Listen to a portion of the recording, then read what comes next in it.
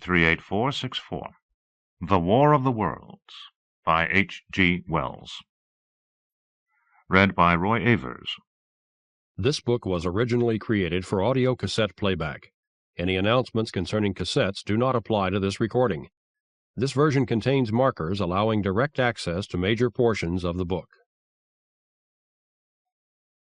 Library of Congress annotation. The Martians, a loathsome though highly organized race, invade England and, with their superior weapons, subdue and prey on the people. For high school and adult readers. 1898. From the Book Jacket.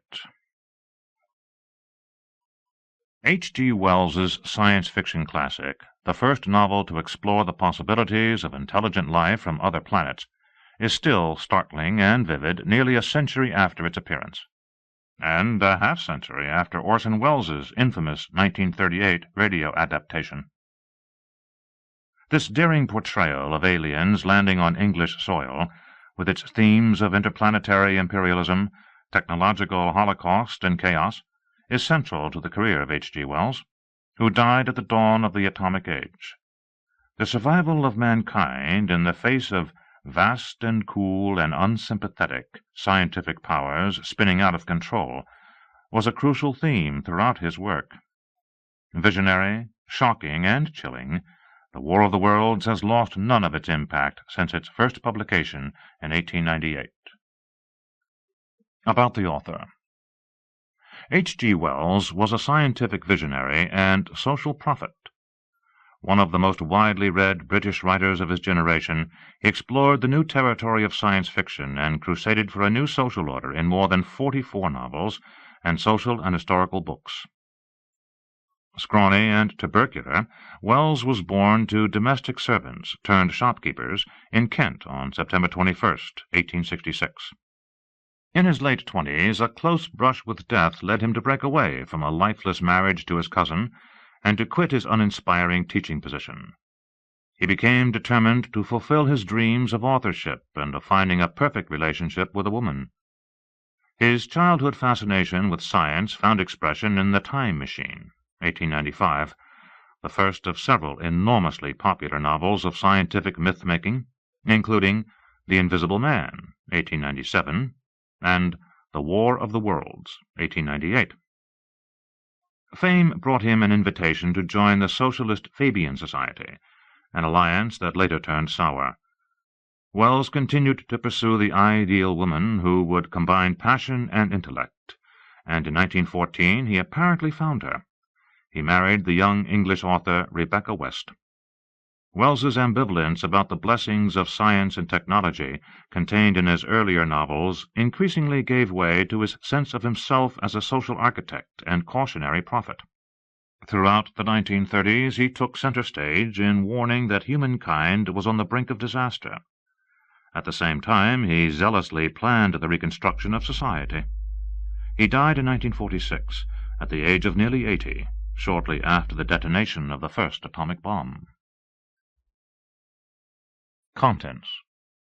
Book 1, The Coming of the Martians. Chapter 1, The Eve of the War, Side 1. Chapter 2, The Falling Star, Side 1. Chapter 3, On Horsell Common, Side 1. Chapter 4, The Cylinder Opens, Side 1. Chapter 5, The Heat Ray, Side 1. Chapter 6, The Heat Ray in the Chobham Road, Side 1. Chapter 7, How I Reached Home, Side 1. Chapter 8, Friday Night, Side 1. Chapter 9, The Fighting Begins, Side 1. Chapter 10, In the Storm, Side 1. Chapter 11, At the Window, Side 2. Chapter 12, What I Saw of the Destruction of Weybridge and Shepperton, Side 2. Chapter 13, How I Fell In with the Curate, Side 2. Chapter 14, In London, Side 2. Chapter 15, What Had Happened in Surrey, Side 2. Chapter 16, The Exodus from London, Side 3. Chapter 17, The Thunder Child, Side 3. Book 2, The Earth Under the Martians, Chapter 1. Under Foot. Side 3. Chapter 2. What we saw from the ruined house. Side 3. Chapter 3. The Days of Imprisonment. Side 3. Chapter 4. The Death of the Curate. Side 3. Chapter 5. The Stillness. Side 4. Chapter 6. The Work of 15 Days. Side 4. Chapter 7. The Man on Putney Hill. Side 4. Chapter 8. Dead London.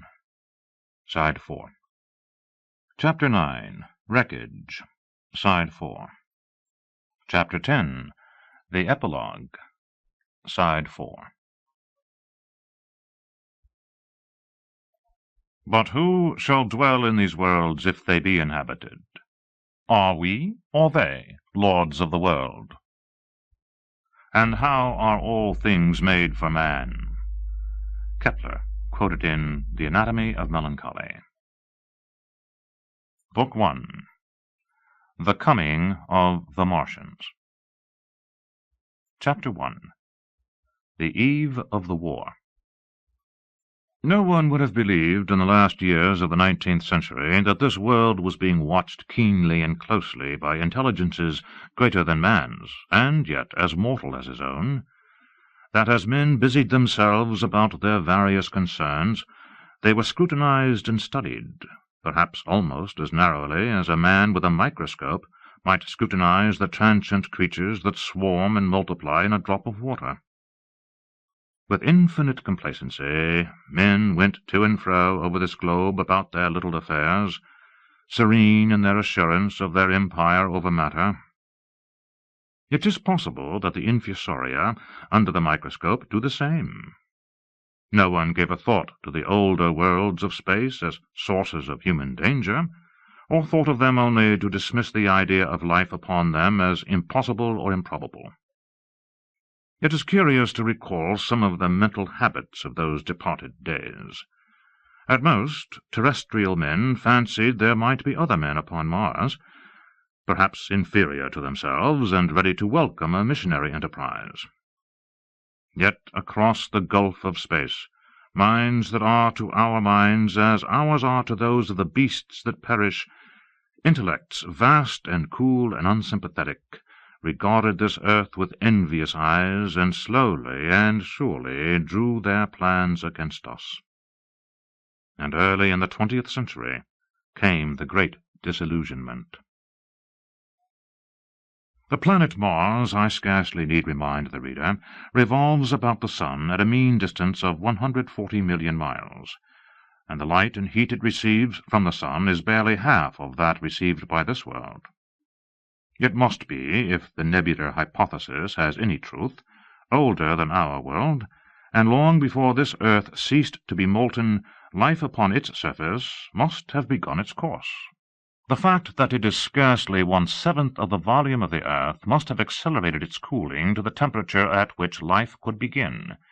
It has air and water and all that is necessary for the support of animated existence.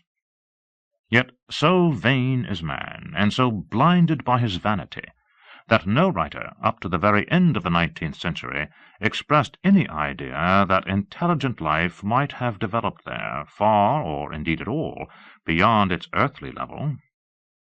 Nor was it generally understood that since Mars is older than our earth, with scarcely a quarter of the superficial area, and remoter from the sun, it necessarily follows that it is not only more distant from life's beginning, but nearer its end. The secular cooling that must some day overtake our planet has already gone far indeed with our neighbour. Its physical condition is still largely a mystery, but we know now that even in its equatorial region the midday temperature barely approaches that of our coldest winter. Its air is much more attenuated than ours. Its oceans have shrunk until they cover but 1/3 of its surface, and as its slow seasons change, Huge snow-caps gather and melt about either pole and periodically inundate its temperate zones. That last stage of exhaustion, which to us is still incredibly remote, has become a present-day problem for the inhabitants of Mars. The immediate pressure of necessity has brightened their intellects, enlarged their powers, and hardened their hearts.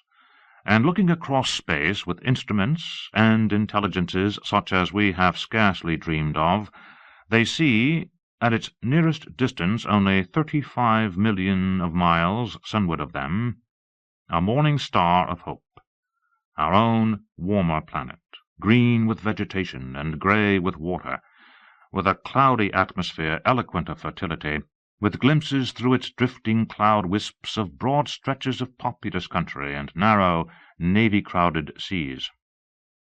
And we men, the creatures who inhabit this earth, must be to them at least as alien and lowly as are the monkeys and lemurs to us. The intellectual side of man already admits that life is an incessant struggle for existence, and it would seem that this too is the belief of the minds upon Mars. Their world is far gone in its cooling, and this world is still crowded with life, but crowded only with what they regard as inferior animals. To carry warfare sunward is indeed their only escape from the destruction that, generation after generation, creeps upon them. And before we judge of them too harshly, we must remember what ruthless and utter destruction our own species has wrought, not only upon animals, such as the vanished bison and the dodo, but upon its inferior races. The Tasmanians, in spite of their human likeness, were entirely swept out of existence in a war of extermination waged by European immigrants, in the space of 50 years. Are we such apostles of mercy as to complain if the Martians warred in the same spirit? The Martians seem to have calculated their descent with amazing subtlety. Their mathematical learning is evidently far in excess of ours, and to have carried out their preparations with a well-nigh perfect unanimity. Had our instruments permitted it, we might have seen the gathering trouble far back in the 19th century. Men like Schiaparelli watched the red planet. It is odd, by the by, that for countless centuries Mars has been the star of war, but failed to interpret the fluctuating appearances of the markings they mapped so well. All that time the Martians must have been getting ready. During the opposition of 1894, a great light was seen on the illuminated part of the disk, first at the Lick Observatory, then by Perrotin of Nice, and then by other observers. English readers heard of it first in the issue of Nature, dated August 2nd. I am inclined to think that this blaze may have been the casting of the huge gun, in the vast pit sunk into their planet, from which their shots were fired at us. Peculiar markings, as yet unexplained, were seen near the site of that outbreak during the next two oppositions. The storm burst upon us 6 years ago now. As Mars approached opposition, Lavelle of Java set the wires of the astronomical exchange palpitating with the amazing intelligence of a huge outbreak of incandescent gas upon the planet.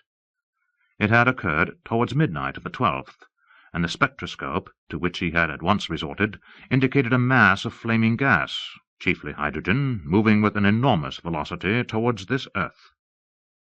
This jet of fire had become invisible about 12:15. He compared it to a colossal puff of flame suddenly and violently squirted out of the planet, as flaming gases rushed out of a gun. A singularly appropriate phrase, it proved, yet the next day there was nothing of this in the papers except a little note in the Daily Telegraph, and the world went in ignorance of one of the gravest dangers that ever threatened the human race. I might not have heard of the eruption at all, had I not met Ogilvy, the well-known astronomer, at Ottershaw. He was immensely excited at the news, and in the excess of his feelings invited me up to take a turn with him that night in a scrutiny of the red planet. In spite of all that has happened since, I still remember that vigil very distinctly, the black and silent observatory, the shadowed lantern throwing a feeble glow upon the floor in the corner, the steady ticking of the clockwork of the telescope, the little slit in the roof, an oblong profundity with the stardust streaked across it. Ogilvy moved about, invisible but audible. Looking through the telescope, one saw a circle of deep blue, and the little round planet swimming in the field. It seemed such a little thing, so bright and small and still, faintly marked with transverse stripes, and slightly flattened from the perfect round. But so little it was, so silvery warm, a pin's head of light. It was as if it quivered, but really this was the telescope vibrating with the activity of the clockwork that kept the planet in view. As I watched, the planet seemed to grow larger and smaller, and to advance and recede, but that was simply that my eye was tired. 40 millions of miles it was from us, more than 40 millions of miles of void. Few people realize the immensity of vacancy in which the dust of the material universe swims. Near it in the field, I remember, were 3 faint points of light, 3 telescopic stars, infinitely remote, and all around it was the unfathomable darkness of empty space. You know how that blackness looks on a frosty starlight night? In a telescope it seems far profounder, and invisible to me because it was so remote and small, flying swiftly and steadily towards me across that incredible distance, drawing nearer every minute by so many thousands of miles, came the thing they were sending us, the thing that was to bring so much struggle and calamity and death to the earth. I never dreamed of it then as I watched. No one on earth dreamed of that unerring missile. That night, too, there was another jetting out of gas from the distant planet. I saw it. A reddish flash at the edge, the slightest projection of the outline just as the chronometer struck midnight. And at that I told Ogilvy, and he took my place. The night was warm, and I was thirsty, and I went, stretching my legs clumsily and feeling my way in the darkness, to the little table where the siphon stood, while Ogilvy exclaimed at the streamer of gas that came out towards us.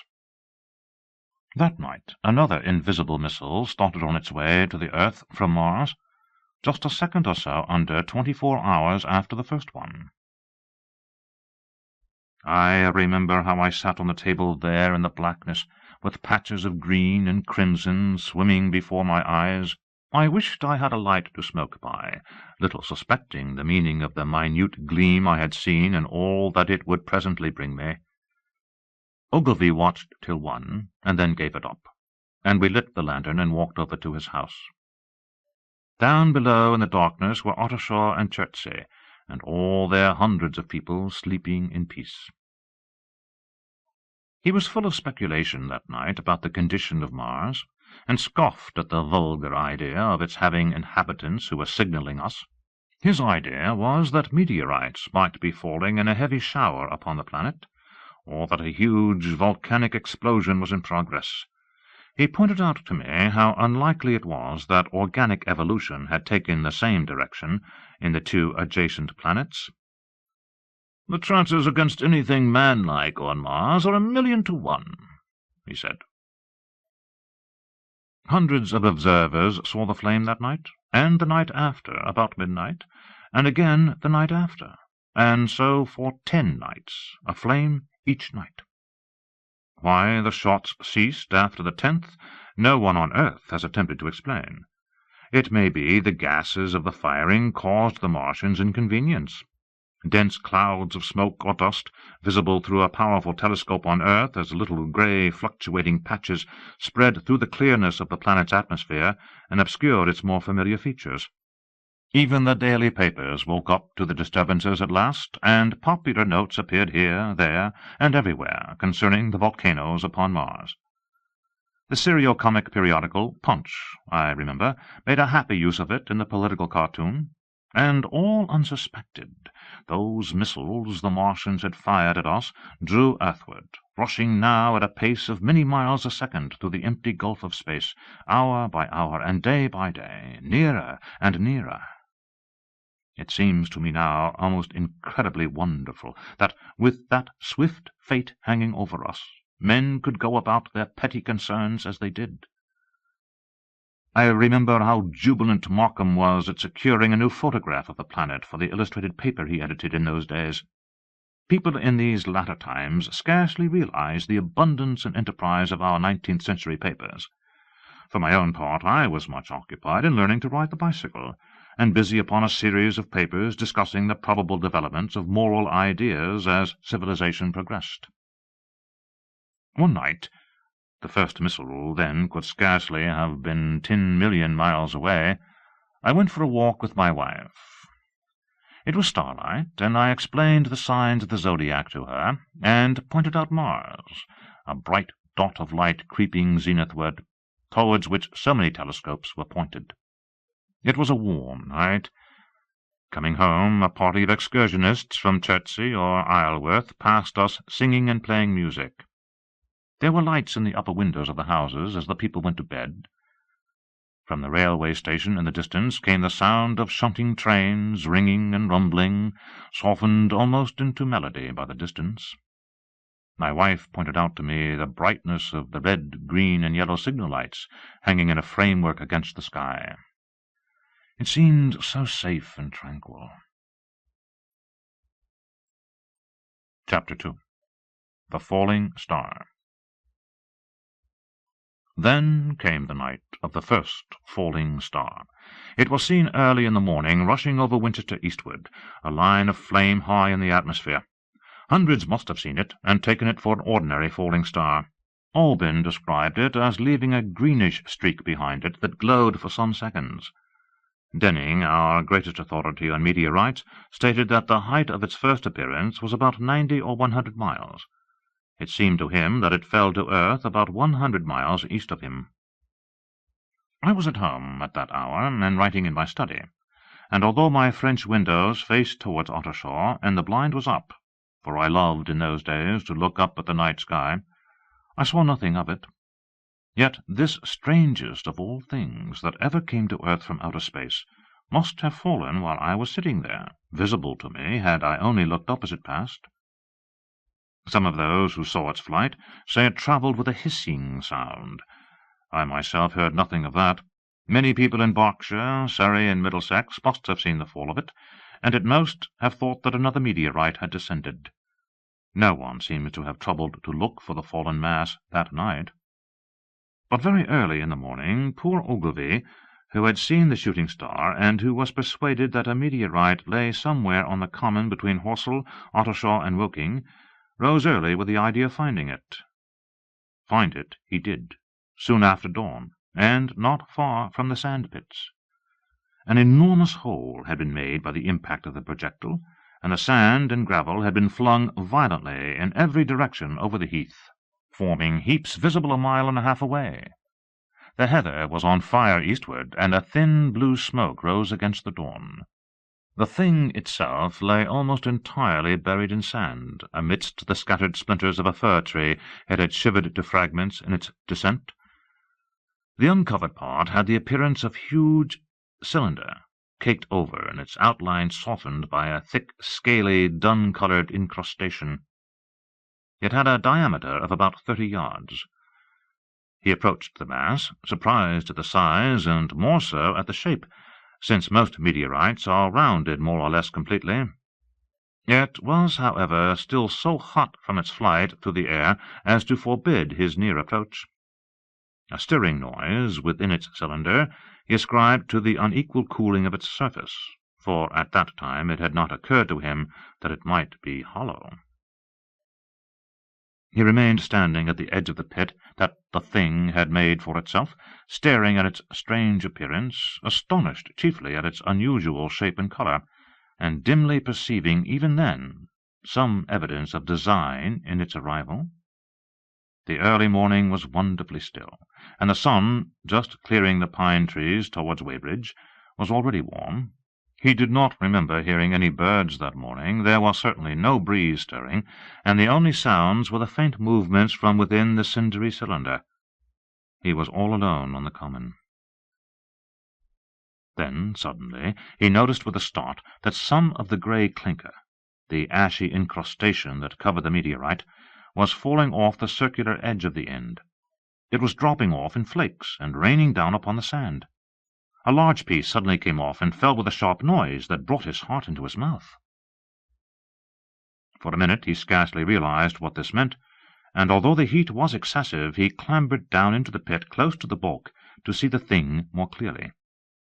He fancied even then that the cooling of the body might account for this, but what disturbed that idea was the fact that the ash was falling only from the end of the cylinder. And then he perceived that, very slowly, the circular top of the cylinder was rotating on its body. It was such a gradual movement that he discovered it only through noticing that a black mark that had been near him 5 minutes ago was now at the other side of the circumference. Even then he scarcely understood what this indicated until he heard a muffled grating sound and saw the black mark jerk forward an inch or so. Then the thing came upon him in a flash. The cylinder was artificial, hollow, with an end that screwed out. Something within the cylinder was unscrewing the top. "Good heavens!" said Ogilvy. "There's a man in it. Men in it. Half roasted to death trying to escape." At once, with a quick mental leap, he linked the thing with a flash upon Mars. The thought of the confined creature was so dreadful to him that he forgot the heat and went forward to the cylinder to help turn. But luckily the dull radiation arrested him before he could burn his hands on the still glowing metal. At that he stood irresolute for a moment, then turned, scrambled out of the pit, and set off running wildly into Woking. The time then must have been somewhere about 6 o'clock. He met a waggoner and tried to make him understand, but the tale he told and his appearance were so wild, his hat had fallen off in the pit, that the man simply drove on. He was equally unsuccessful with the potman, who was just unlocking the doors of the public-house by Horsell Bridge. The fellow thought he was a lunatic at large, and made an unsuccessful attempt to shut him into the tap-room. That sobered him a little, and when he saw Henderson, the London journalist, in his garden, he called over the palings and made himself understood. "Henderson," he called, "you saw that shooting star last night?" "Eh?" said Henderson. "It's out on Horsell Common now." "Good Lord," said Henderson. "Fallen meteorite. That's good. But it's something more than a meteorite. It's a cylinder. An artificial cylinder, man. And there's something inside." Henderson stood up with his spade in his hand. "What's that?" he said. He was deaf in one ear. Ogilvy told him all that he had seen.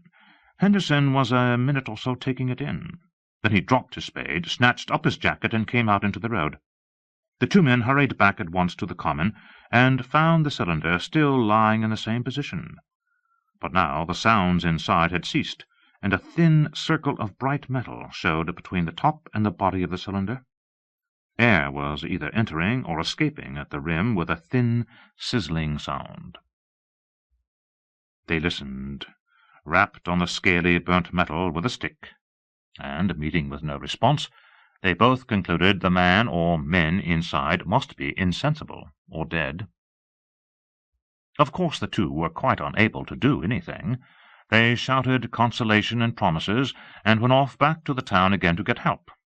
One can imagine them, covered with sand, excited and disordered, running up the little street in the bright sunlight just as the shop folks were taking down their shutters and people were opening their bedroom windows. Henderson went into the railway station at once in order to telegraph the news to London. The newspaper articles had prepared men's minds for the reception of the idea. By 8 o'clock a number of boys and unemployed men had already started for the Common to see the dead men from Mars. That was the form the story took. I heard of it first from my newspaper boy about 9:15, when I went out to get my daily chronicle. I was naturally startled, and lost no time in going out and across the Ottershaw Bridge to the sand-pits. Chapter 3. On Horsell Common. I found a little crowd of perhaps 20 people surrounding the huge hole in which the cylinder lay. I have already described the appearance of that colossal bulk embedded in the ground. The turf and gravel about it seemed charred as if by a sudden explosion. No doubt its impact had caused a flash of fire. Henderson and Ogilvy were not there. I think they perceived that nothing was to be done for the present, and had gone away to breakfast at Henderson's house. There were 4 or 5 boys sitting on the edge of the pit, with their feet dangling, and amusing themselves, until I stopped them by throwing stones at the giant mass.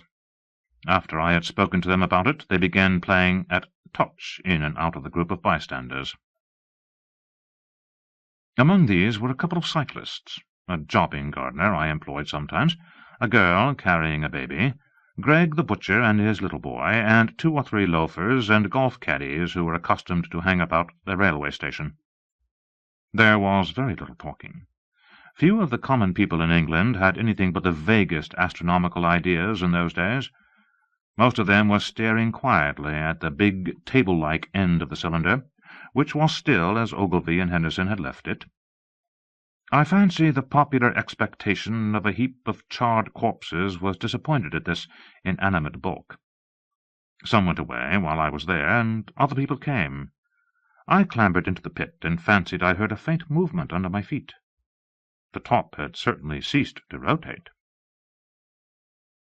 It was only when I got thus close to it that the strangeness of this object was at all evident to me.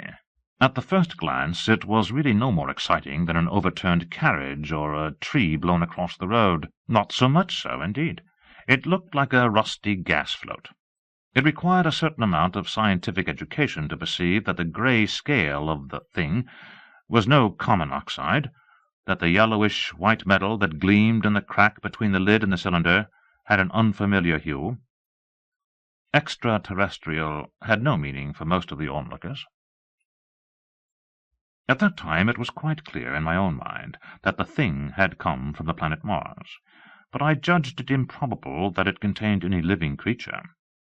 I thought the unscrewing might be automatic. In spite of Ogilvy, I still believed that there were men in Mars.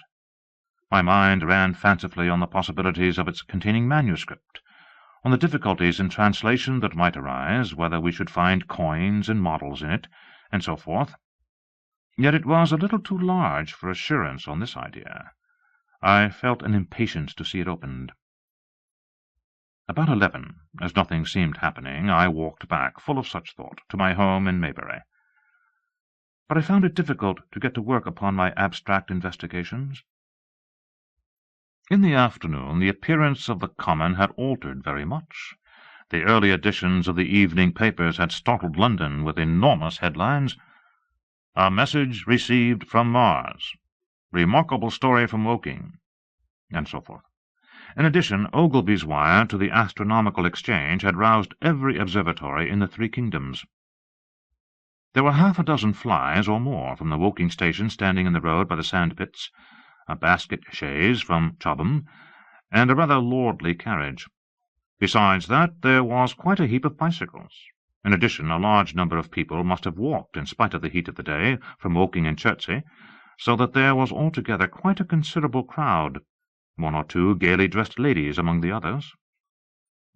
It was glaringly hot, not a cloud in the sky, nor a breath of wind, and the only shadow was that of the few scattered pine-trees.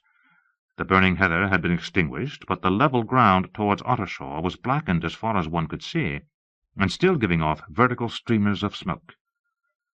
An enterprising sweet-stuff dealer in the Chobham Road had sent up his son with a barrow-load of green apples and ginger-beer.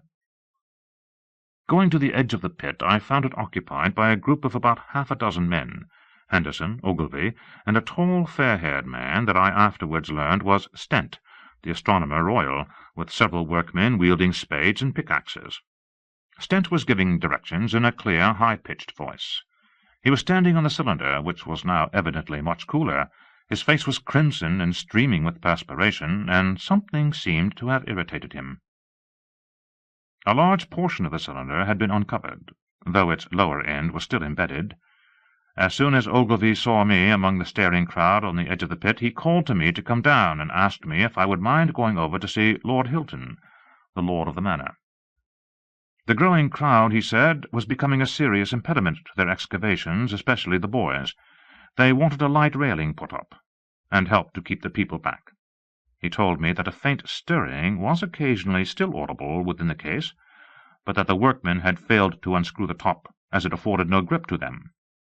The case appeared to be enormously thick, and it was possible that the faint sounds we heard represented a noisy tumult in the interior. I was very glad to do as he asked, and so become one of the privileged spectators within the contemplated enclosure. I failed to find Lord Hilton at his house, but I was told he was expected from London by the 6 o'clock train from Waterloo, and as it was then about 5:15, I went home, had some tea, and walked up to the station to waylay him.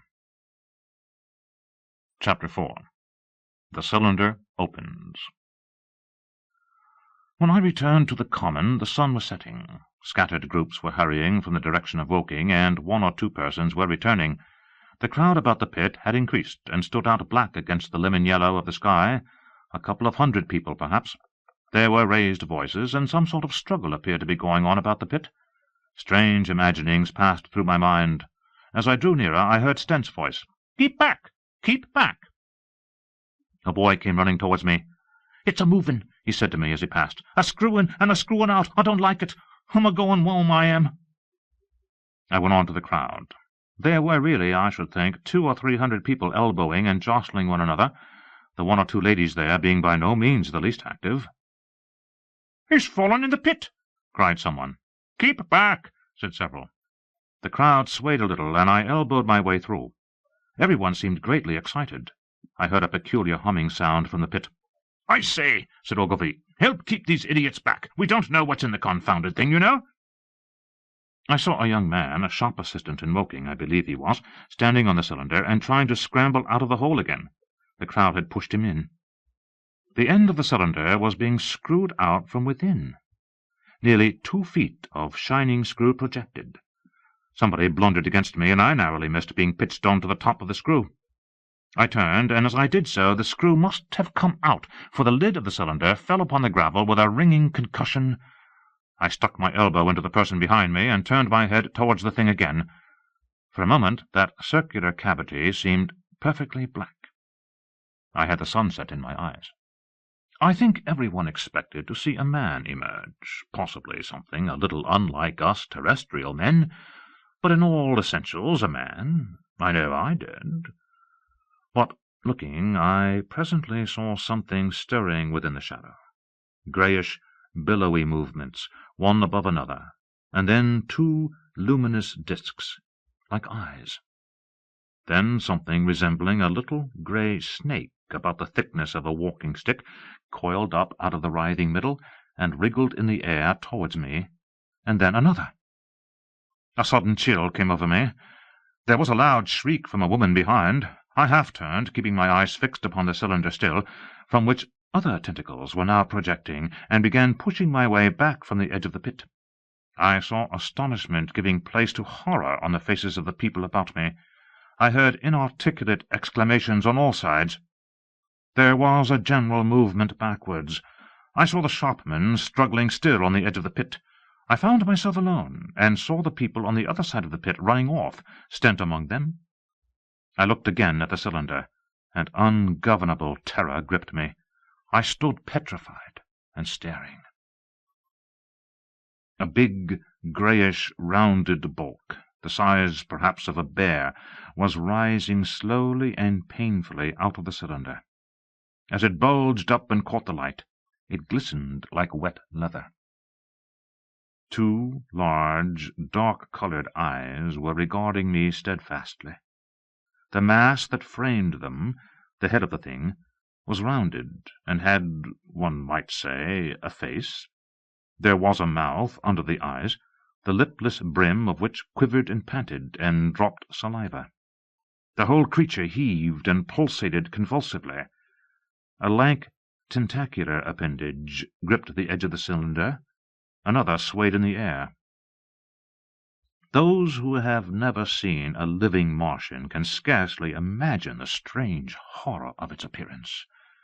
The peculiar V-shaped mouth, with its pointed upper lip, the absence of brow ridges, the absence of a chin beneath the wedge-like lower lip, the incessant quivering of this mouth, the gorgon groups of tentacles, the tumultuous breathing of the lungs in a strange atmosphere, the evident heaviness and painfulness of movement due to the greater gravitational energy of the earth, above all the extraordinary intensity of the immense eyes, were at once vital, intense, inhuman, crippled, and monstrous.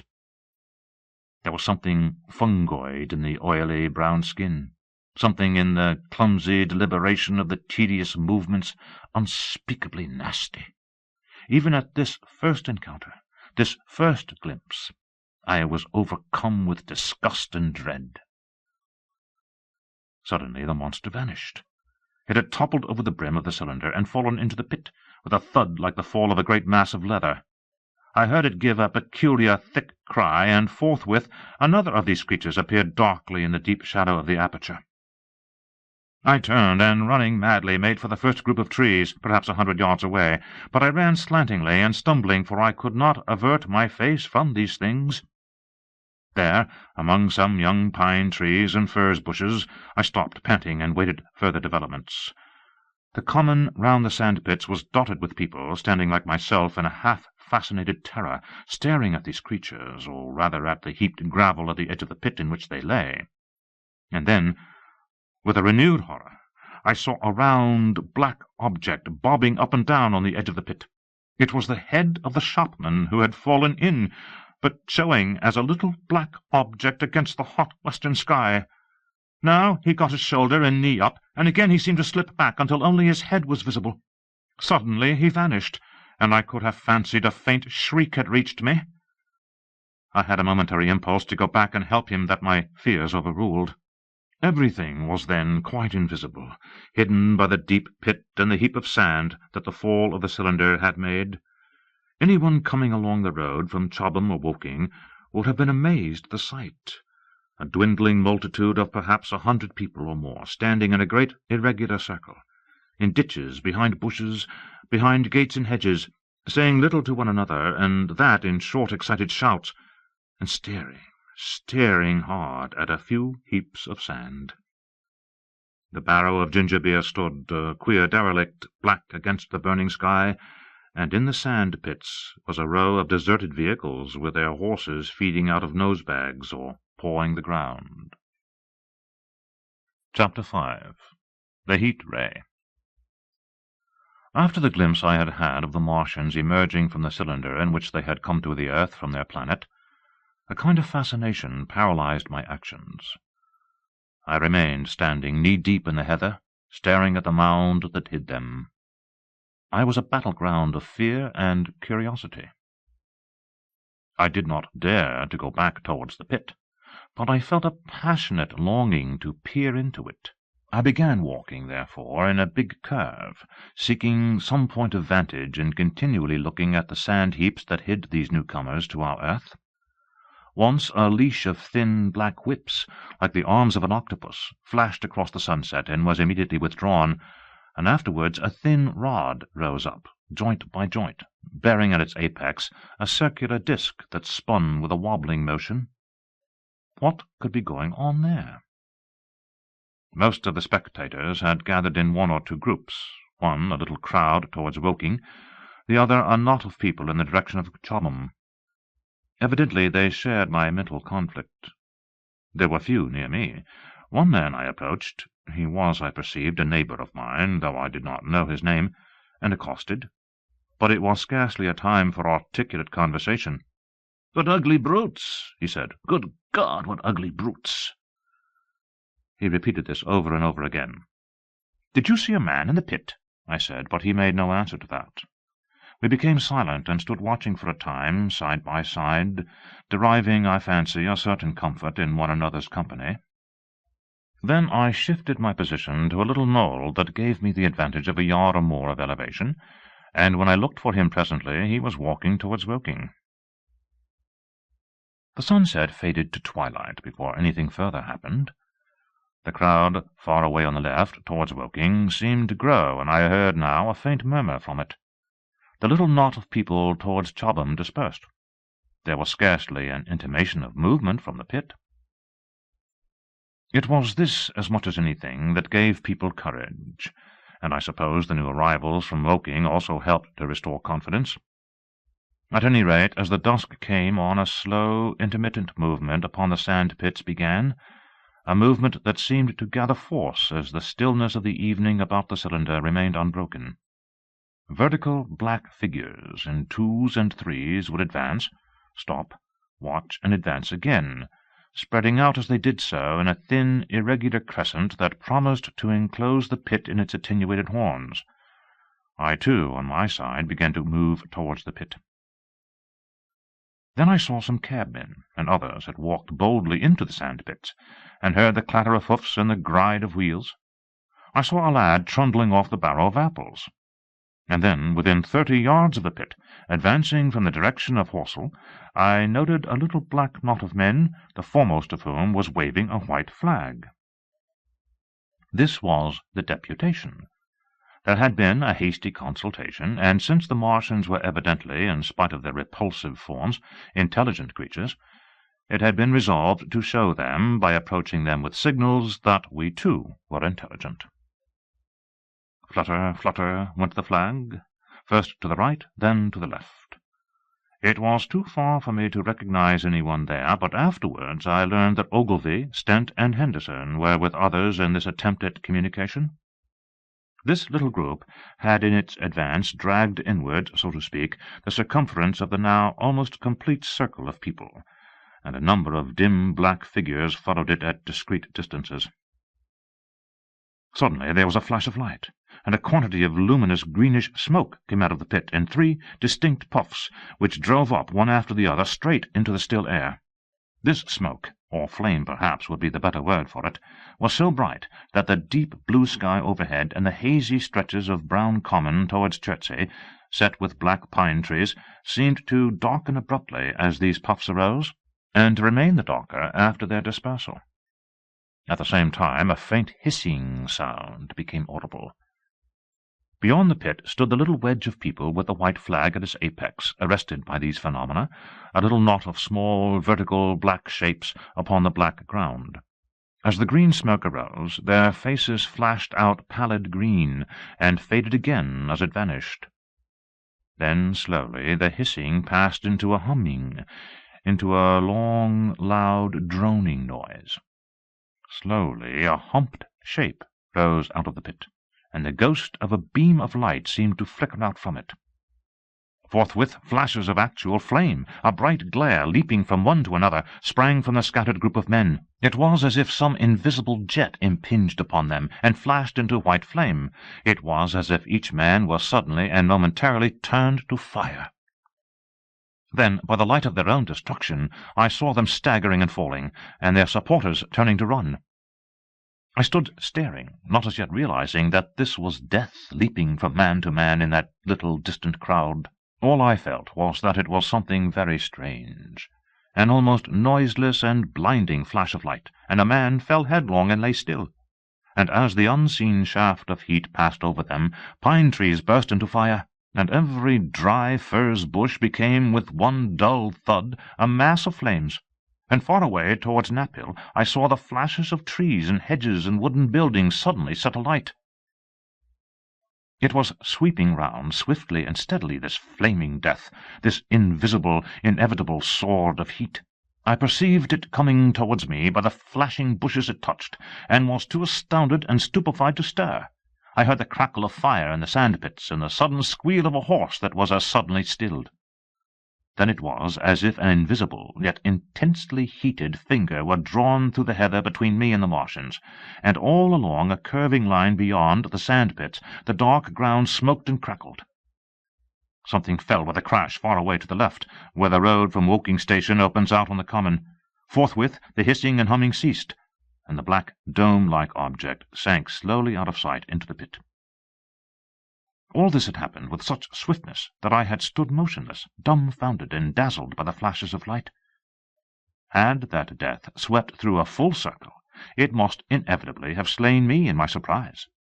But it passed and spared me, and left the night about me suddenly dark and unfamiliar.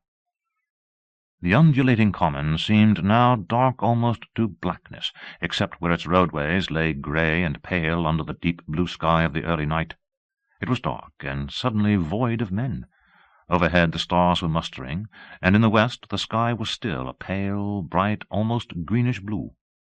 The tops of the pine trees and the roofs of Horsell came out sharp and black against the western afterglow.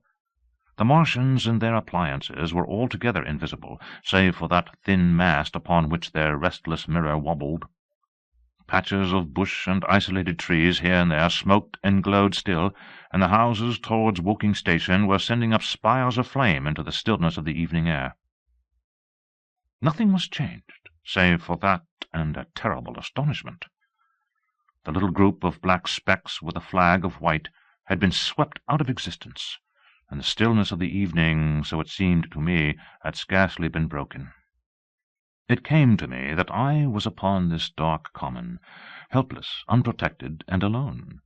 Suddenly, like a thing falling upon me from without, came fear. With an effort I turned, and began a stumbling run through the heather. The fear I felt was no rational fear, but a panic terror, not only of the Martians, but of the dusk and stillness all about me. Such an extraordinary effect in unmanning me it had that I ran weeping silently as a child might do. Once I had turned, I did not dare to look back. I remember I felt an extraordinary persuasion that I was being played with, that presently, when I was upon the very verge of safety, this mysterious death, as swift as the passage of light, would leap after me from the pit about the cylinder and strike me down. Chapter 6. The Heat Ray in the Chobham Road. It is still a matter of wonder how the Martians are able to slay men so swiftly and so silently. Many think that in some way they are able to generate an intense heat in a chamber of practically absolute non-conductivity. This intense heat they project in a parallel beam against any object they choose, by means of a polished parabolic mirror of unknown composition, much as the parabolic mirror of a lighthouse projects a beam of light. But no one has absolutely proved these details. However it is done, it is certain that a beam of heat is the essence of the matter. Heat and invisible instead of visible light. Whatever is combustible flashes into flame at its touch. Lead runs like water. It softens iron, cracks and melts glass, and when it falls upon water, incontinently that explodes into steam. That night nearly 40 people lay under the starlight about the pit, charred and distorted beyond recognition, and all night long the common from Horsell to Weybridge was deserted and brightly ablaze. The news of the massacre probably reached Chobham, Woking, and Ottershaw about the same time. In Woking the shops had closed when the tragedy happened, and a number of people, shop people and so forth, attracted by the stories they had heard, were walking over the Horsell Bridge and along the road between the hedges that runs out at last upon the common. You may imagine the young people brushed up after the labours of the day, and making this novelty, as they would make any novelty, the excuse for walking together and enjoying a trivial flirtation. You may figure to yourself the hum of voices along the road in the gloaming. As yet, of course, few people in Woking even knew that the cylinder had opened, though poor Henderson had sent a messenger on a bicycle to the post office with a special wire to an evening paper. As these folks came out by twos and threes upon the open, they found little knots of people talking excitedly and peering at the spinning mirror over the sand-pits, and the newcomers were, no doubt, soon infected by the excitement of the occasion. By 8:30, when the deputation was destroyed, there may have been a crowd of 300 people or more at this place, besides those who had left the road to approach the Martians nearer. There were 3 policemen, too, one of whom was mounted, doing their best, under instructions from Stent, to keep the people back and deter them from approaching the cylinder. There was some booing from those more thoughtless and excitable souls to whom a crowd is always an occasion for noise and horseplay. Stent and Ogilvy, anticipating some possibilities of a collision, had telegraphed from Horsell to the barracks as soon as the Martians emerged, for the help of a company of soldiers to protect these strange creatures from violence.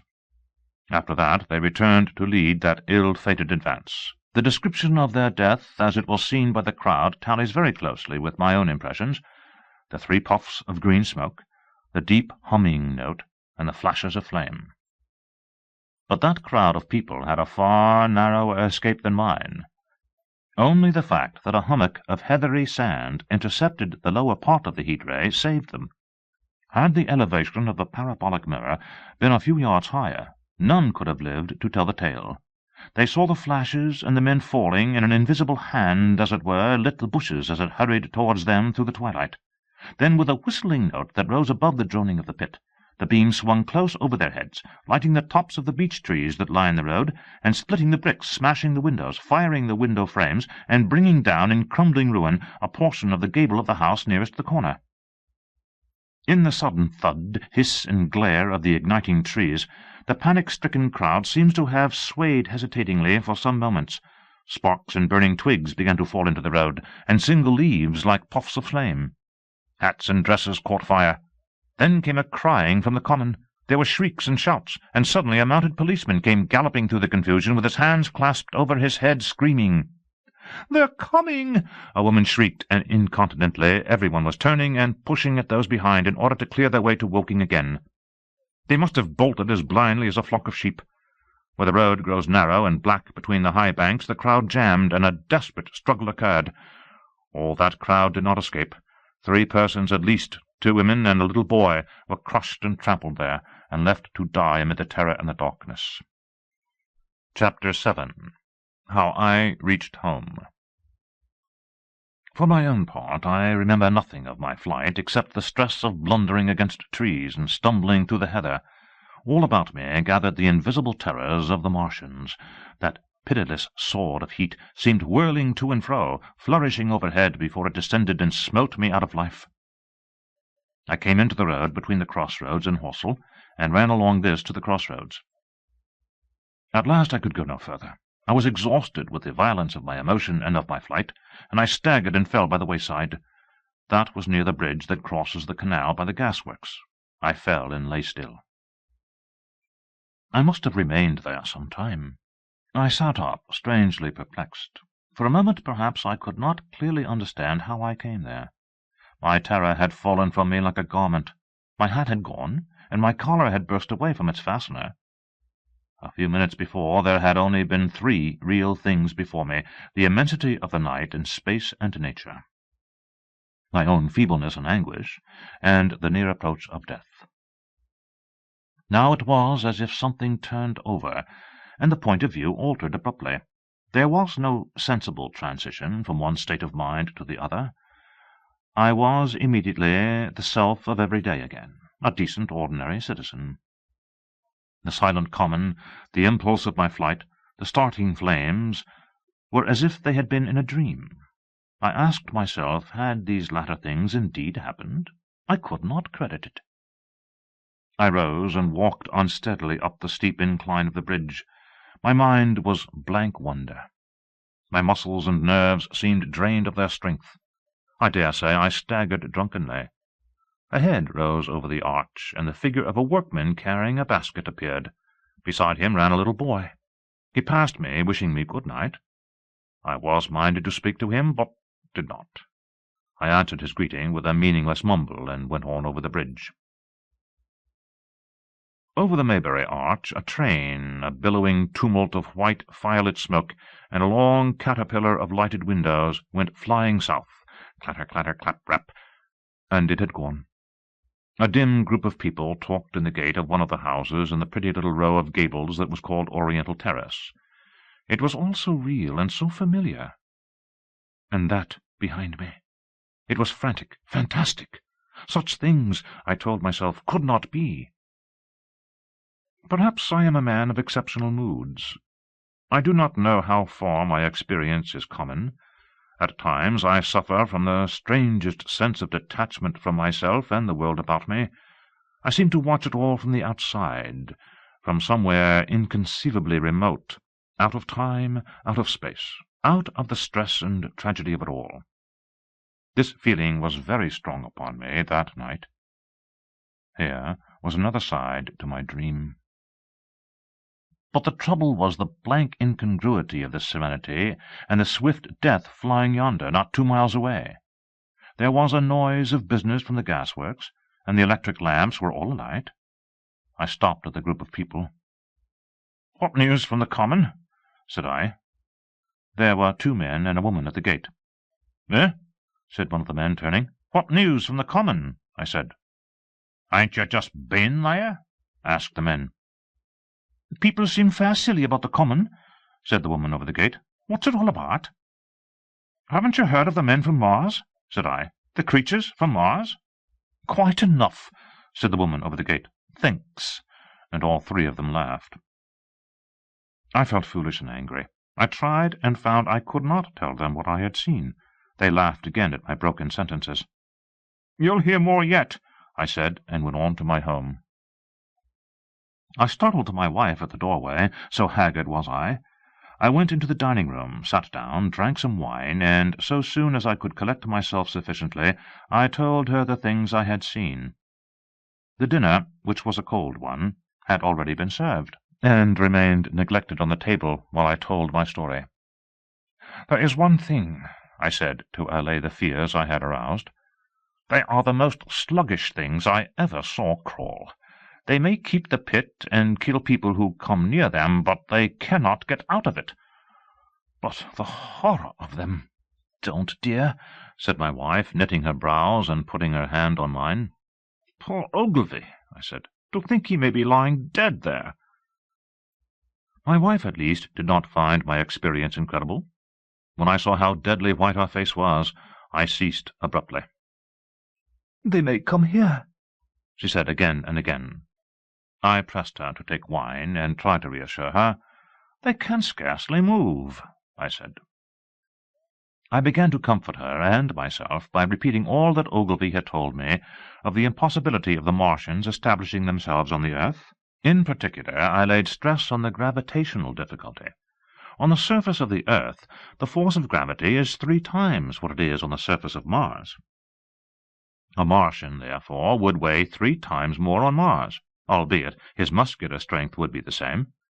His own body would be a cope of lead to him. That indeed was the general opinion. Both the Times and the Daily Telegraph, for instance, insisted on it the next morning, and both overlooked, just as I did, 2 obvious modifying influences. The atmosphere of the earth, we now know, contains far more oxygen, or far less argon, whichever way one likes to put it, than does Mars. The invigorating influences of this excess of oxygen upon the Martians indisputably did much to counterbalance the increased weight of their bodies. And, in the second place, we all overlooked the fact that such mechanical intelligence as the Martians possessed was quite able to dispense with muscular exertion at a pinch. But I did not consider these points at the time, and so my reasoning was dead against the chances of the invaders.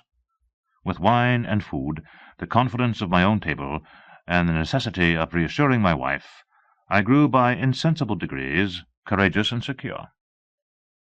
"They have done a foolish thing," said I, fingering my wine-glass.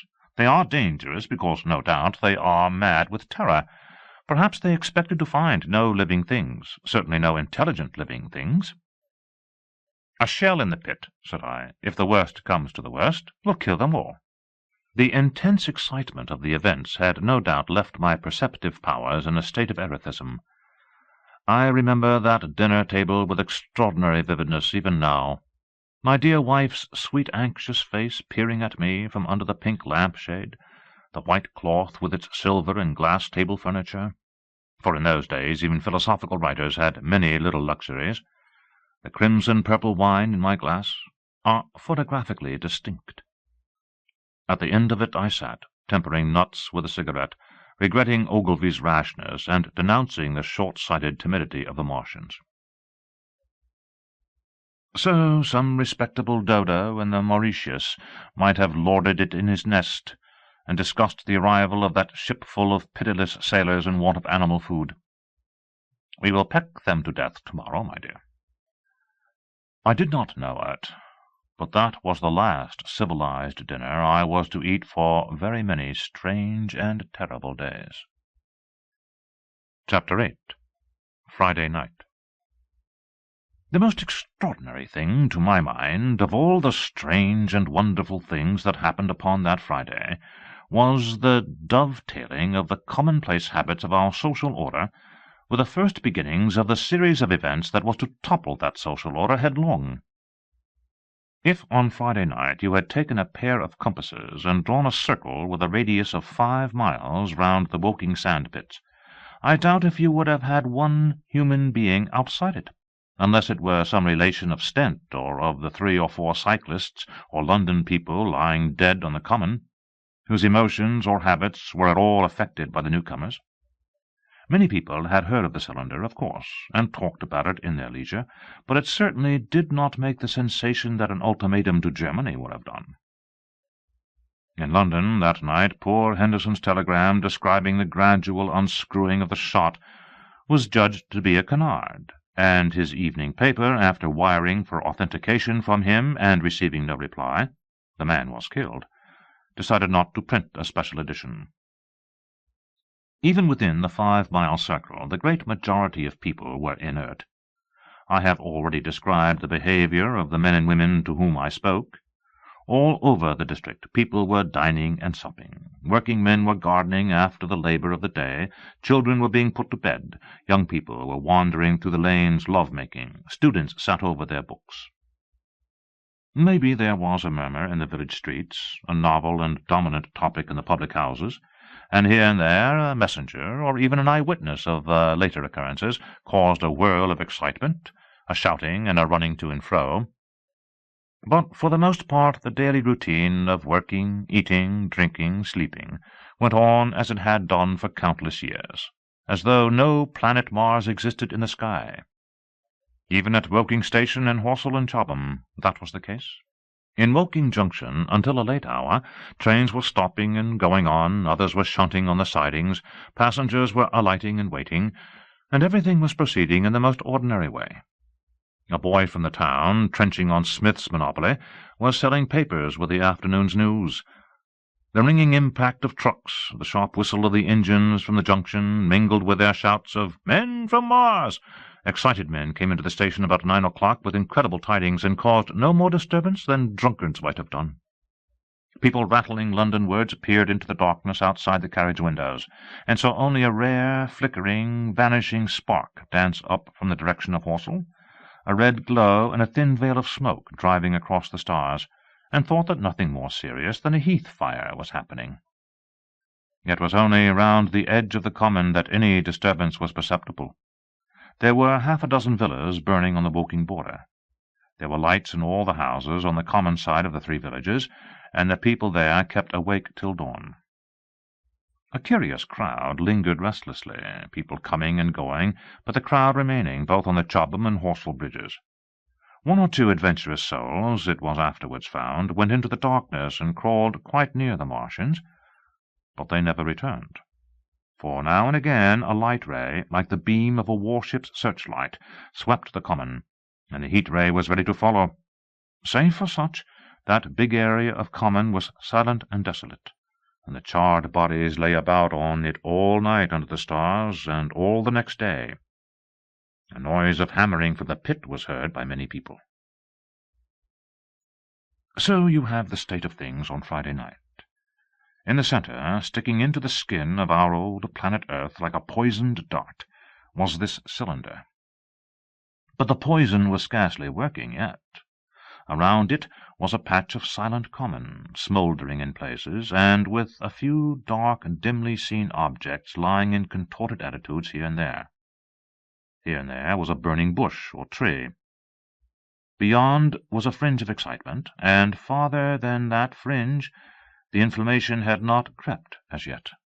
In the rest of the world the stream of life still flowed as it had flowed for immemorial years.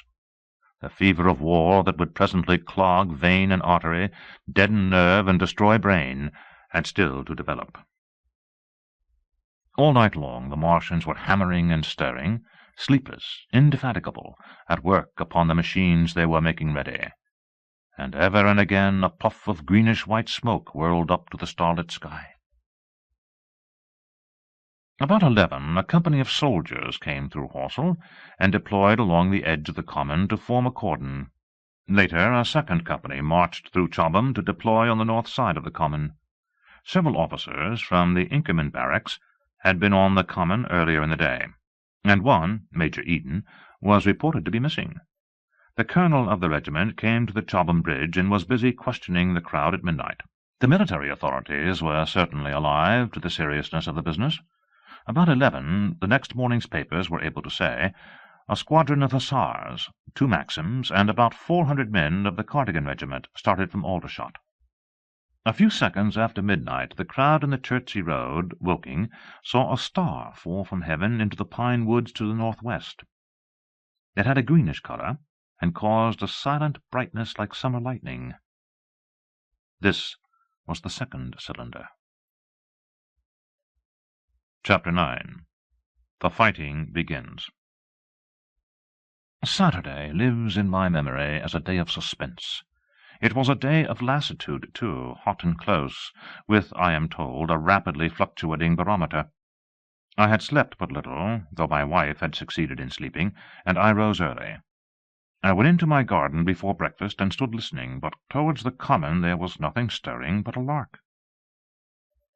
The milkman came as usual. I heard the rattle of his chariot, and I went round to the side gate to ask the latest news. He told me that during the night the Martians had been surrounded by troops, and that guns were expected. Then, a familiar reassuring note, I heard a train running towards Woking. "They ought to be killed," said the milkman, "if that can possibly be avoided." I saw my neighbour gardening, chatted with him for a time, and then strolled in to breakfast. It was a most unexceptional morning. My neighbour was of opinion that the troops would be able to capture or to destroy the Martians during the day. "It's a pity they make themselves so unapproachable," he said. "It would be curious to know how they live on another planet. We might learn a thing or two." He came up to the fence and extended a handful of strawberries, for his gardening was as generous as it was enthusiastic. At the same time he told me of the burning of the pine woods about the Byfleet golf links.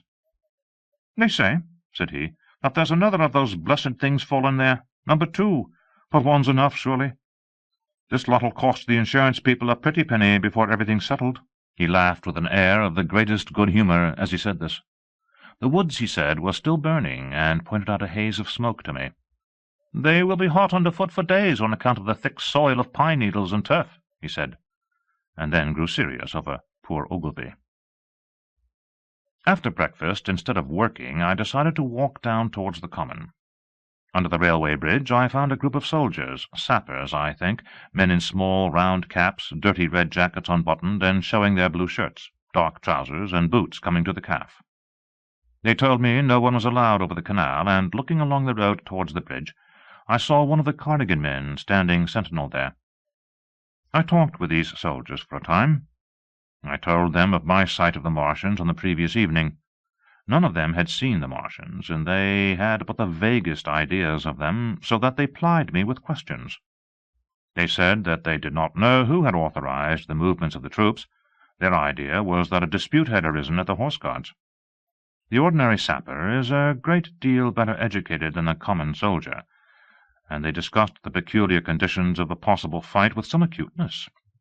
I described the heat ray to them, and they began to argue among themselves. "Crawl up under cover and rush 'em, say I," said one. "Get out," said another. "What's cover against this here heat? Sticks to cook you. What we got to do is to go as near as the ground will let us, and then drive a trench."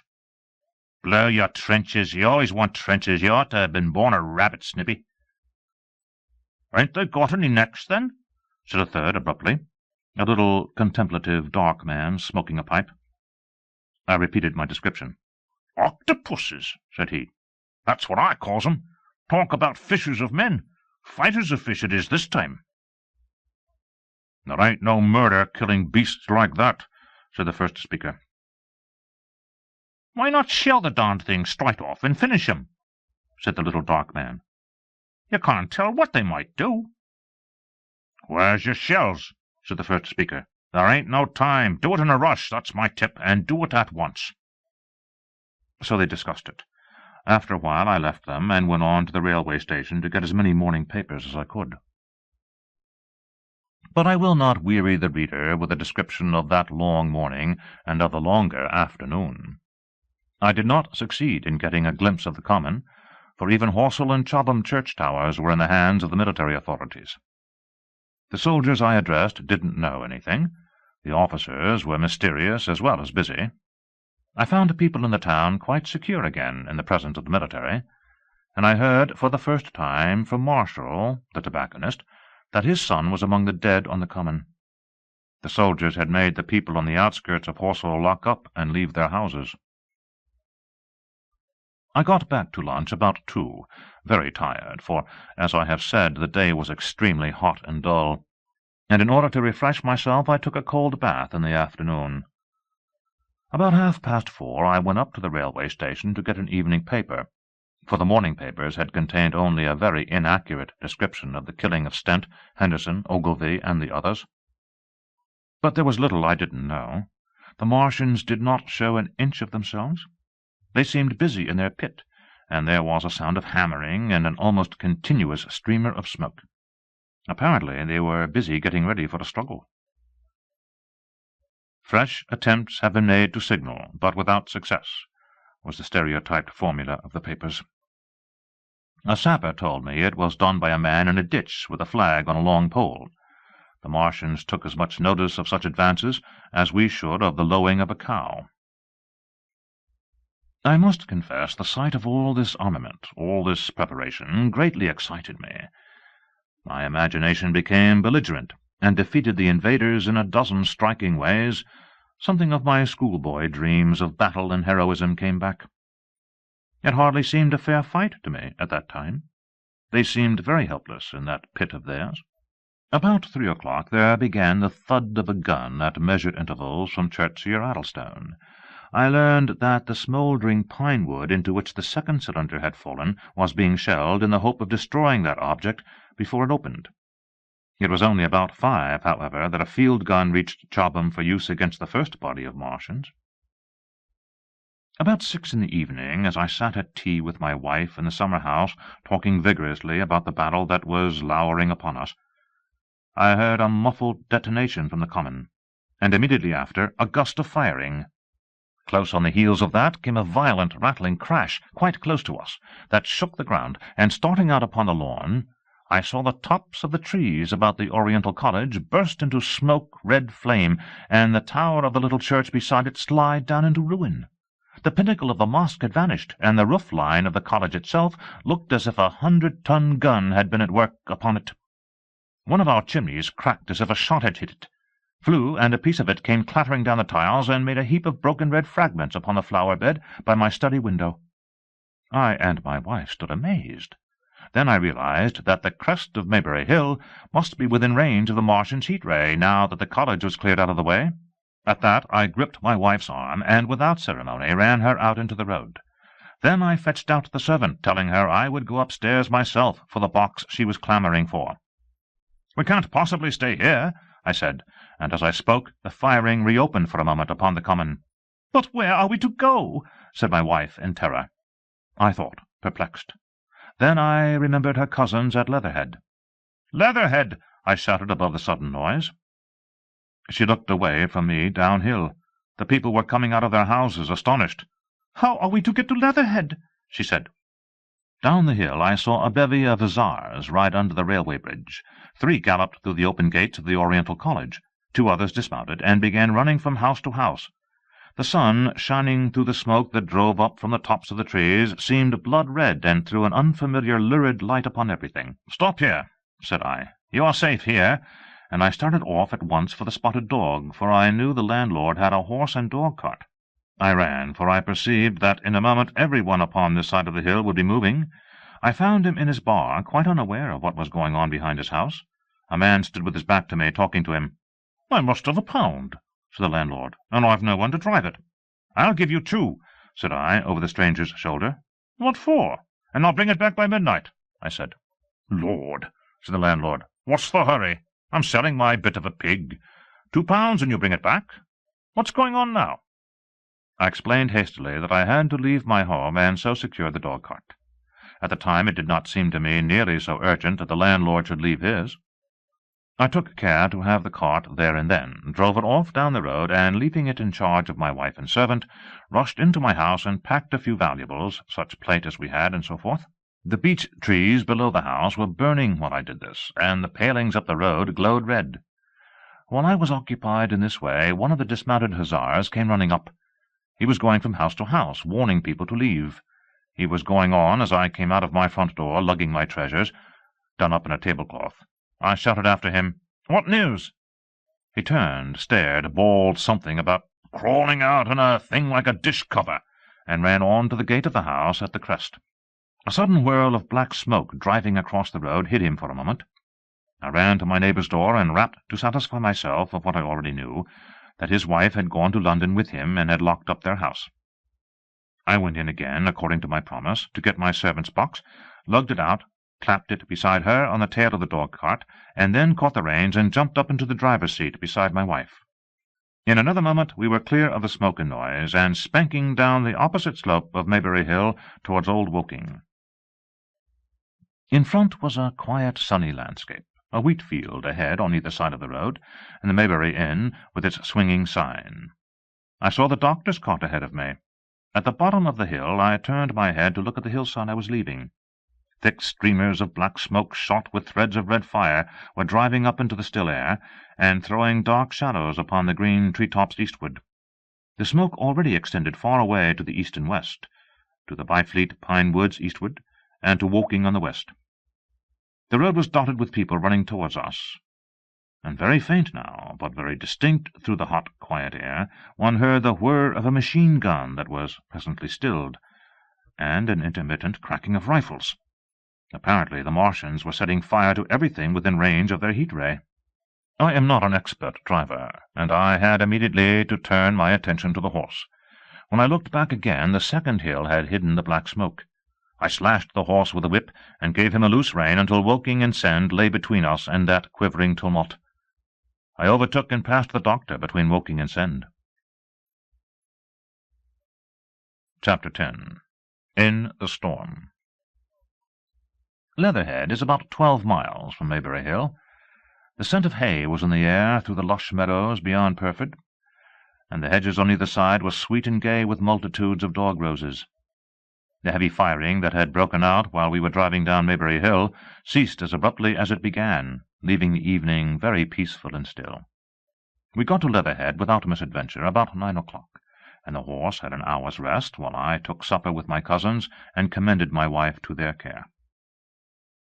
My wife was curiously silent throughout the drive, and seemed oppressed with forebodings of evil.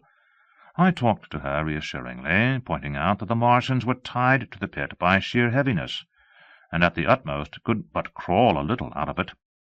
But she answered only in monosyllables. Had it not been for my promise to the innkeeper, she would, I think, have urged me to stay in Leatherhead that night. Would that I had.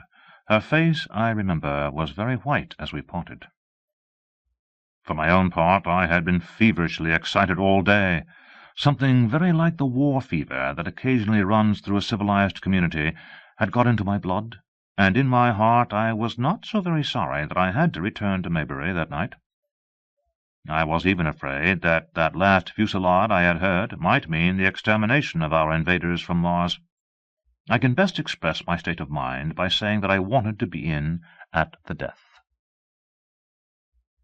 It was nearly 11 when I started to return. The night was unexpectedly dark. To me, walking out of the lighted passage of my cousin's house, it seemed indeed black, and it was as hot and close as the day. Overhead the clouds were driving fast, albeit not a breath stirred the shrubs about us. My cousin's man lit both lamps. Happily I knew the road intimately. My wife stood in the light of the doorway and watched me until I jumped up into the dog-cart. Then, abruptly, she turned and went in, leaving my cousins side by side, wishing me good hap. I was a little depressed at first with the contagion of my wife's fears, but very soon my thoughts reverted to the Martians. At that time I was absolutely in the dark as to the course of the evening's fighting. I did not know even the circumstances that had precipitated the conflict. As I came through Ockham, for that was the way I returned, and not through Send and Old Woking, I saw along the western horizon a blood-red glow. which, as I drew nearer, crept slowly up the sky. The driving clouds of the gathering thunderstorm mingled there with masses of black and red smoke. Ripley Street was deserted, and except for a lighted window or so, the village showed not a sign of life, but I narrowly escaped an accident at the corner of the road to Burford, where a knot of people stood with their backs to me. They said nothing to me as I passed. I do not know what they knew of the things happening beyond the hill, nor do I know if the silent houses I passed on my way were sleeping securely, or deserted and empty, or harassed and watching against the terror of the night. From Ripley until I came through Burford, I was in the valley of the Wey, and the red glare was hidden from me. As I ascended the little hill beyond Burford Church, the glare came into view again, and the trees about me shivered with the first intimation of the storm that was upon me. Then I heard midnight pealing out from Burford Church behind me, and then came the silhouette of Maybury Hill, with its tree-tops and roofs black and sharp against the red. Even as I beheld this, a lurid green glare lit the road about me, and showed the distant woods towards Addlestone. I felt a tug at the reins. I saw that the driving clouds had been pierced, as it were, by a thread of green fire, suddenly lighting their confusion and falling into the field to my left. It was the third falling star. Close on its apparition, and blindingly violet by contrast, danced out the first lightning of the gathering storm, and the thunder burst like a rocket overhead. The horse took the bit between his teeth and bolted. A moderate incline runs towards the foot of Maybury Hill, and down this we clattered. Once the lightning had begun, it went on in as rapid a succession of flashes as I have ever seen. The thunderclaps, treading one on the heels of another, and with a strange crackling accompaniment, sounded more like the working of a gigantic electric machine than the usual detonating reverberations. The flickering light was blinding and confusing, and a thin hail smote gustily at my face as I drove down the slope. At first I regarded little but the road before me, and then abruptly my attention was arrested by something that was moving rapidly down the opposite slope of Maybury Hill. At first I took it for the wet roof of a house, but one flash following another showed it to be in swift rolling movement. It was an elusive vision, a moment of bewildering darkness, and then, in a flash like daylight, the red masses of the orphanage near the crest of the hill, the green tops of the pine trees, and this problematical object came out clear and sharp and bright.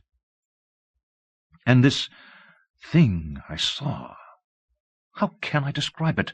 A monstrous tripod, higher than many houses, striding over the young pine trees and smashing them aside in its career, a walking engine of glittering metal, striding now across the heather, articulate ropes of steel dangling from it, and the clattering tumult of its passage mingling with the riot of the thunder. A flash, and it came out vividly, heeling over one way with 2 feet in the air, to vanish and reappear almost instantly, as it seemed, with the next flash, 100 yards nearer. Can you imagine a milking stool tilted and bowled violently along the ground? That was the impression those instant flashes gave. But instead of a milking stool, imagine it a great body of machinery on a tripod stand. Then suddenly the trees in the pine wood ahead of me were parted, as brittle reeds are parted by a man thrusting through them. They were snapped off and driven headlong, and a second huge tripod appeared, rushing, as it seemed, headlong towards me, and I was galloping hard to meet it. At the sight of the second monster, my nerve went altogether. Not stopping to look again, I wrenched the horse's head hard round to the right, and in another moment the dog-cart had heeled over upon the horse. The shafts smashed noisily, and I was flung sideways and fell heavily into a shallow pool of water. I crawled out almost immediately, and crouched, my feet still in the water, under a clump of firs. The horse lay motionless.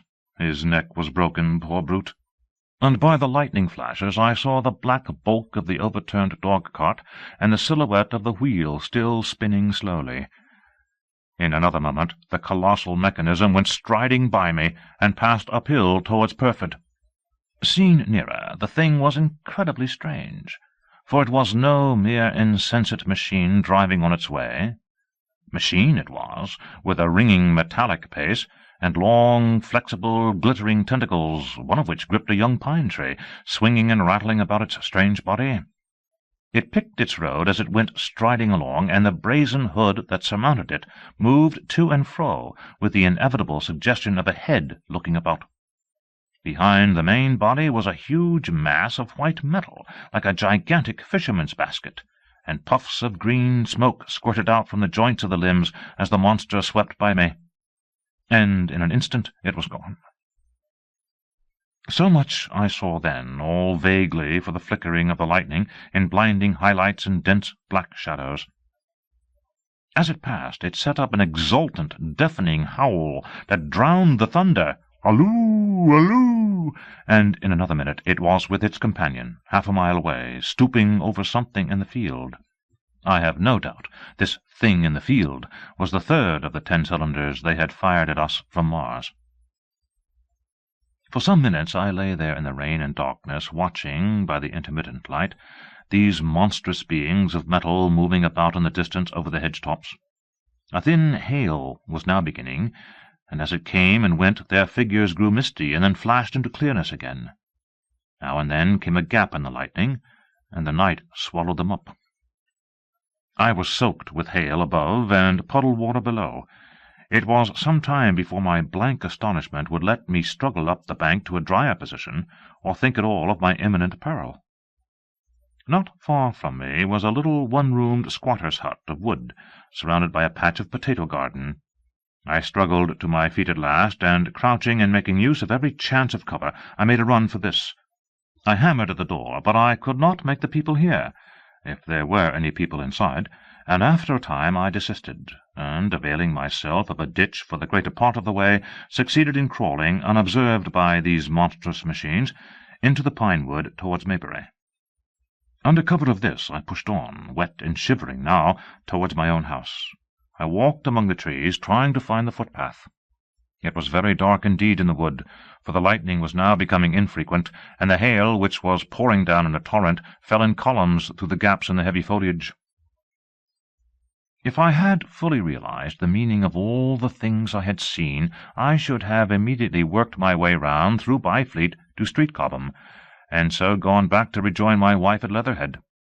But that night the strangeness of things about me, and my physical wretchedness, prevented me, for I was bruised, weary, wet to the skin, deafened and blinded by the storm. I had a vague idea of going on to my own house, and that was as much motive as I had. I staggered through the trees, fell into a ditch, and bruised my knees against a plank, and finally splashed out into the lane that ran down from the College Arms. I say splashed, for the storm water was sweeping the sand down the hill in a muddy torrent. There, in the darkness, a man blundered into me and sent me reeling back. He gave a cry of terror, sprang sideways, and rushed on before I could gather my wits sufficiently to speak to him. So heavy was the stress of the storm just at this place that I had the hardest task to win my way up the hill. I went close up to the fence on the left and worked my way along its palings. Near the top I stumbled upon something soft, and by a flash of lightning saw between my feet a heap of black broadcloth and a pair of boots. Before I could distinguish clearly how the man lay, the flicker of light had passed. I stood over him, waiting for the next flash. When it came, I saw that he was a sturdy man, cheaply but not shabbily dressed. His head was bent under his body, and he lay crumpled up close to the fence, as though he had been flung violently against it. Overcoming the repugnance natural to one who had never before touched a dead body, I stooped and turned him over to feel for his heart. He was quite dead. Apparently his neck had been broken. The lightning flashed for a third time, and his face leaped upon me. I sprang to my feet. It was the landlord of the Spotted Dog, whose conveyance I had taken. I stepped over him gingerly and pushed on up the hill. I made my way by the police station and the College Arms towards my own house. Nothing was burning on the hillside, though from the common there still came a red glare and a rolling tumult of ruddy smoke, beating up against the drenching hail. So far as I could see by the flashes, the houses about me were mostly uninjured. By the College Arms a dark heap lay in the road. Down the road towards Weybridge there were voices and the sound of feet, but I had not the courage to shout or to go to them. I let myself in with my latchkey, closed, locked, and bolted the door, staggered to the foot of the staircase, and sat down. My imagination was full of those striding metallic monsters, and of the dead body smashed against the fence. I crouched at the foot of the staircase, with my back to the wall, shivering violently. Chapter 11. At the Window.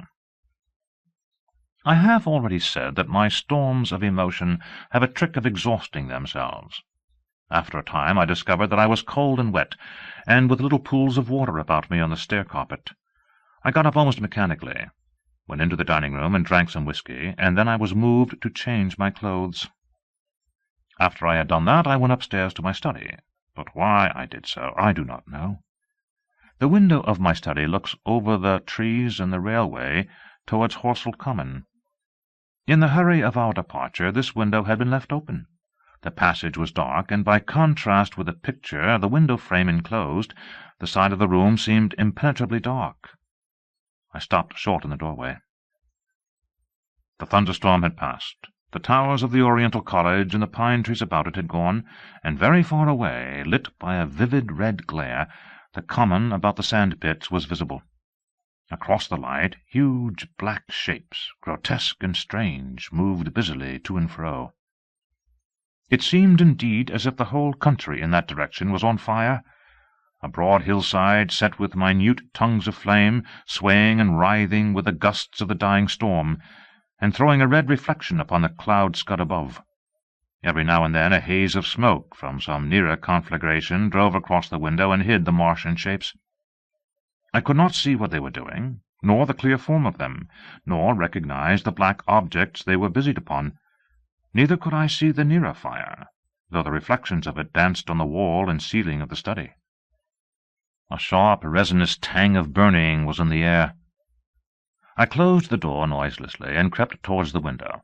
As I did so, the view opened out until, on the one hand, it reached to the houses about Woking Station, and on the other, to the charred and blackened pine woods of Byfleet.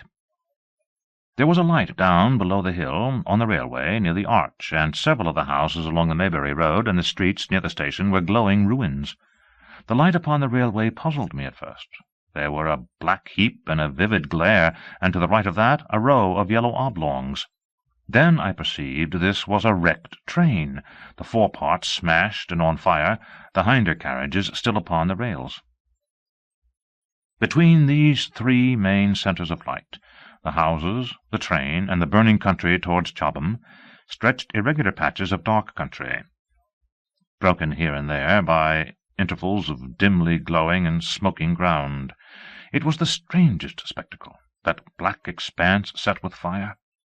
It reminded me, more than anything else, of the potteries at night. At first I could distinguish no people at all, though I peered intently for them. Late I saw against the light of Woking Station a number of black figures hurrying one after the other across the line. And this was the little world in which I had been living securely for years, this fiery chaos. What had happened in the last 7 hours I still did not know, nor did I know, though I was beginning to guess, the relation between these mechanical colossi and the sluggish lumps I had seen disgorged from the cylinder. With a queer feeling of impersonal interest, I turned my desk-chair to the window, sat down, and stared at the blackened country, and particularly at the 3 gigantic black things that were going to and fro in the glare about the sand-pits. They seemed amazingly busy. I began to ask myself what they could be. Were they intelligent mechanisms? Such a thing I felt was impossible. Or did a Martian sit within each, ruling, directing, using, much as a man's brain sits and rules in his body? I began to compare the things to human machines, to ask myself, for the first time in my life, how an ironclad or a steam engine would seem to an intelligent lower animal. The storm had left the sky clear, and over the smoke of the burning land the little fading pinpoint of Mars was dropping into the west, when a soldier came into my garden. I heard a slight scraping at the fence, and rousing myself from the lethargy that had fallen upon me, I looked down and saw him dimly, clambering over the palings. At the sight of another human being my torpor passed, and I leaned out of the window eagerly. "Hist!" said I in a whisper. He stopped astride of the fence in doubt. Then he came over and across the lawn to the corner of the house. He bent down and stepped softly. "Who's there?" he said, also whispering, standing under the window and peering up. "Where are you going?" I asked. "God knows." "Are you trying to hide?" "That's it. Come into the house," I said.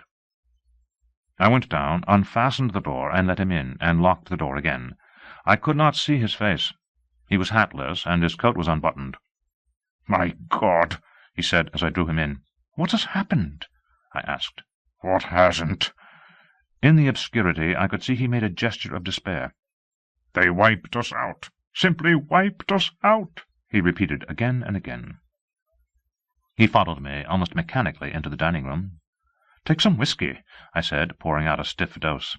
He drank it.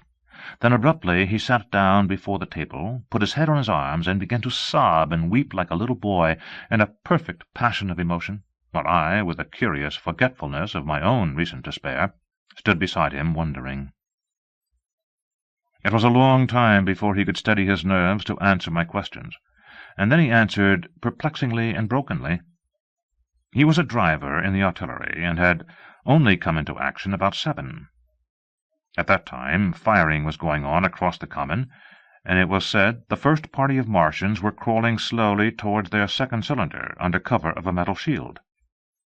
Later this shield staggered up on tripod legs and became the first of the fighting machines I had seen. The gun he drove had been unlimbered near Horsell in order to command the sand-pits, and its arrival it was that had precipitated the action. As the limber gunners went to the rear, his horse trod in a rabbit-hole and came down, throwing him into a depression of the ground. At the same moment the gun exploded behind him. The ammunition blew up. There was fire all about him, and he found himself lying under a heap of charred dead men and dead horses. "I lay still," he said, "scared out of my wits, with the forequarter of a horse atop of me. We'd been wiped out, and the smell, good Lord, like burnt meat. I was hurt across the back by the fall of the horse, and there I had to lie until I felt better. Just like parade it had been a minute before, then stumble bang swish. Wiped out," he said. He had hid under the dead horse for a long time, peeping out furtively across the common. The Cardigan men had tried a rush in skirmishing order at the pit, simply to be swept out of existence. Then the monster had risen to its feet and had begun to walk leisurely to and fro across the common among the few fugitives, with its head-like hood turning about exactly like the head of a cowled human being. A kind of arm carried a complicated metallic case, about which green flashes scintillated, and out of the funnel of this there smoked the heat-ray. In a few minutes there was, so far as the soldier could see, not a living thing left upon the common, and every bush and tree upon it that was not already a blackened skeleton was burning. The hussars had been on the road beyond the curvature of the ground, and he saw nothing of them. He heard the Maxims rattle for a time, and then become still. The giant saved Woking Station and its cluster of houses until the last. Then, in a moment, the heat-ray was brought to bear, and the town became a heap of fiery ruins. Then the thing shut off the heat-ray, and, turning its back upon the artillerymen, began to waddle away towards the smouldering pine woods that sheltered the second cylinder. As it did so, a second glittering titan built itself up out of the pit. The second monster followed the first, and at that the artillerymen began to crawl very cautiously across the hot heather ash towards Horsell. He managed to get alive into the ditch by the side of the road, and so escaped to Woking. There his story became ejaculatory. The place was impassable. It seems there were a few people alive there, frantic for the most part, and many burned and scalded. He was turned aside by the fire, and hid among some almost scorching heaps of broken wall, as one of the Martian giants returned. He saw this one pursue a man, catch him up in one of its steely tentacles, and knock his head against the trunk of a pine tree. At last, after nightfall, the artilleryman made a rush for it, and got over the railway embankment. Since then he had been skulking along towards Maybury, in the hope of getting out of danger Londonward. People were hiding in trenches and cellars, and many of the survivors had made off towards Woking village and Send. He had been consumed with thirst until he found one of the water mains near the railway arch smashed, and the water bubbling out like a spring upon the road. That was the story I got from him, bit by bit. He grew calmer, telling me, and trying to make me see the things he had seen. He had eaten no food since midday, he told me early in his narrative, and I found some mutton and bread in the pantry, and brought it into the room. We lit no lamp for fear of attracting the Martians, and Ever and again our hands would touch upon bread or meat. As he talked, things about us came darkly out of the darkness, and the trampled bushes and broken rose-trees outside the window grew distinct. It would seem that a number of men or animals had rushed across the lawn. I began to see his face, blackened and haggard, as no doubt mine was also. When we had finished eating, we went softly upstairs to my study, and I looked again out of the open window. In one night the valley had become a valley of ashes. The fires had dwindled now. Where flames had been, there were now streamers of smoke. But the countless ruins of shattered and gutted houses and blasted and blackened trees that the night had hidden stood out now, gaunt and terrible, in the pitiless light of dawn. Yet here and there some object had had the luck to escape. A white railway signal here, the end of a greenhouse there, white and fresh amid the wreckage. Never before in the history of warfare had destruction been so indiscriminate and so universal. And shining with the growing light of the east, 3 of the metallic giants stood about the pit, their cowls rotating as though they were surveying the desolation they had made. It seemed to me that the pit had been enlarged, and ever and again puffs of vivid green vapour streamed up and out of it towards the brightening dawn, streamed up, whirled, broke, and vanished. Beyond were the pillars of fire about Chobham. They became pillars of bloodshot smoke at the first touch of day. Chapter 12. What I Saw of the Destruction of Weybridge and Shepperton. As the dawn grew brighter, we withdrew from the window from which we had watched the Martians, and went very quietly downstairs. The artilleryman agreed with me that the house was no place to stay in.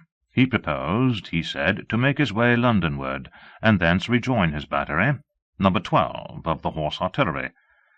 My plan was to return at once to Leatherhead, and so greatly had the strength of the Martians impressed me that I had determined to take my wife to Newhaven, and go with her out of the country forthwith. For I already perceived clearly that the country about London must inevitably be the scene of a disastrous struggle before such creatures as these could be destroyed.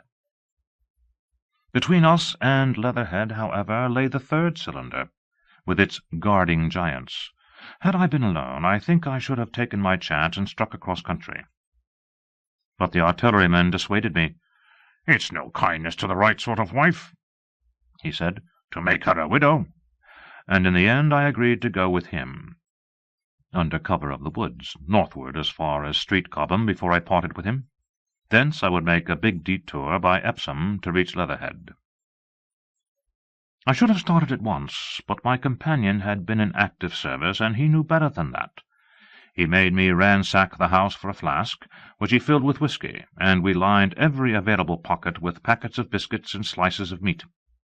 Then we crept out of the house, and ran as quickly as we could down the ill-made road by which I had come overnight.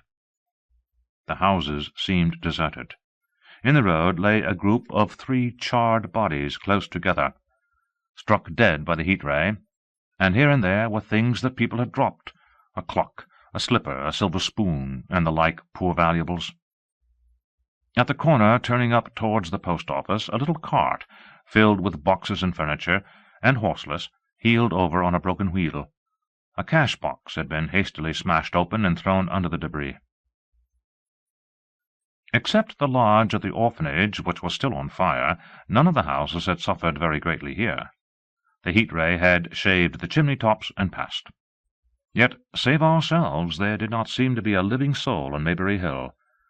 The majority of the inhabitants had escaped, I suppose, by way of the old Woking road, the road I had taken when I drove to Leatherhead. Or they had hidden. We went down the lane by the body of the man in black, sodden now from the overnight hail, and broke into the woods at the foot of the hill. We pushed through these towards the railway without meeting a soul. The woods across the line were but the scarred and blackened ruins of woods. For the most part the trees had fallen, but a certain proportion still stood, dismal grey stems with dark brown foliage instead of green. On our side the fire had done no more than scorch the nearer trees. It had failed to secure its footing. In one place the woodmen had been at work on Saturday, trees, felled and freshly trimmed, lay in a clearing, with heaps of sawdust by the sawing machine and its engine. Hard by was a temporary hut, deserted. There was not a breath of wind this morning, and everything was strangely still. Even the birds were hushed, and as we hurried along, I and the artilleryman talked in whispers and looked now and again over our shoulders. Once or twice we stopped to listen. After a time we drew near the road, and as we did so we heard the clatter of hoofs and saw through the tree stems 3 cavalry soldiers riding slowly towards Woking. We hailed them, and they halted while we hurried towards them. It was a lieutenant and a couple of privates of the 8th Hussars, with a stand like a theodolite, which the artilleryman told me was a heliograph. "You are the first men I've seen coming this way this morning," said the lieutenant. "What's brewing?" His voice and face were eager. The men behind him stared curiously. The artilleryman jumped down the bank into the road and saluted. "Gone destroyed last night, sir. Have been hiding, trying to rejoin battery, sir. You'll come in sight of the Martians, I expect, about half a mile along this road." "What the dickens are they like?" asked the lieutenant. "Giants in armour, sir. 100 feet high. 3 legs and a body like aluminum, with a mighty great head and a hood, sir." "Get out," said the lieutenant. "What confounded nonsense!" "You'll see, sir. They carry a kind of box, sir, that shoots fire and strikes you dead." "What do you mean, a gun?" "No, sir." And the artilleryman began a vivid account of the heat ray. Halfway through, the lieutenant interrupted him and looked up at me. I was still standing on the bank by the side of the road. "It's perfectly true," I said. "Well," said the lieutenant, "I suppose it's my business to see it too. Look here," to the artilleryman. "We're detailed here, clearing people out of their houses. You'd better go along and report yourself to Brigadier General Markham and tell him all you know. He's at Weybridge. Know the way?" "I do," I said, and he turned his horse southward again. "Half a mile, you say?" said he. "At most," I answered, and pointed over the tree-tops southward. He thanked me and rode on, and we saw them no more. Farther along we came upon a group of 3 women and 2 children in the road, busy clearing out a labourer's cottage. They had got hold of a little hand-truck, and were piling it up with unclean-looking bundles and shabby furniture. They were all too assiduously engaged to talk to us as we passed. By Byfleet Station we emerged from the pine trees, and found the country calm and peaceful under the morning sunlight. We were far beyond the range of the heat ray there, and had it not been for the silent desertion of some of the houses, the stirring movement of packing in others, and the knot of soldiers standing on the bridge over the railway and staring down the line towards Woking, the day would have seemed very like any other Sunday. Several farm wagons and carts were moving creakily along the road to Addlestone, and suddenly, through the gate of a field, we saw, across a stretch of flat meadow, 6 12-pounders standing nearly at equal distances, pointing towards Woking. The gunners stood by the guns waiting, and the ammunition wagons were at a business-like distance. The men stood almost as if under inspection. "That's good," said I. "They will get one fair shot at any rate." The artilleryman hesitated at the gate.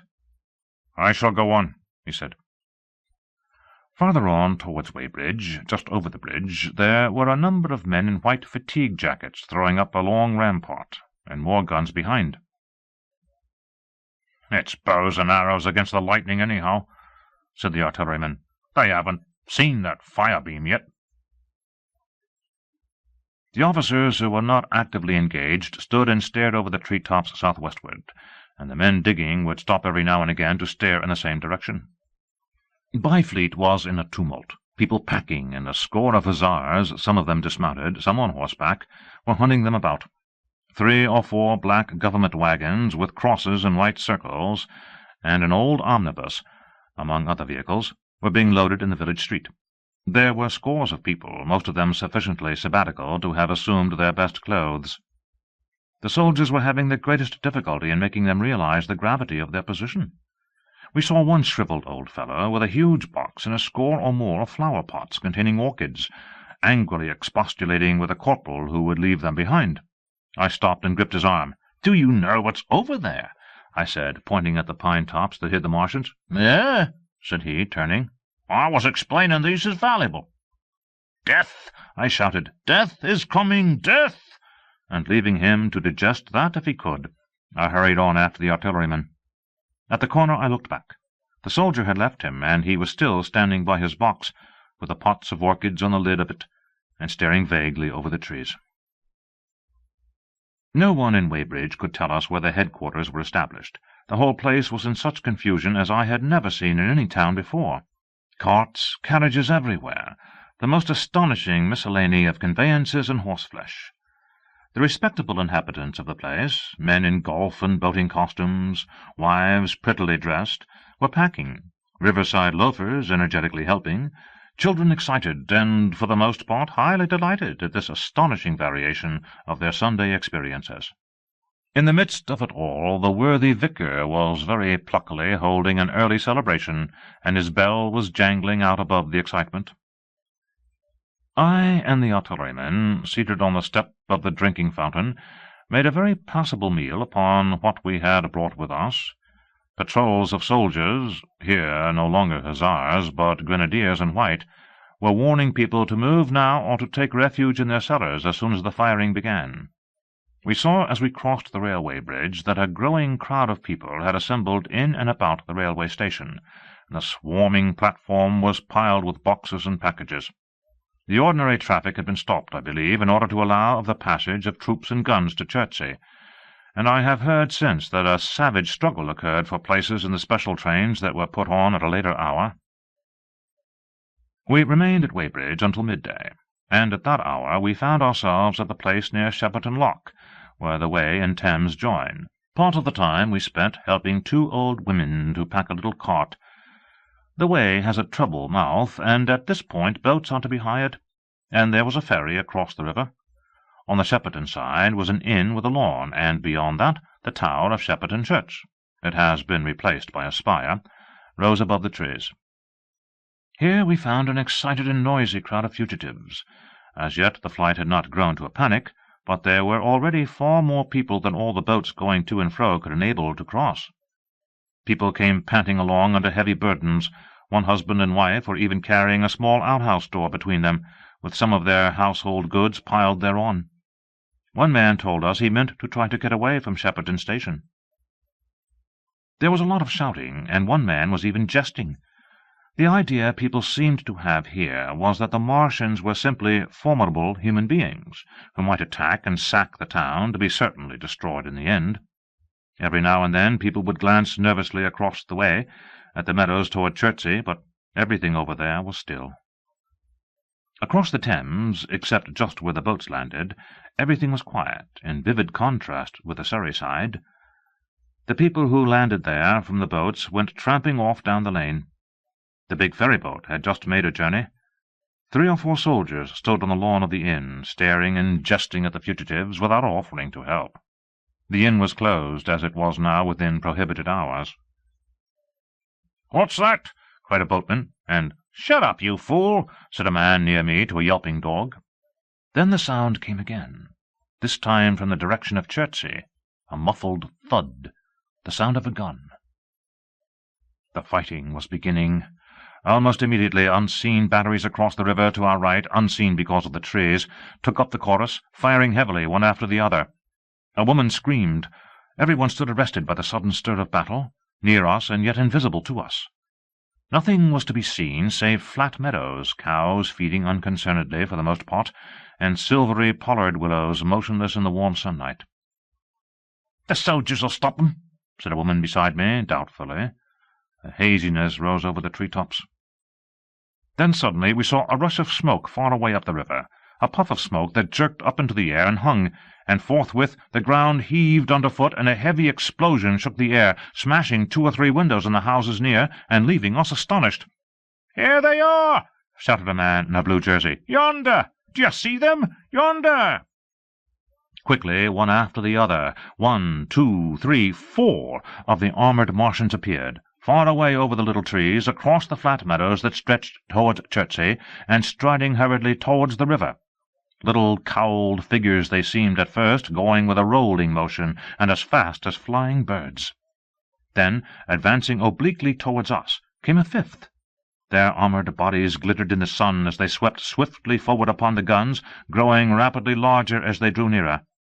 One on the extreme left, the remotest, that is, flourished a huge case high in the air, and the ghostly, terrible heat ray I had already seen on Friday night smote towards Chertsey and struck the town. At sight of these strange, swift, and terrible creatures, the crowd near the water's edge seemed to me to be for a moment horror-struck. There was no screaming or shouting, but a silence. Then a hoarse murmur and a movement of feet, a splashing from the water. A man, too frightened to drop the portmanteau he carried on his shoulder, swung round and sent me staggering with a blow from the corner of his burden. A woman thrust at me with her hand and rushed past me. I turned with the rush of the people, but I was not too terrified for thought. The terrible heat ray was in my mind. To get under water, that was it. "Get under water!" I shouted, unheeded. I faced about again and rushed towards the approaching Martian, rushed right down the gravelly beach and headlong into the water. Others did the same. A boatload of people, putting back, came leaping out as I rushed past. The stones under my feet were muddy and slippery, and the river was so low that I ran perhaps 20 feet, scarcely waist deep. Then, as the Martian towered overhead scarcely a couple of 100 yards away, I flung myself forward under the surface. The splashes of the people in the boats leaping into the river sounded like thunderclaps in my ears. People were landing hastily on both sides of the river. But the Martian machine took no more notice for the moment of the people running this way and that than a man would of the confusion of ants in a nest against which his foot has kicked. When, half suffocated, I raised my head above water, the Martian's hood pointed at the batteries that were still firing across the river, and as it advanced it swung loose what must have been the generator of the heat ray.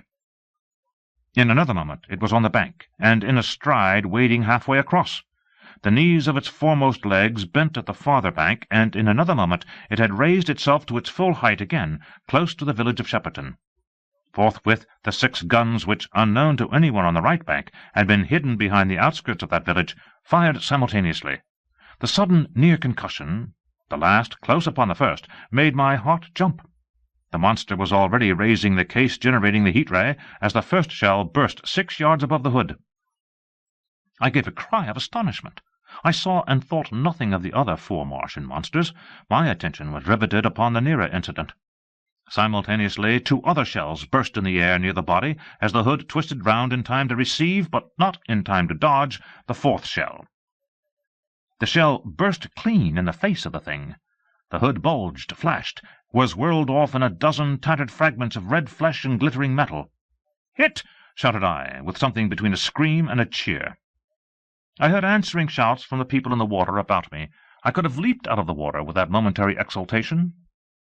The decapitated colossus reeled like a drunken giant, but it did not fall over. It recovered its balance by a miracle, and, no longer heeding its steps, and with the camera that fired the heat ray now rigidly upheld, it reeled swiftly upon Shepperton. The living intelligence, the Martian within the hood, was slain and splashed to the 4 winds of heaven, and the thing was now but a mere intricate device of metal whirling to destruction. It drove along in a straight line, incapable of guidance. It struck the tower of Shepperton Church, smashing it down as the impact of a battering ram might have done, swerved aside, blundered on, and collapsed with tremendous force into the river, out of my sight. A violent explosion shook the air, and a spout of water, steam, mud, and shattered metal shot far up into the sky. As the camera of the heat ray hit the water, the latter had immediately flashed into steam. In another moment a huge wave, like a muddy tidal bore, but almost scaldingly hot, came sweeping round the bend upstream. I saw people struggling shorewards, and heard their screaming and shouting faintly above the seething and roar of the Martian's collapse. For a moment I heeded nothing of the heat, forgot the patent need of self-preservation. I splashed through the tumultuous water, pushing aside a man in black to do so, until I could see round the bend. 6 deserted boats pitched aimlessly upon the confusion of the waves. The fallen Martian came into sight downstream, lying across the river, and for the most part submerged. Thick clouds of steam were pouring off the wreckage, and through the tumultuously whirling wisps I could see, intermittently and vaguely, the gigantic limbs churning the water and flinging a splash and spray of mud and froth into the air. The tentacles swayed and struck like living arms, and, save for the helpless purposelessness of these movements, it was as if some wounded thing was struggling for its life amid the waves. Enormous quantities of a ruddy brown fluid were spurting up in noisy jets out of the machine. My attention was diverted from this death-flurry by a furious yelling, like that of the thing called a siren in our manufacturing towns. A man, knee-deep near the towing path, shouted inaudibly to me and pointed. Looking back, I saw the other Martians advancing with gigantic strides down the river-bank from the direction of Chertsey. The Shepperton guns spoke this time unavailingly. At that I ducked at once under water, and, holding my breath until movement was an agony, blundered painfully ahead under the surface as long as I could. The water was in a tumult about me, and rapidly growing hotter. When for a moment I raised my head to take breath and throw the hair and water from my eyes, the steam was rising in a whirling white fog that at first hid the Martians altogether. The noise was deafening. Then I saw them dimly, colossal figures of grey, magnified by the mist. They had passed by me, and two were stooping over the frothing, tumultuous ruins of their comrade. The third and fourth stood beside him in the water, one perhaps 200 yards from me, the other towards Laleham. The generators of the heat rays waved high, and the hissing beams smote down this way and that. The air was full of sound, a deafening and confusing conflict of noises, the clangorous din of the Martians, the crash of falling houses, the thud of trees, fences, sheds flashing into flame, and the crackling and roaring of fire. Dense black smoke was leaping up to mingle with the steam from the river, and as the heat ray went to and fro over Weybridge, its impact was marked by flashes of incandescent white that gave place at once to a smoky dance of lurid flames. The nearer houses still stood intact, awaiting their fate, shadowy, faint, and pallid in the steam, with a fire behind them going to and fro. For a moment perhaps I stood there, breast high in the almost boiling water, dumbfounded at my position, hopeless of escape. Through the reek I could see the people who had been with me in the river scrambling out of the water through the reeds, like little frogs hurrying through grass from the advance of a man, or running to and fro in utter dismay on the towing path. Then, suddenly, the white flashes of the heat ray came leaping towards me. The houses caved in as they dissolved at its touch, and darted out flames. The trees changed to fire with a roar. The ray flickered up and down the towing path, licking off the people who ran this way and that, and came down to the water's edge not 50 yards from where I stood. It swept across the river to Shepperton, and the water in its track rose in a boiling wheel crested with steam. I turned shoreward. In another moment the huge wave, well nigh at the boiling point, had rushed upon me. I screamed aloud, and scalded, half-blinded, agonized, I staggered through the leaping, hissing water towards the shore. Had my foot stumbled, it would have been the end. I fell helplessly in full sight of the Martians upon the broad, bare, gravelly spit that runs down to mark the angle of the Wey in Thames. I expected nothing but death. I have a dim memory of the foot of a Martian coming down within a score of yards of my head, driving straight into the loose gravel, whirling it this way and that, and lifting again, of a long suspense, and then of the four carrying the debris of their comrade between them, now clear and presently faint through a veil of smoke, receding interminably, as it seemed to me, across a vast space of river and meadow. And then, very slowly, I realized that by a miracle I had escaped. Chapter 13. How I Fell In with the Curate. After getting this sudden lesson in the power of terrestrial weapons, the Martians retreated to their original position upon Horsell Common, and in their haste, and encumbered with the debris of their smashed companion, they no doubt overlooked many such a stray and negligible victim as myself. Had they left their comrade and pushed on forthwith, there was nothing at that time between them and London but batteries of 12-pounder guns, and they would certainly have reached the capital in advance of the tidings of their approach. As sudden, dreadful, and destructive their advent would have been as the earthquake that destroyed Lisbon a century ago. But they were in no hurry. Cylinder followed cylinder on its interplanetary flight. Every 24 hours brought them reinforcement. And meanwhile the military and naval authorities, now fully alive to the tremendous power of their antagonists, worked with furious energy. Every minute a fresh gun came into position until, before twilight, every copse, every row of suburban villas on the hilly slopes about Kingston and Richmond masked an expectant black muzzle.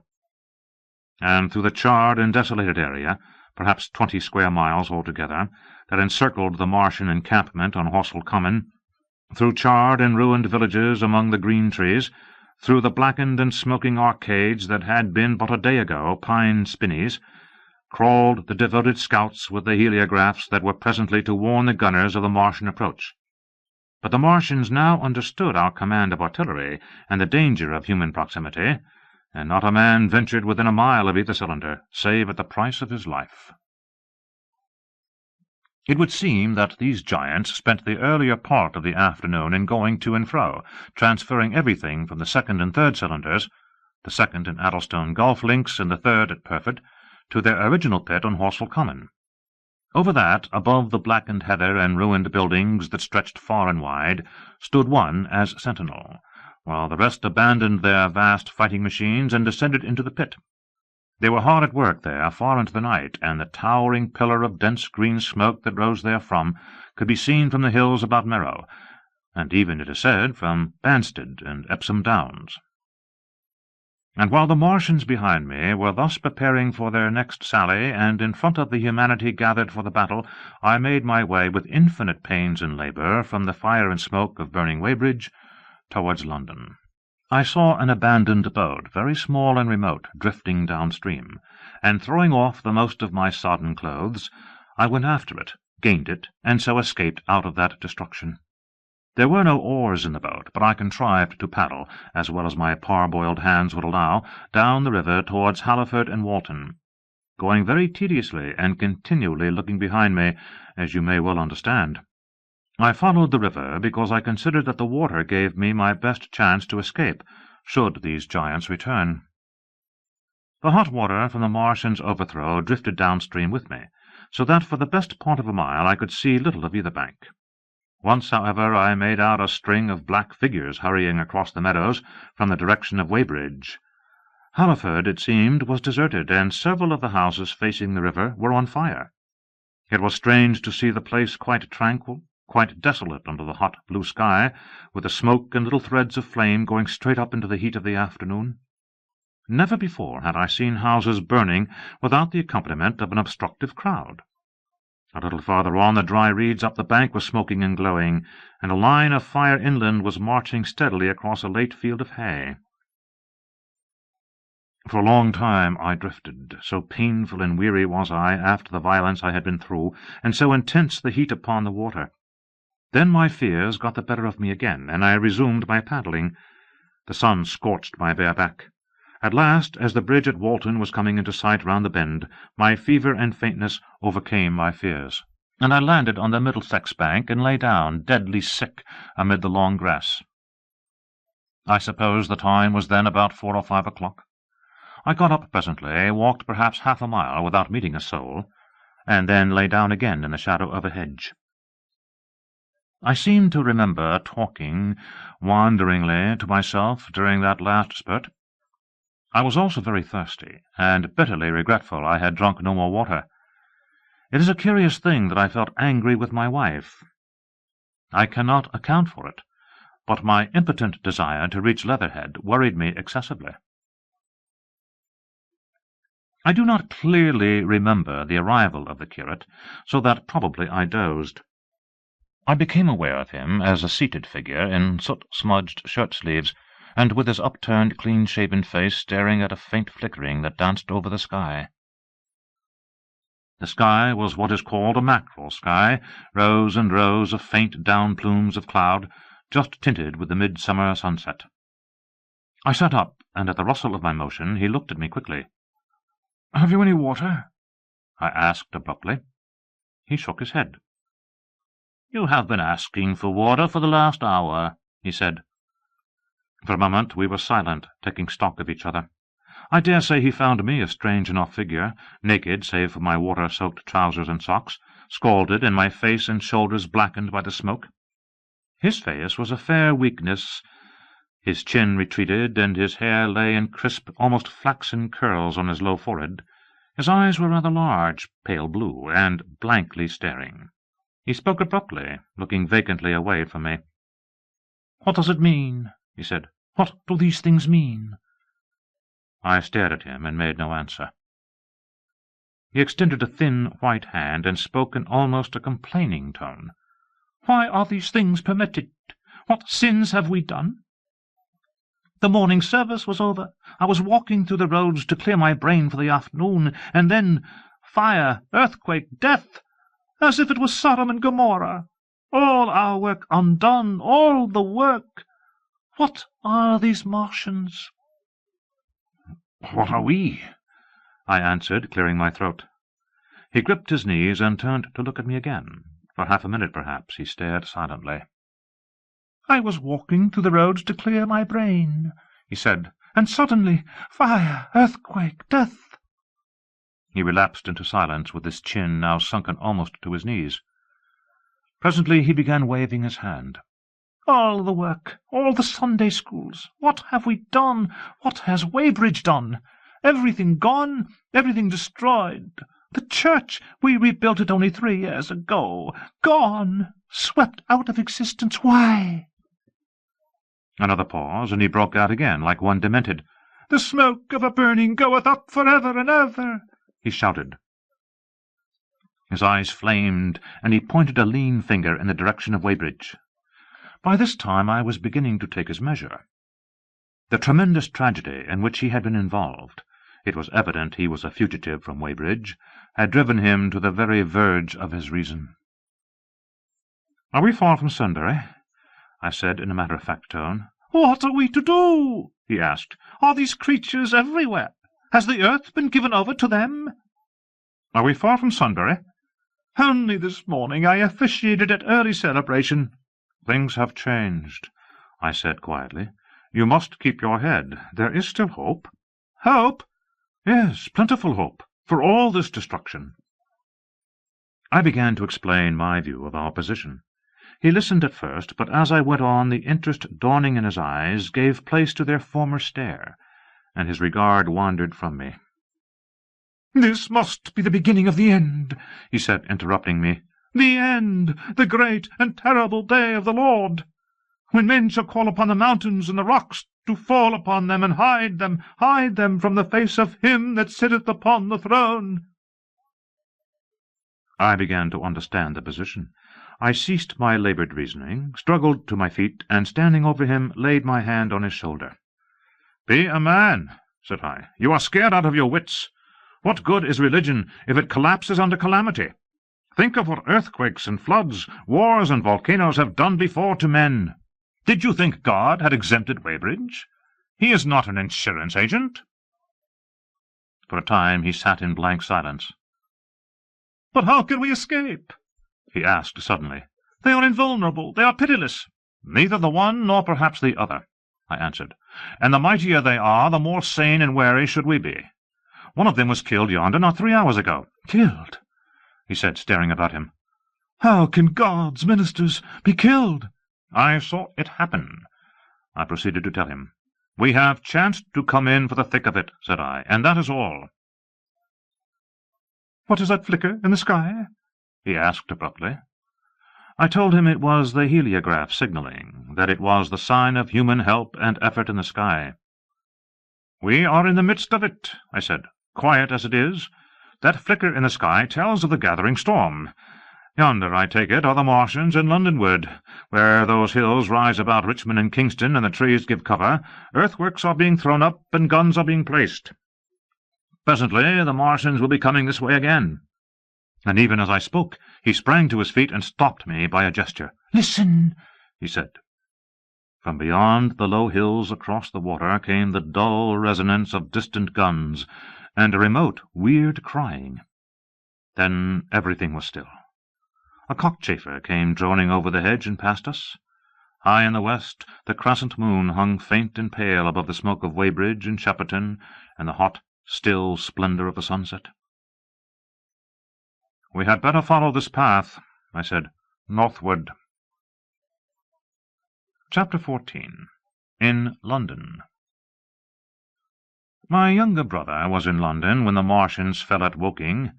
He was a medical student, working for an imminent examination, and he heard nothing of the arrival until Saturday morning. The morning papers on Saturday contained, in addition to lengthy special articles on the planet Mars, on life in the planets, and so forth, a brief and vaguely worded telegram, all the more striking for its brevity. The Martians, alarmed by the approach of a crowd, had killed a number of people with a quick-firing gun, so the story ran. The telegram concluded with the words, Formidable as they seem to be, the Martians have not moved from the pit into which they have fallen, and indeed seem incapable of doing so. Probably this is due to the relative strength of the Earth's gravitational energy. On that last text, their leader-writer expanded very comfortingly. Of course, all the students in the crammer's biology class, to which my brother went that day, were intensely interested, but there were no signs of any unusual excitement in the streets. The afternoon papers popped scraps of news under big headlines. They had nothing to tell beyond the movements of troops about the common and the burning of the pine woods between Woking and Weybridge, until 8. Then the St. James Gazette, in an extra special edition, announced the bare fact of the interruption of telegraphic communication. This was thought to be due to the falling of burning pine trees across the line. Nothing more of the fighting was known that night, the night of my drive to Leatherhead and back. My brother felt no anxiety about us, as he knew from the description in the papers that the cylinder was a good 2 miles from my house. He made up his mind to run down that night to me in order, as he says, to see the things before they were killed. He dispatched a telegram, which never reached me, about 4 o'clock, and spent the evening at a music-hall. In London also, on Saturday night, there was a thunderstorm, and my brother reached Waterloo in a cab. On the platform from which the midnight train usually starts, he learned, after some waiting, that an accident prevented trains from reaching Woking that night. The nature of the accident he could not ascertain. Indeed, the railway authorities did not clearly know at that time. There was very little excitement in the station, as the officials, failing to realize that anything further than a breakdown between Byfleet and Woking Junction had occurred, were running the theatre trains which usually passed through Woking round by Virginia Water or Guildford. They were busy making the necessary arrangements to alter the route of the Southampton and Portsmouth Sunday League excursions. A nocturnal newspaper reporter, mistaking my brother for the traffic manager, to whom he bears a slight resemblance, waylaid and tried to interview him. Few people, excepting the railway officials, connected the breakdown with the Martians. I have read, in another account of these events, that on Sunday morning all London was electrified by the news from Woking. As a matter of fact, there was nothing to justify that very extravagant phrase. Plenty of Londoners did not hear of the Martians until the panic of Monday morning. Those who did took some time to realize all that the hastily worded telegrams in the Sunday papers conveyed. The majority of people in London do not read Sunday papers. The habit of personal security, moreover, is so deeply fixed in the Londoner's mind, and startling intelligence so much a matter of course in the papers, that they could read without any personal tremors. About 7 o'clock last night the Martians came out of the cylinder, and, moving about under an armour of metallic shields, have completely wrecked Woking Station with the adjacent houses, and massacred an entire battalion of the Cardigan Regiment. No details are known. Maxims have been absolutely useless against their armour. The field guns have been disabled by them. Flying hussars have been galloping into Chertsey. The Martians appear to be moving slowly towards Chertsey or Windsor. Great anxiety prevails in West Surrey, and earthworks are being thrown up to check the advance Londonward. That was how the Sunday Sun put it, and a clever and remarkably prompt handbook article in the Referee compared the affair to a menagerie suddenly let loose in a village. No one in London knew positively of the nature of the armoured Martians, and there was still a fixed idea that these monsters must be sluggish, crawling, creeping painfully. Such expressions occurred in almost all the earlier reports. None of the telegrams could have been written by an eyewitness of their advance. The Sunday papers printed separate editions as further news came to hand, some even in default of it. But there was practically nothing more to tell people until late in the afternoon, when the authorities gave the press agencies the news in their possession. It was stated that the people of Walton and Weybridge, and all the district, were pouring along the roads Londonward, and that was all. My brother went to church at the Foundling Hospital in the morning, still in ignorance of what had happened on the previous night. There he heard allusions made to the invasion, and a special prayer for peace. Coming out, he bought a Referee. He became alarmed at the news in this, and went again to Waterloo Station to find out if communication were restored. The omnibuses, carriages, cyclists, and innumerable people walking in their best clothes seemed scarcely affected by the strange intelligence that the news-vendors were disseminating. People were interested, or, if alarmed, alarmed only on account of the local residents. At the station he heard for the first time that the Windsor and Chertsey lines were now interrupted. The porters told him that several remarkable telegrams had been received in the morning from Byfleet and Chertsey stations, but that these had abruptly ceased.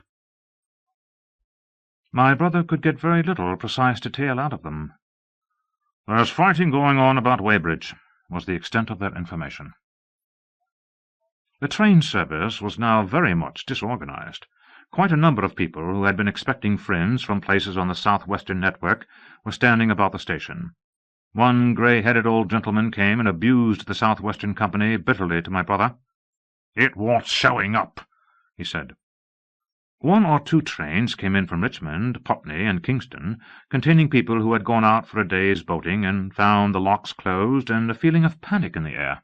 A man in a blue and white blazer addressed my brother, full of strange tidings. "There's hosts of people driving into Kingston in traps and carts and things, with boxes of valuables and all that," he said. "They come from Molesey and Weybridge and Walton, and they say there's been guns heard at Chertsey, heavy firing, and that mounted soldiers have told them to get off at once before the Martians are coming. We heard guns firing at Hampton Court Station, but we thought it was thunder. What the dickens does it all mean? The Martians can't get out of their pit, can they?" My brother could not tell him. Afterwards he found that the vague feeling of alarm had spread to the clients of the Underground Railway, and that the Sunday excursionists began to return from all over the south-western Lung, Barnes, Wimbledon, Richmond Park, Kew, and so forth, at unnaturally early hours, but not a soul had anything more than vague hearsay to tell of. Everyone connected with the terminus seemed ill-tempered. About 5 o'clock the gathering crowd in the station was immensely excited by the opening of the line of communication, which is almost invariably closed, between the south-eastern and the south-western stations, and the passage of carriage trucks bearing huge guns and carriages crammed with soldiers. These were the guns that were brought up from Woolwich and Chatham to cover Kingston. There was an exchange of pleasantries. "You'll get eaten," "We're the beast-tamers," and so forth. A little while after that a squad of police came into the station and began to clear the public off the platforms, and my brother went out into the street again. The church bells were ringing for evensong, and a squad of Salvation Army lassies came singing down Waterloo Road. On the bridge a number of loafers were watching a curious brown scum that came drifting down the stream in patches. The sun was just setting, and the clock tower and the Houses of Parliament rose against one of the most peaceful skies it is possible to imagine, a sky of gold, barred with long transverse stripes of reddish-purple cloud. There was talk of a floating body. One of the men there, a reservist he said he was, told my brother he had seen the heliograph flickering in the west. In Wellington Street my brother met a couple of sturdy roughs who had just rushed out of Fleet Street, with still-wet newspapers and staring placards. "Dreadful catastrophe!" they bawled one to the other down Wellington Street. "Fighting at Weybridge! Full description! Repulse of the Martians! London in danger!" He had to give 3d for a copy of that paper. Then it was, and then only, that he realized something of the full power and terror of these monsters. He learned that they were not merely a handful of small, sluggish creatures, but that they were minds swaying vast mechanical bodies, and that they could move swiftly and smite with such power that even the mightiest guns could not stand against them. They were described as vast spider-like machines, nearly 100 feet high, capable of the speed of an express train, and able to shoot out a beam of intense heat. Masked batteries, chiefly of field guns, had been planted in the country about Horsell Common, and especially between the Woking district and London. 5 of the machines had been seen moving towards the Thames, and one, by a happy chance, had been destroyed. In the other cases the shells had missed, and the batteries had been at once annihilated by the heat rays. Heavy losses of soldiers were mentioned, but the tone of the dispatch was optimistic. The Martians had been repulsed. They were not invulnerable. They had retreated to their triangle of cylinders again, in the circle about Woking. Signallers with heliographs were pushing forward upon them from all sides. Guns were in rapid transit from Windsor, Portsmouth, Aldershot, Woolwich, even from the north. Among others, long wire guns of 95 tons from Woolwich. Altogether 116 were in position or being hastily placed, chiefly covering London. Never before in England had there been such a vast or rapid concentration of military material. Any further cylinders that fell, it was hoped, could be destroyed at once by high explosives, which were being rapidly manufactured and distributed. No doubt, ran the report, the situation was of the strangest and gravest description, but the public was exhorted to avoid and discourage panic. No doubt the Martians were strange and terrible in the extreme, but at the outside there could not be more than 20 of them against our millions. The authorities had reason to suppose, from the size of the cylinders, that at the outside there could not be more than 5 in each cylinder, 15 altogether, and one at least was disposed of, perhaps more. The public would be fairly warned of the approach of danger, and elaborate measures were being taken for the protection of the people in the threatened south-western suburbs. And so, with reiterated assurances of the safety of London and the ability of the authorities to cope with the difficulty, this quasi-proclamation closed. This was printed in enormous type on paper so fresh that it was still wet, and there had been no time to add a word of comment. It was curious, my brother said, to see how ruthlessly the usual contents of the paper had been hacked and taken out to give this place. All down Wellington Street people could be seen fluttering out the pink sheets and reading, and the Strand was suddenly noisy with the voices of an army of hawkers following these pioneers. Men came scrambling off buses to secure copies. Certainly this news excited people intensely, whatever their previous apathy. The shutters of a map shop in the Strand were being taken down, my brother said, and a man in his Sunday raiment, lemon-yellow gloves even, was visible inside the window, hastily fastening maps of Surrey to the glass. Going on along the Strand to Trafalgar Square, the paper in his hand, my brother saw some of the fugitives from West Surrey. There was a man with his wife and 2 boys and some articles of furniture in a cart such as greengrocers use. He was driving from the direction of Westminster Bridge, and close behind him came a hay-wagon with 5 or 6 respectable-looking people in it, and some boxes and bundles. The faces of these people were haggard, and their entire appearance contrasted conspicuously with the Sabbath-best appearance of the people on the omnibuses. People in fashionable clothing peeped at them out of cabs. They stopped at the square, as if undecided which way to take, and finally turned eastward along the Strand. Some way behind these came a man in workday clothes, riding one of those old-fashioned tricycles with a small front wheel. He was dirty and white in the face. My brother turned down towards Victoria and met a number of such people. He had a vague idea that he might see something of me. He noticed an unusual number of police regulating the traffic. Some of the refugees were exchanging news with the people on the omnibuses. One was professing to have seen the Martians. "Boilers on stilts, I tell you, striding along like men." Most of them were excited and animated by their strange experience.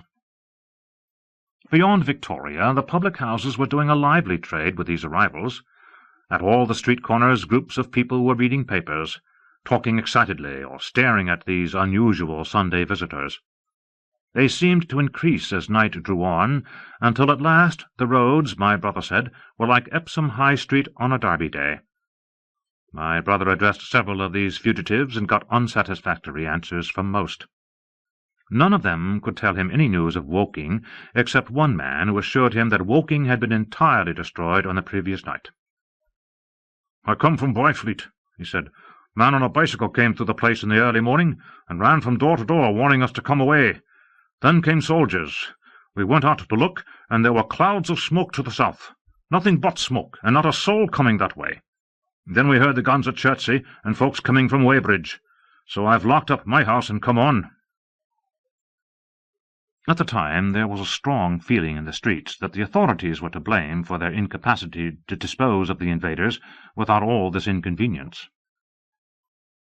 About 8 o'clock a noise of heavy firing was distinctly audible all over the south of London.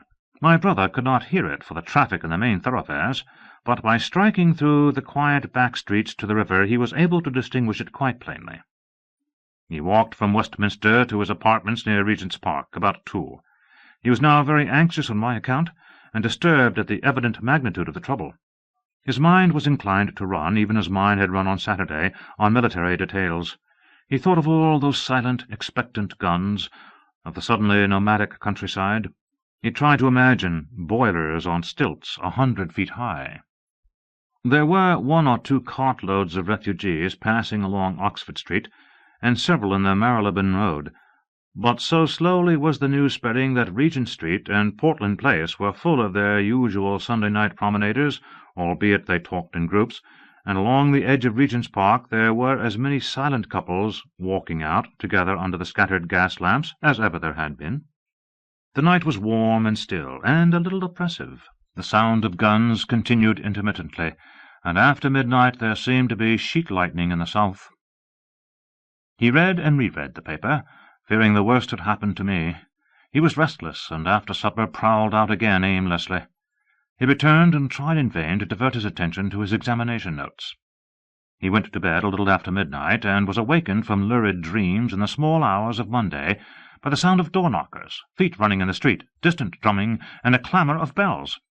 Red reflections danced on the ceiling. For a moment he lay astonished, wondering whether day had come or the world gone mad. Then he jumped out of bed and ran to the window. His room was an attic, and as he thrust his head out, up and down the street there were a dozen echoes to the noise of his window-sash, and heads in every kind of night disarray appeared. Inquiries were being shouted. "They are coming!" bawled a policeman, hammering at the door. "The Martians are coming!" and hurried to the next door. The sound of drumming and trumpeting came from the Albany Street barracks, and every church within earshot was hard at work, killing sleep with a vehement, disorderly tocsin. There was a noise of doors opening, and window after window in the houses opposite flashed from darkness into yellow illumination. Up the street came galloping a closed carriage, bursting abruptly into noise at the corner, rising to a clattering climax under the window, and dying away slowly in the distance. Close on the rear of this came a couple of cabs, the forerunners of a long procession of flying vehicles going for the most part to Chalk Farm Station, where the Northwestern special trains were loading up, instead of coming down the gradient into Euston. For a long time my brother stared out of the window in blank astonishment, watching the policemen hammering at door after door and delivering their incomprehensible message.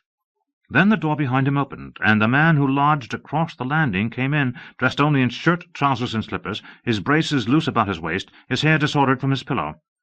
"What the devil is it?" he asked. "A fire? What a devil of a row!" They both craned their heads out of the window, straining to hear what the policemen were shouting. People were coming out of the side streets and standing in groups at the corners, talking. "What the devil is it all about?" said my brother's fellow lodger. My brother answered him vaguely and began to dress, running with each garment to the window in order to miss nothing of the growing excitement. And presently men selling unnaturally early newspapers came bawling into the street. "London in danger of suffocation! The Kingston and Richmond defences forced! Fearful massacres in the Thames Valley!" And all about him, in the rooms below, in the houses on each side and across the road, and behind in the park terraces, and in the 100 other streets of that part of Marylebone, and the Westbourne Park district, and St. Pancras, and westward and northward in Kilburn, and St. John's Wood, and Hampstead, and eastward in Shoreditch, and Highbury, and Haggerston, and Hoxton, and indeed through all the vastness of London, from Ealing to Eastham, people were rubbing their eyes and opening windows to stare out and ask aimless questions. Dressing hastily as the first breath of the coming storm of fear blew through the streets, it was the dawn of the great panic. London, which had gone to bed on Sunday night oblivious and inert, was awakened in the small hours of Monday morning to a vivid sense of danger. Unable from his window to learn what was happening, my brother went down and out into the street, just as the sky between the parapets of the houses grew pink with the early dawn. The flying people on foot and in vehicles grew more numerous every moment. "Black smoke!" he heard people crying, and again, "Black smoke!" The contagion of such a unanimous fear was inevitable. As my brother hesitated on the doorstep, he saw another news-vendor approaching, and got a paper forthwith. The man was running away with the rest, and selling his papers for a shilling each as he ran, a grotesque mingling of profit and panic.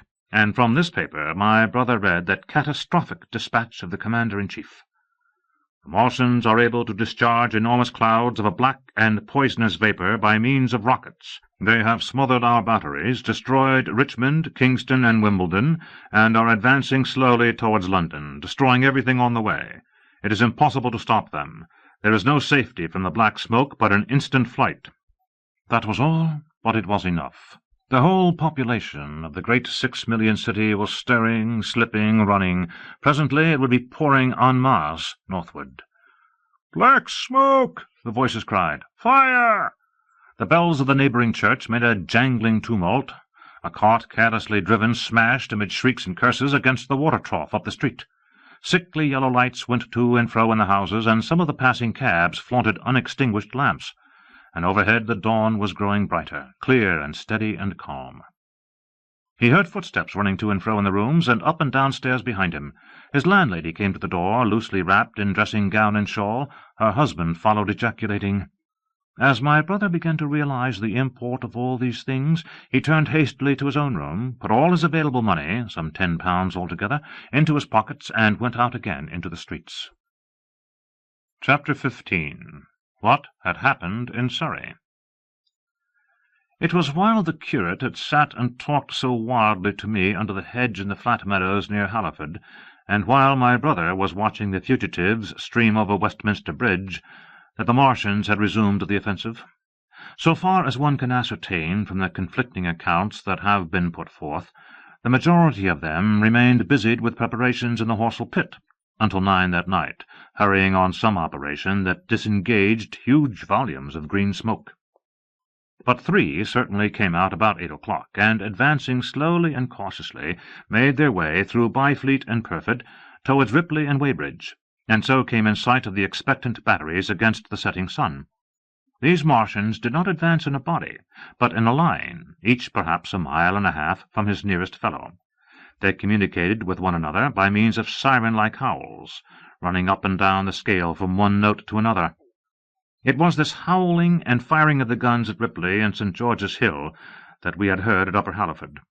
The Ripley gunners, unseasoned artillery volunteers, who ought never to have been placed in such a position, fired one wild, premature, ineffectual volley, and bolted on horse and foot through the deserted village, while the Martian, without using his heat-ray, walked serenely over their guns, stepped gingerly among them, passed in front of them, and so came unexpectedly upon the guns in Painshill Park, which he destroyed.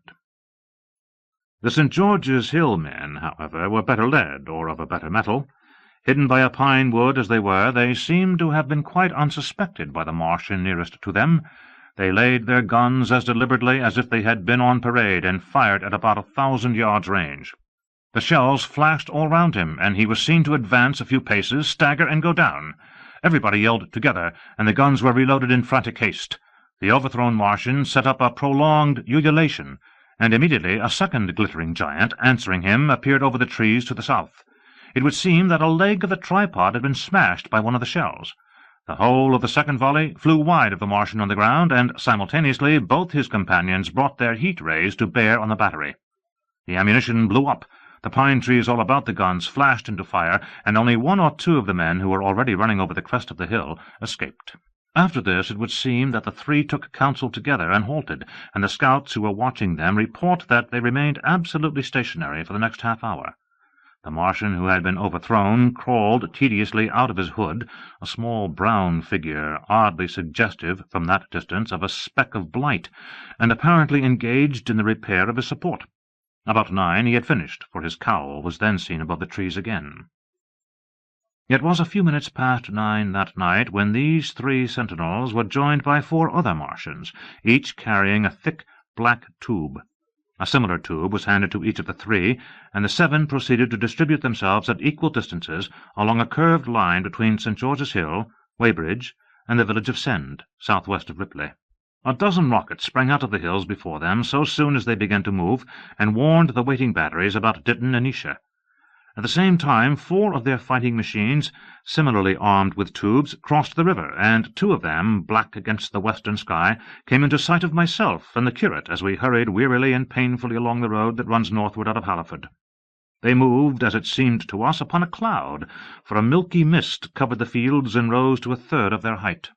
At this sight the curate cried faintly in his throat, and began running, but I knew it was no good running from a Martian, and I turned aside and crawled through dewy nettles and brambles into the broad ditch by the side of the road.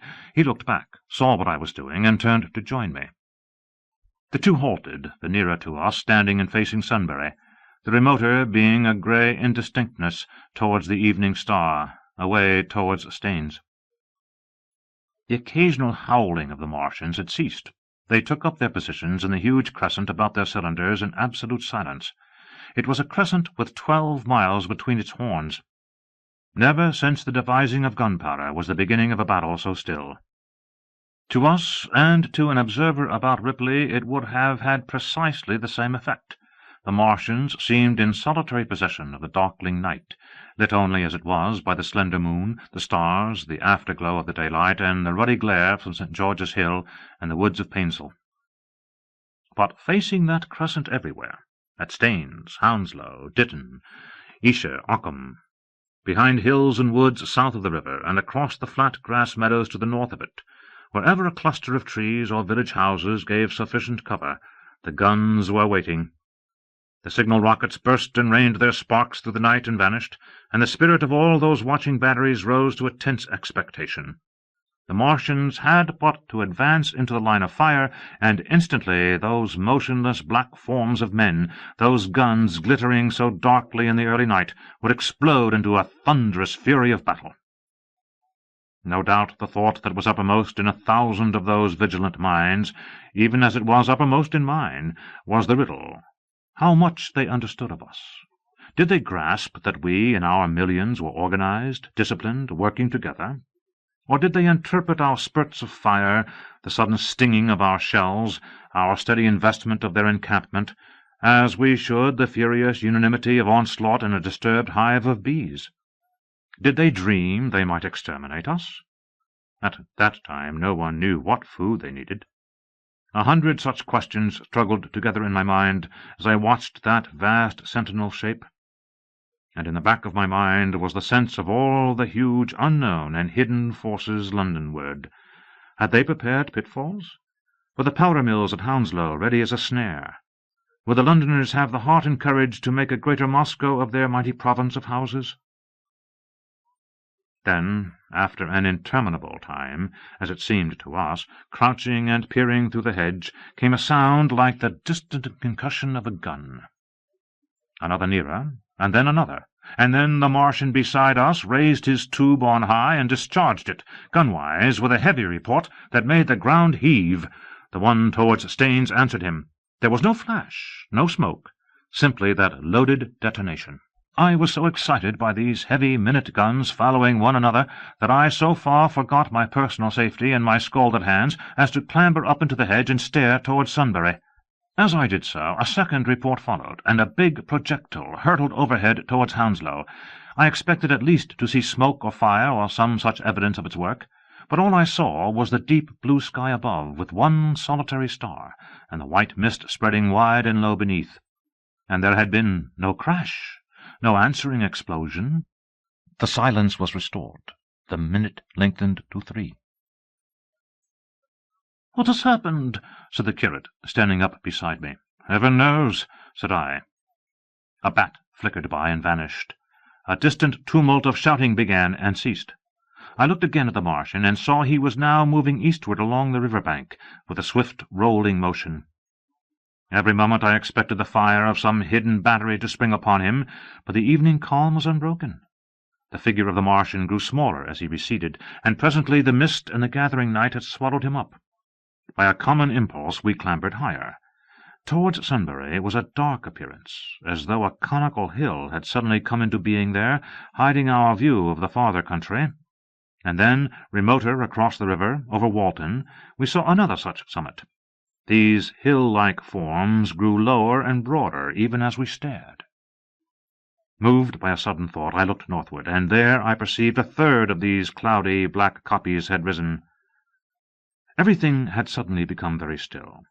Far away to the southeast, marking the quiet, we heard the Martians hooting to one another, and then the air quivered again with a distant thud of their guns. But the earthly artillery made no reply. Now, at the time, we could not understand these things, but later I was to learn the meaning of these ominous copies that gathered in the twilight. Each of the Martians, standing in the great crescent I have described, had discharged, by means of the gun-like tube he carried, a huge canister over whatever hill, copse, cluster of houses, or other possible cover for guns chanced to be in front of him. Some fired only one of these, some 2, as in the case of the one we had seen. The one at Ripley is said to have discharged no fewer than 5 at that time. These canisters smashed on striking the ground. They did not explode. and incontinently disengaged an enormous volume of heavy, inky vapour, coiling and pouring upward in a huge and ebony cumulus cloud, a gaseous hill that sank and spread itself slowly over the surrounding country. And the touch of that vapour, the inhaling of its pungent wisps, was death to all that breathes.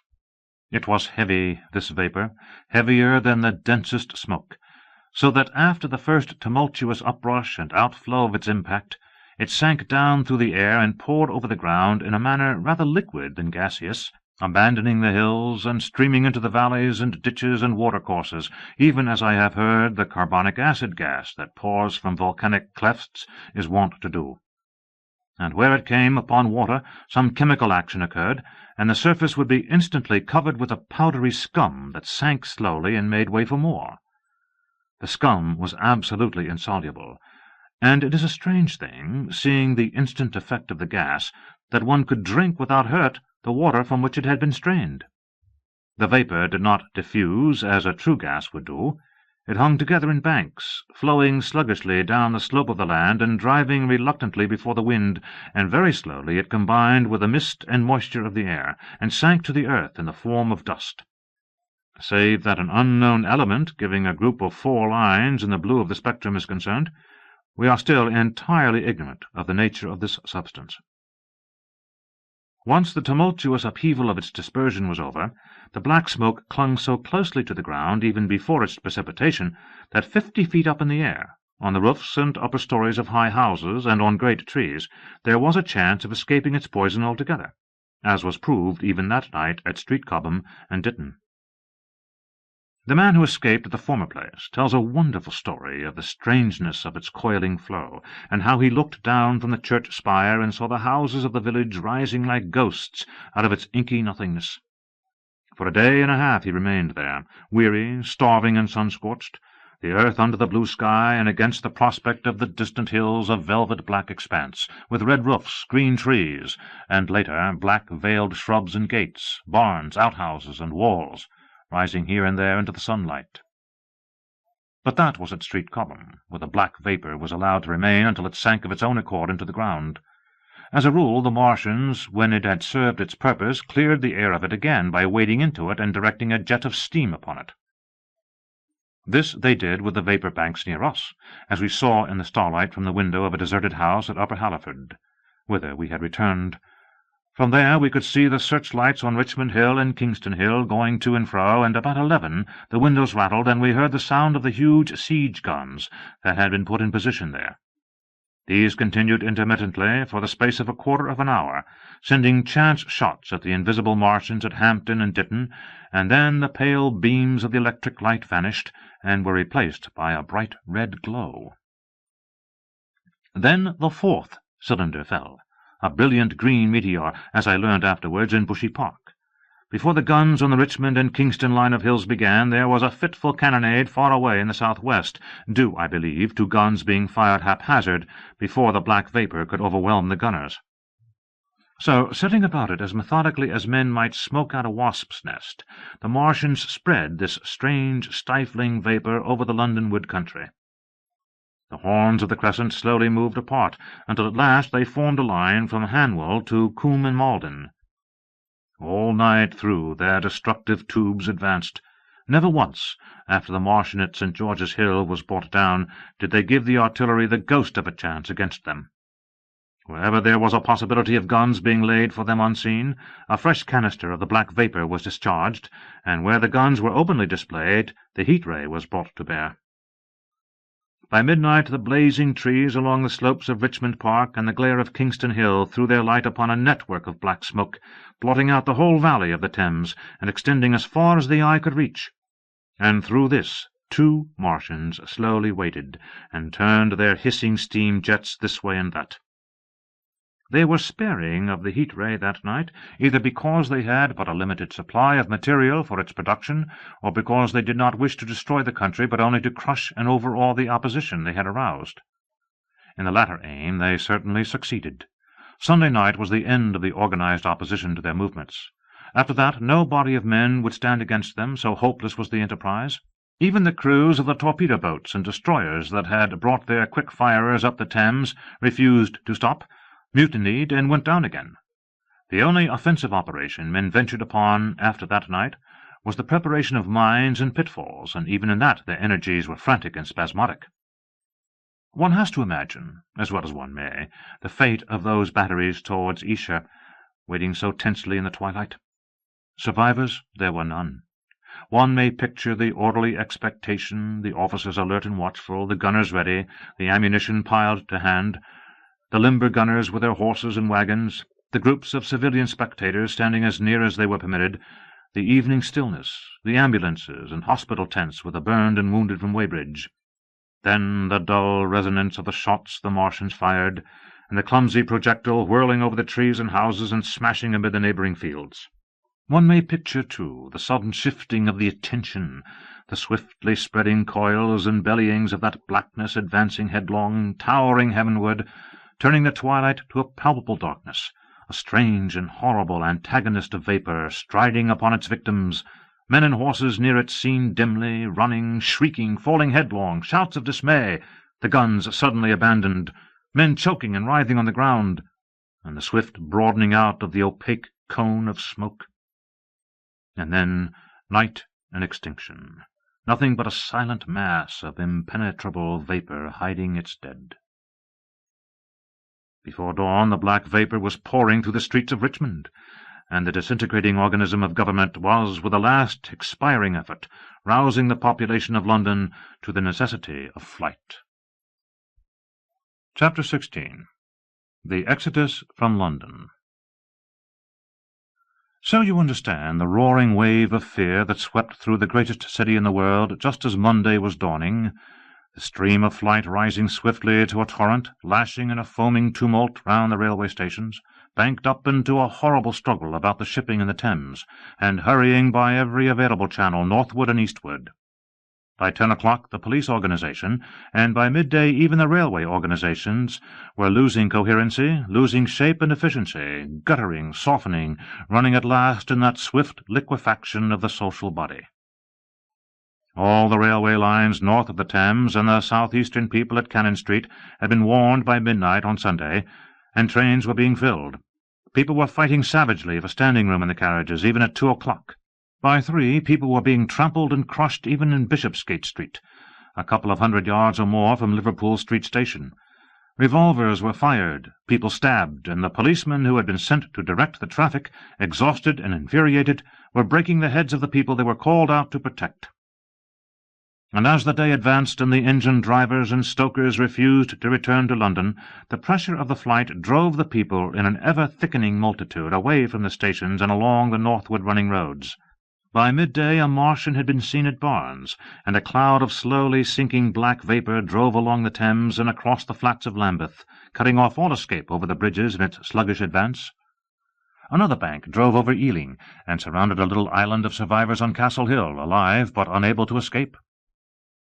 After a fruitless struggle to get aboard a northwestern train at Chalk Farm, the engines of the trains that had loaded in the goods yard there ploughed through shrieking people, and a dozen stalwart men fought to keep the crowd from crushing the driver against his furnace. My brother emerged upon the Chalk Farm road, dodged across through a hurrying swarm of vehicles, and had the luck to be foremost in the sack of a cycle shop. The front tire of the machine he got was punctured in dragging it through the window, but he got up and off, notwithstanding, with no further injury than a cut wrist. The steep foot of Haverstock Hill was impassable owing to several overturned horses, and my brother struck into Belsize Road. So he got out of the fury of the panic, and, skirting the Edgware Road, reached Edgware about 7, fasting and wearied, but well ahead of the crowd. Along the road people were standing in the roadway, curious, wondering. He was passed by a number of cyclists, some horsemen, and 2 motor cars. A mile from Edgware the rim of the wheel broke, and the machine became unrideable. He left it by the roadside and trudged through the village.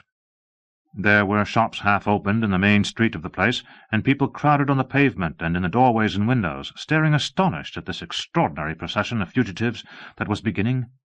He succeeded in getting some food at an inn. For a time he remained in Edgware, not knowing what next to do. The flying people increased in number. Many of them, like my brother, seemed inclined to loiter in the place. There was no fresh news of the invaders from Mars.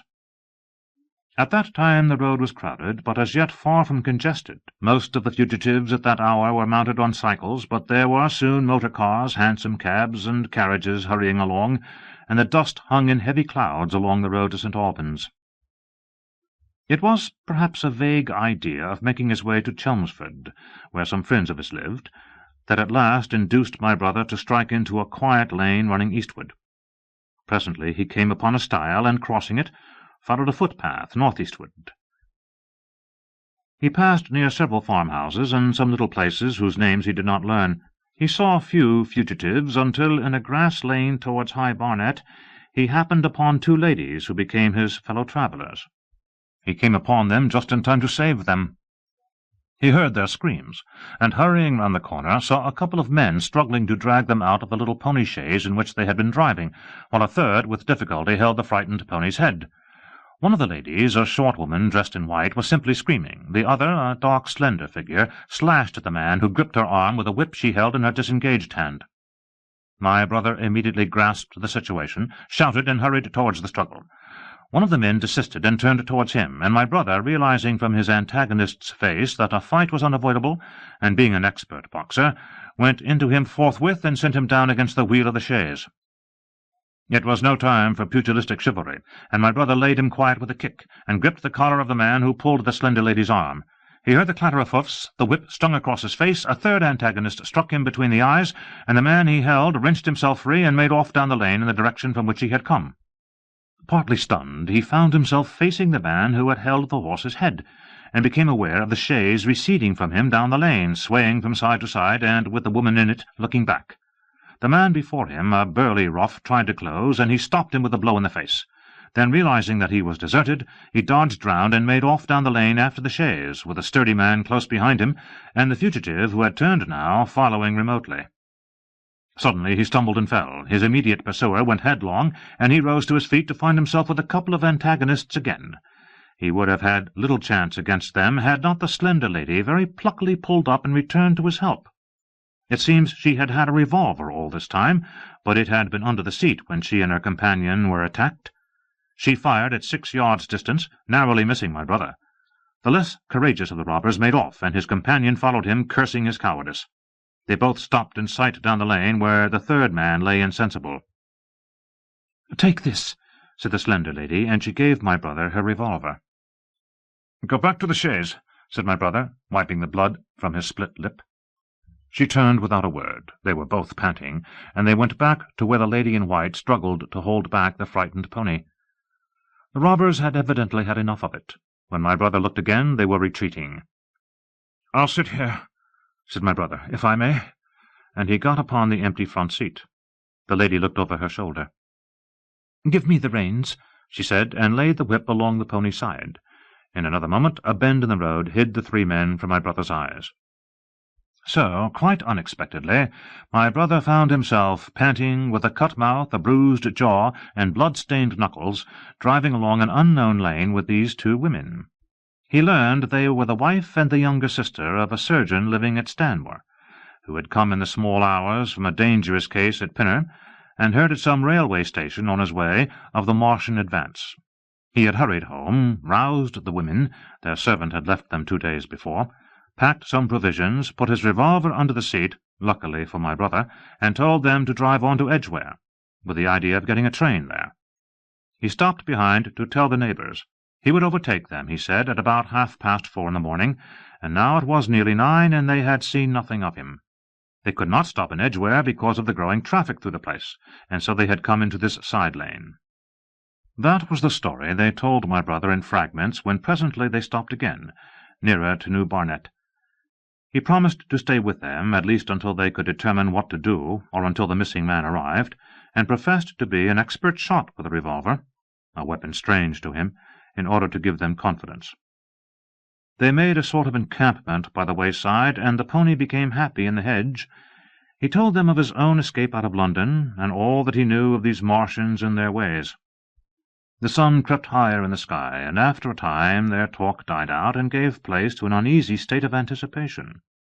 Several wayfarers came along the lane, and of these my brother gathered such news as he could. Every broken answer he had deepened his impression of the great disaster that had come on humanity, deepened his persuasion of the immediate necessity for prosecuting this flight. He urged the matter upon them. "We have money," said the slender woman, and hesitated. Her eyes met my brother's, and her hesitation ended. "So have I," said my brother.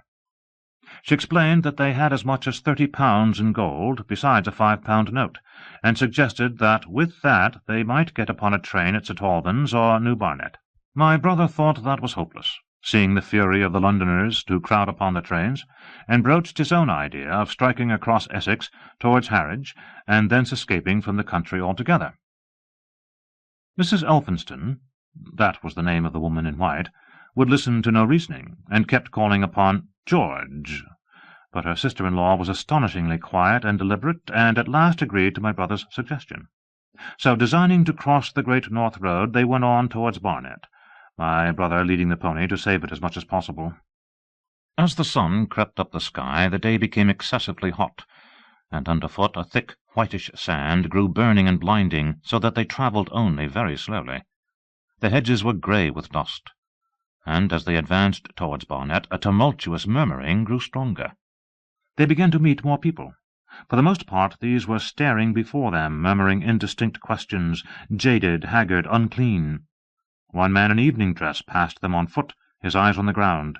They heard his voice, and looking back at him, saw one hand clutched in his hair and the other beating invisible things. His paroxysm of rage over, he went on his way without once looking back.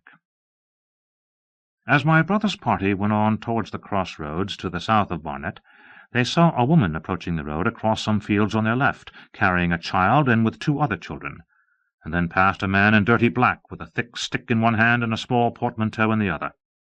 Then round the corner of the lane, from between the villas that guarded it at its confluence with the high road, came a little cart drawn by a sweating black pony and driven by a sallow youth in a bowler hat, grey with dust. There were 3 girls, East End factory girls, and a couple of little children crowded in the cart. "This'll take us round Edgware?" asked the driver, wild-eyed, white-faced, and when my brother told him it would if he turned to the left, he whipped up at once without the formality of thanks. My brother noticed a pale grey smoke or haze rising among the houses in front of them, and veiling the white facade of a terrace beyond the road that appeared between the backs of the villas. Mrs. Elphinston suddenly cried out at a number of tongues of smoky red flame leaping up above the houses in front of them against the hot blue sky. The tumultuous noise resolved itself now into the disorderly mingling of many voices, the gride of many wheels, the creaking of wagons, and the staccato of hoofs. The lane came round sharply not 50 yards from the crossroads. "Good heavens!" cried Mrs. Elphinston. "What is this you are driving us into?" My brother stopped. For the main road was a boiling stream of people, a torrent of human beings rushing northward, one pressing on another. A great bank of dust, white and luminous in the blaze of the sun, made everything within 20 feet of the ground grey and indistinct, and was perpetually renewed by the hurrying feet of a dense crowd of horses and of men and women on foot, and by the wheels of vehicles of every description. "Way!" my brother heard voices crying. "Make way!" It was like riding into the smoke of a fire to approach the meeting point of the lane and road. The crowd roared like a fire, and the dust was hot and pungent. And indeed, a little way up the road a villa was burning and sending rolling masses of black smoke across the road to add to the confusion. 2 men came past them, then a dirty woman carrying a heavy bundle and weeping. A lost retriever dog with hanging tongue circled dubiously round them, scared and wretched, and fled at my brother's threat. So much as they could see of the road Londonward between the houses to the right was a tumultuous stream of dirty, hurrying people, pent in between the villas on either side. The black heads, the crowded forms, grew into distinctness as they rushed towards the corner, hurried past, and merged their individuality again in a receding multitude that was swallowed up at last in a cloud of dust. "Go on! Go on!" cried the voices. "Way! Way!" One man's hands pressed on the back of another. My brother stood at the pony's head. Irresistibly attracted, he advanced slowly, pace by pace, down the lane. Edgware had been a scene of confusion, Chalk Farm a riotous tumult, but this was a whole population in movement. It is hard to imagine that host. It had no character of its own.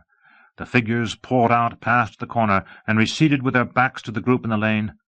Along the margin came those who were on foot, threatened by the wheels, stumbling in the ditches, blundering into one another. The carts and carriages crowded close upon one another, making little way for those swifter and more impatient vehicles that darted forward every now and then, when an opportunity showed itself of doing so, sending the people scattering against the fences and gates of the villas. "Push on!" was the cry. "Push on! They are coming!" In one cart stood a blind man in the uniform of the Salvation Army, gesticulating with his crooked fingers and bawling, "Eternity! Eternity!"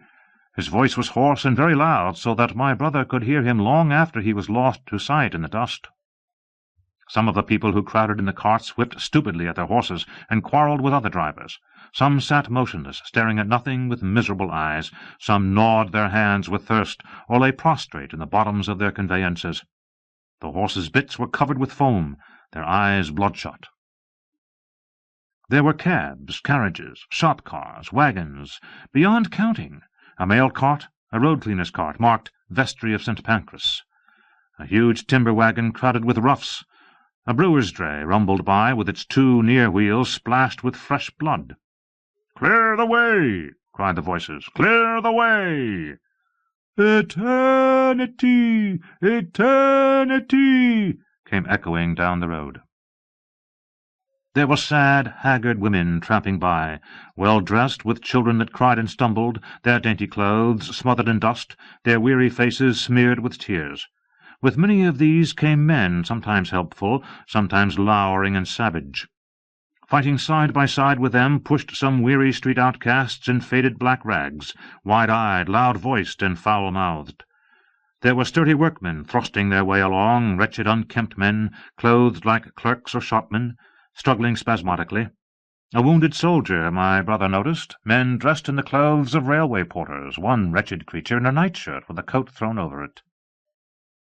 But varied as its composition was, certain things all that host had in common. There were fear and pain on their faces, and fear behind them. A tumult up the road, a quarrel for a place in a wagon, sent the whole host of them quickening their pace. Even a man so scared and broken that his knees bent under him was galvanized for a moment into renewed activity. The heat and dust had already been at work upon this multitude. Their skins were dry, their lips black and cracked. They were all thirsty, weary, and footsore. And amid the various cries one heard disputes, reproaches, groans of weariness and fatigue. The voices of most of them were hoarse and weak. Through it all ran a refrain, "Way! Way! The Martians are coming!" Few stopped and came aside from that flood. The lane opened slantingly into the main road with a narrow opening, and had a delusive appearance of coming from the direction of London. Yet a kind of eddy of people drove into its mouth, weaklings elbowed out of the stream, who for the most part rested but a moment before plunging into it again. A little way down the lane, with two friends bending over him, lay a man with a bare leg wrapped about with bloody rags. He was a lucky man to have friends. A little old man with a grey military moustache and a filthy black frock-coat limped out and sat down beside the trap, removed his boot, his sock was blood-stained, shook out a pebble, and hobbled on again. And then a little girl of 8 or 9, all alone, threw herself under the hedge close by my brother, weeping, "I can't go on, I can't go on." My brother woke from his torpor of astonishment and lifted her up, speaking gently to her, and carried her to Miss Elphinston. So soon as my brother touched her, she became quite still, as if frightened. "Ellen!" shrieked a woman in the crowd, with tears in her voice. "Ellen!" And the child suddenly darted away from my brother, crying, "Mother!" "They are coming!" said a man on horseback, riding past along the lane. "Out of the way there!" bawled a coachman, towering high, and my brother saw a closed carriage turning into the lane. The people crushed back on one another to avoid the horse. My brother pushed the pony and chaise back into the hedge, and the man drove by and stopped at the turn of the way. It was a carriage with a pole for a pair of horses, but only one was in the traces. My brother saw dimly through the dust that 2 men lifted out something on a white stretcher and put it gently on the grass beneath the privet hedge. One of the men came running to my brother. "Where is there any water?" he said. "He is dying fast and very thirsty. It is Lord Garrick." "Lord Garrick!" said my brother. "The Chief Justice?" "The water?" he said. "There may be a tap," said my brother, "in some of the houses. We have no water. I dare not leave my people." The man pushed against the crowd towards the gate of the corner house. "Go on," said the people, thrusting at him. "They are coming! Go on!" Then my brother's attention was distracted by a bearded, eagle-faced man lugging a small handbag, which split even as my brother's eyes rested on it, and disgorged a mass of sovereigns that seemed to break up into separate coins as it struck the ground. They rolled hither and thither among the struggling feet of men and horses. The man stopped and looked stupidly at the heap, and the shaft of a cab struck his shoulder and sent him reeling. He gave a shriek and dodged back, and a cartwheel shaved him narrowly. "Way!" cried the men all about him. "Make way!" So soon as the cab had passed, he flung himself, with both hands open, upon the heap of coins, and began thrusting handfuls in his pocket. A horse rose close upon him, and in another moment, half rising, he had been borne down under the horse's hoofs. "Stop!" screamed my brother, and pushing a woman out of his way, tried to clutch the bit of the horse. Before he could get to it, he heard a scream under the wheels, and saw through the dust the rim passing over the poor wretch's back. The driver of the cart slashed his whip at my brother, who ran round behind the cart. The multitudinous shouting confused his ears. The man was writhing in the dust among his scattered money, unable to rise, for the wheel had broken his back, and his lower limbs lay limp and dead. My brother stood up and yelled to the next driver, and a man on a black horse came to his assistance. "Get him out of the road," said he, and, clutching the man's collar with his free hand, my brother lugged him sideways. But he still clutched after his money, and regarded my brother fiercely, hammering at his arm with a handful of gold. "Go on! Go on!" shouted angry voices behind. "Why? Why?" There was a smash as the pole of a carriage crashed into the cart that the man on horseback stopped. My brother looked up, and the man with the gold twisted his head round and bit the wrist that held his collar. There was a concussion, and the black horse came staggering sideways, and the cart-horse pushed beside it. A hoof missed my brother's foot by a hair's breadth. He released his grip on the fallen man and jumped back. He saw anger change to terror on the face of the poor wretch on the ground, and in a moment he was hidden, and my brother was borne backward and carried past the entrance of the lane, and had to fight hard in the torrent to recover it. He saw Miss Elphinston covering her eyes, and a little child, with all a child's want of sympathetic imagination, staring with dilated eyes at a dusty something that lay black and still, ground and crushed under the rolling wheels. "Let us go back!" he shouted, and began turning the pony round. "We cannot cross this hell," he said, and they went back 100 yards the way they had come, until the fighting crowd was hidden. As they passed the bend in the lane, my brother saw the face of the dying man in the ditch under the privet, deadly white and drawn, and shining with perspiration. The two women sat silent, crouching in their seat and shivering. Then, beyond the bend, my brother stopped again. Miss Elphinston was white and pale, and her sister-in-law sat weeping, too wretched even to call upon George. My brother was horrified and perplexed. So soon as they had retreated, he realized how urgent and unavoidable it was to attempt this crossing. He turned to Miss Elphinston, suddenly resolute. "We must go that way," he said, and led the pony round again. For the second time that day this girl proved her quality. To force their way into the torrent of people, my brother plunged into the traffic and held back a cab-horse, while she drove the pony across its head. A wagon locked wheels for a moment, and ripped a long splinter from the chaise. In another moment they were caught and swept forward by the stream. My brother, with the cabman's whip marks red across his face and hands, scrambled into the chaise and took the reins from her. "Point the revolver at the man behind," he said, giving it to her. "If he presses us too hard—" "No, point it at his horse." Then he began to look out for a chance of edging to the right across the road. But once in the stream he seemed to lose volition, to become a part of that dusty rout. They swept through Chipping Barnet with the torrent. They were nearly a mile beyond the centre of the town before they had fought across to the opposite side of the way. It was din and confusion indescribable, but in and beyond the town the road forks repeatedly, and this to some extent relieved the stress. They struck eastward through Hadley, and there on either side of the road, and at another place farther on, they came upon a great multitude of people drinking at the stream, some fighting to come at the water. And farther on, from a hill near East Barnet, they saw 2 trains running slowly, one after the other, without signal or order, trains swarming with people, with men even among the coals behind the engines, going northward along the Great Northern Railway. My brother supposes they must have filled outside London, for at that time the furious terror of the people had rendered the central termini impossible. Near this place they halted for the rest of the afternoon, for the violence of the day had already utterly exhausted all 3 of them. They began to suffer the beginnings of hunger. The night was cold, and none of them dared to sleep. and in the evening many people came hurrying along the road nearby their stopping-place, fleeing from unknown dangers before them and going in the direction from which my brother had come. Chapter 17. The Thunder Child. Had the Martians aimed only at destruction, they might on Monday have annihilated the entire population of London, as it spread itself slowly through the home counties, not only along the road through Barnet, but also through Edgware and Waltham Abbey, and along the roads eastward to Southend and Shoeburyness, and south of the Thames to Deal and Broadstairs, poured the same frantic rout. If one could have hung that June morning in a balloon in the blazing blue above London, every northward and eastward road running out of the tangled maze of streets would have seemed stippled black with the streaming fugitives, each dot a human agony of terror and physical distress.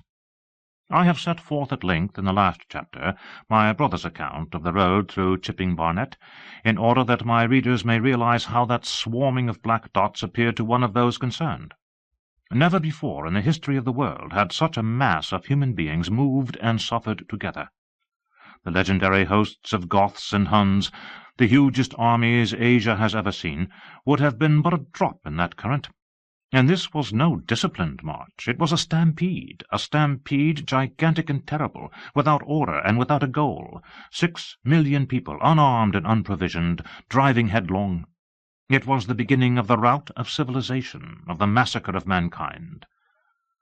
Directly below him the balloonist would have seen the network of streets far and wide, houses, churches, squares, crescents, gardens, already derelict, spread out like a huge map, and in the southward blotted.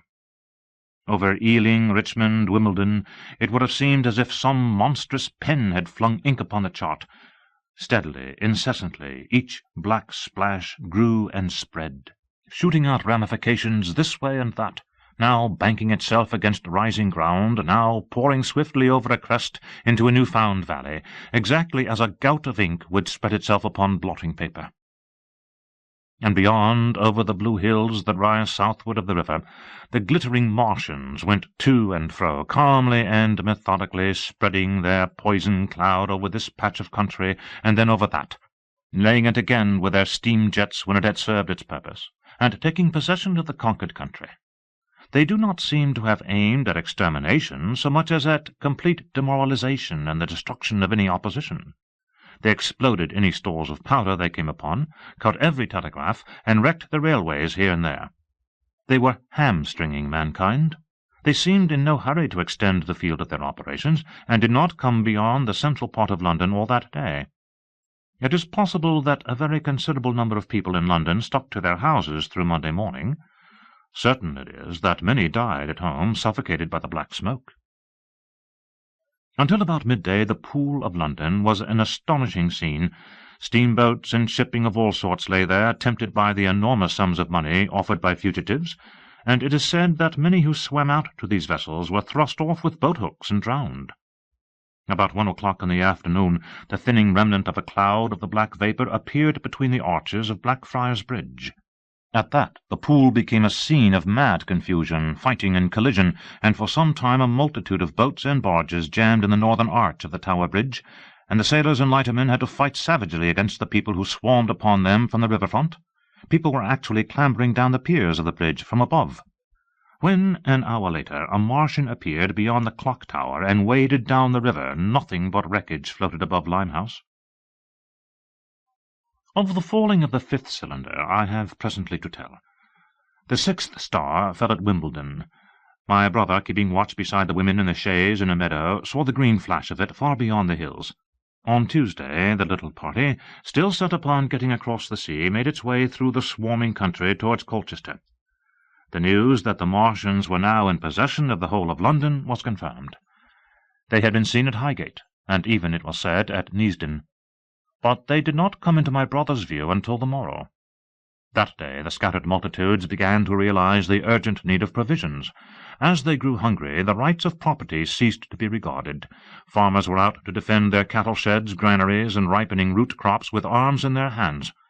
A number of people now, like my brother, had their faces eastward, and there were some desperate souls even going back towards London to get food. These were chiefly people from the northern suburbs, whose knowledge of the black smoke came by hearsay. He heard that about half the members of the government had gathered at Birmingham, and that enormous quantities of high explosives were being prepared to be used in automatic mines across the Midland counties. He was also told that the Midland Railway Company had replaced the desertions of the first day's panic, had resumed traffic, and was running northward trains from St. Albans to relieve the congestion of the home counties. There was also a placard in Chipping Ongar announcing that large stores of flour were available in the northern towns, and that within 24 hours bread would be distributed among the starving people in the neighbourhood. But this intelligence did not deter him from the plan of escape he had formed, and the three pressed eastward all day and heard no more of the bread distribution than this promise. Nor, as a matter of fact, did anyone else hear more of it. That night fell the 7th star, falling upon Primrose Hill. It fell while Miss Elphinston was watching, for she took that duty alternately with my brother. She saw it. On Wednesday, the three fugitives, they had passed the night in a field of unripe wheat, reached Chelmsford, and there a body of the inhabitants, calling itself the Committee of Public Supply, seized the pony as provisions, and would give nothing in exchange for it but the promise of a share in it the next day. Here there were rumours of Martians at Epping, and news of the destruction of Waltham Abbey powder mills, in a vain attempt to blow up one of the invaders. People were watching for Martians here from the church towers. My brother, very luckily for him as it chanced, preferred to push on at once to the coast, rather than wait for food, although all three of them were very hungry. By midday they passed through Tillingham, which, strangely enough, seemed to be quite silent and deserted, save for a few furtive plunderers hunting for food. Near Tillingham they suddenly came in sight of the sea, and the most amazing crowd of shipping of all sorts that it is possible to imagine. For after the sailors could no longer come up the Thames, they came on to the Essex coast, to Harwich and Walton and Clacton, and afterwards to Foulness and Shoebury, to bring off the people. They lay in a huge sickle-shaped curve that vanished into mist at last towards the Naze. Close inshore was a multitude of fishing smacks, English, Scotch, French, Dutch, and Swedish, steam launches from the Thames, yachts, electric boats, and beyond were ships of large burden, a multitude of filthy colliers, trim merchantmen, cattle ships, passenger boats, petroleum tanks, ocean tramps, an old white transport even, neat white and grey liners from Southampton and Hamburg. And along the blue coast, across the Blackwater, my brother could make out dimly a dense swarm of boats chaffering with the people on the beach, a swarm which also extended up the Blackwater almost to Malden. About a couple of miles out lay an ironclad, very low in the water almost, to my brother's perception, like a waterlogged ship. This was the ram Thunderchild.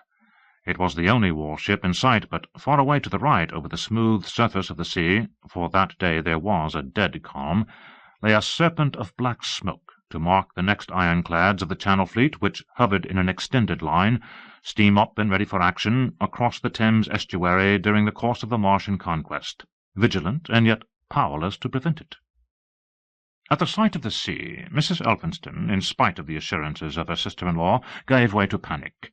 She had never been out of England before. She would rather die than trust herself friendless in a foreign country, and so forth. She seemed, poor woman, to imagine that the French and the Martians might prove very similar. She had been growing increasingly hysterical, fearful, and depressed during the 2 days' journeyings. Her great idea was to return to Stanmore. Things had been always well and safe at Stanmore. They would find George at Stanmore. It was with the greatest difficulty they could get her down to the beach, where presently my brother succeeded in attracting the attention of some men on a paddle steamer from the Thames. They sent about and drove a bargain for £36 for the three. The steamer was going, these men said, to Ostend. It was about 2 o'clock when my brother, having paid their fares at the gangway, found himself safely aboard the steamboat with his charges. There was food aboard, albeit at exorbitant prices, and the three of them contrived to eat a meal on one of the seats forward. There were already a couple of score of passengers aboard, some of whom had expended their last money in securing a passage, but the captain lay off the Blackwater until 5 in the afternoon, picking up passengers until the seated decks were even dangerously crowded. He would probably have remained longer had it not been for the sound of guns that began about that hour in the south. As if in answer, the ironclad seaward fired a small gun and hoisted a string of flags. A jet of smoke sprang out of her funnels.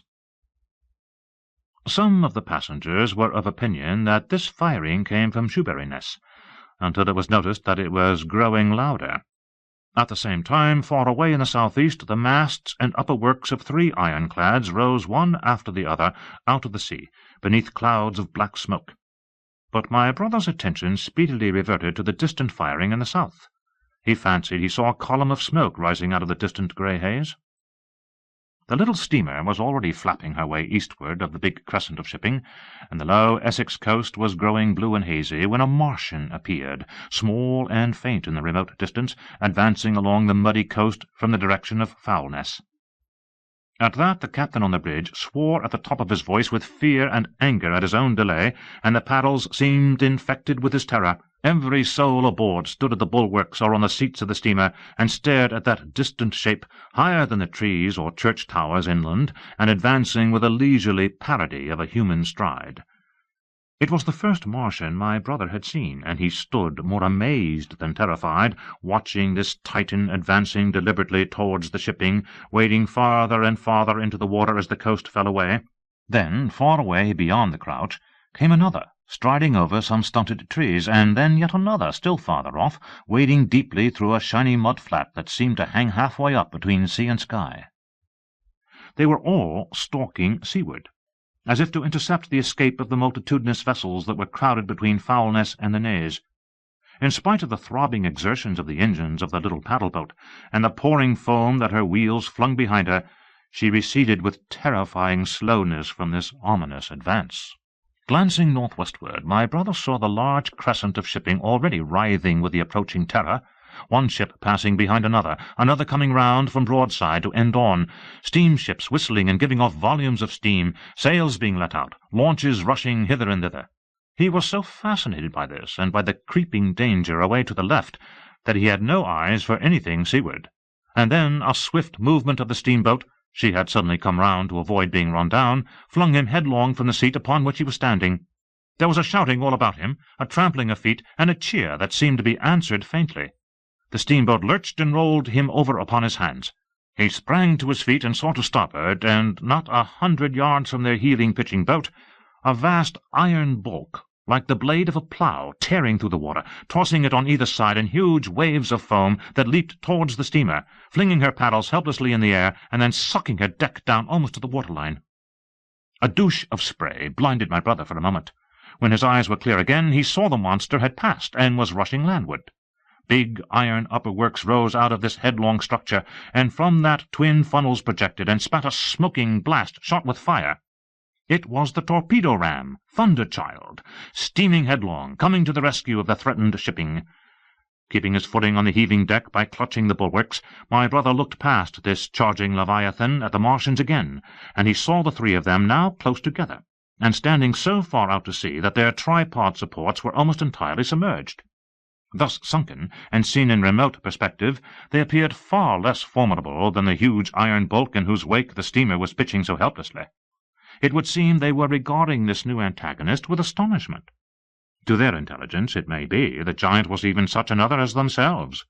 The Thunderchild fired no gun, but simply drove full speed towards them. It was probably her not firing that enabled her to get so near the enemy as she did. They did not know what to make of her. One shell, and they would have sent her to the bottom forthwith with the heat ray. She was steaming at such a pace that in a minute she seemed halfway between the steamboat and the Martians, a diminishing black bulk against the receding horizontal expanse of the Essex coast. Suddenly the foremost Martian lowered his tube and discharged a canister of the black gas at the ironclad. It hit her larboard side and glanced off in an inky jet that rolled away to seaward, an unfolding torrent of black smoke, from which the ironclad drove clear. To the watchers from the steamer, low in the water, and with the sun in their eyes, it seemed as though she were already among the Martians. They saw the gaunt figures separating and rising out of the water as they retreated shoreward, and one of them raised the camera-like generator of the heat ray. He held it pointing obliquely downward, and a bank of steam sprang from the water at its touch. It must have driven through the iron of the ship's side like a white-hot iron rod through paper. A flicker of flame went up through the rising steam, and then the Martian reeled and staggered. In another moment he was cut down, and a great body of water and steam shot high in the air. The guns of the Thunderchild sounded through the reek, going off one after the other, and one shot splashed the water high close by the steamer, ricocheted towards the other flying ships to the north, and smashed us smack to matchwood. But no one heeded that very much. At the sight of the Martians' collapse, the captain on the bridge yelled inarticulately, and all the crowding passengers on the steamer's stern shouted together. And then they yelled again, for, surging out beyond the white tumult, drove something long and black, the flames streaming from its middle parts, its ventilators and funnels spouting fire. She was alive still. The steering gear, it seems, was intact and her engines working. She headed straight for a second Martian, and was within 100 yards of him when the heat ray came to bear. Then, with a violent thud, a blinding flash, her decks, her funnels leaped upward. The Martian staggered with the violence of her explosion, and in another moment the flaming wreckage, still driving forward with the impetus of its pace, had struck him and crumpled him up like a thing of cardboard. My brother shouted involuntarily. A boiling tumult of steam hit everything again. "Two!" yelled the captain. Everyone was shouting. The whole steamer from end to end rang with frantic cheering that was taken up first by one and then by all in the crowding multitude of ships and boats that was driving out to sea. The steam hung upon the water for many minutes, hiding the third Martian and the coast altogether. And all this time the boat was paddling steadily out to sea and away from the fight, and when at last the confusion cleared, the drifting bank of black vapour intervened, and nothing of the Thunder-Child could be made out, nor could the third Martian be seen. But the ironclads to seaward were now quite close, and standing in towards shore past the steamboat. The little vessel continued to beat its way seaward, and the ironclads receded slowly towards the coast, which was hidden still by a marbled bank of vapour, part steam, part black gas, eddying and combining in the strangest way. The fleet of refugees was scattering to the northeast. Several smacks were sailing between the ironclads and the steamboat. After a time, and before they reached the sinking cloud bank, the warships turned northward, and then abruptly went about and passed into the thickening haze of evening southward. The coast grew faint, and at last indistinguishable amid the low banks of clouds that were gathering about the sinking sun. Then, suddenly, out of the golden haze of the sunset, came the vibration of guns, and a form of black shadows moving. Everyone struggled to the rail of the steamer and peered into the blinding furnace of the west, but nothing was to be distinguished clearly. A mass of smoke rose slanting and barred the face of the sun. The steamboat throbbed on its way through an interminable suspense. The sun sank into grey clouds, the sky flushed and darkened, the evening star trembled into sight. It was deep twilight when the captain cried out and pointed. My brother strained his eyes. Something rushed up into the sky out of the greyness, rushed slantingly upward and very swiftly into the luminous clearness above the clouds in the western sky, something flat and broad, and very large, that swept round in a vast curve, grew smaller, sank slowly, and vanished again into the grey mystery of the night. And as it flew, it rained down darkness upon the land. Book 2. The Earth Under the Martians. Chapter 1. Underfoot. In the first book I have wandered so much from my own adventures to tell of the experiences of my brother that all through the last 2 chapters I and the curate have been lurking in the empty house at Halliford, whither we fled to escape the black smoke. There I will resume. We stopped there all Sunday night and all the next day, the day of the panic, in a little island of daylight cut off by the black smoke from the rest of the world. We could do nothing but wait in aching inactivity during those 2 weary days. My mind was occupied by anxiety for my wife. I figured her at Leatherhead, terrified, in danger, mourning me already as a dead man.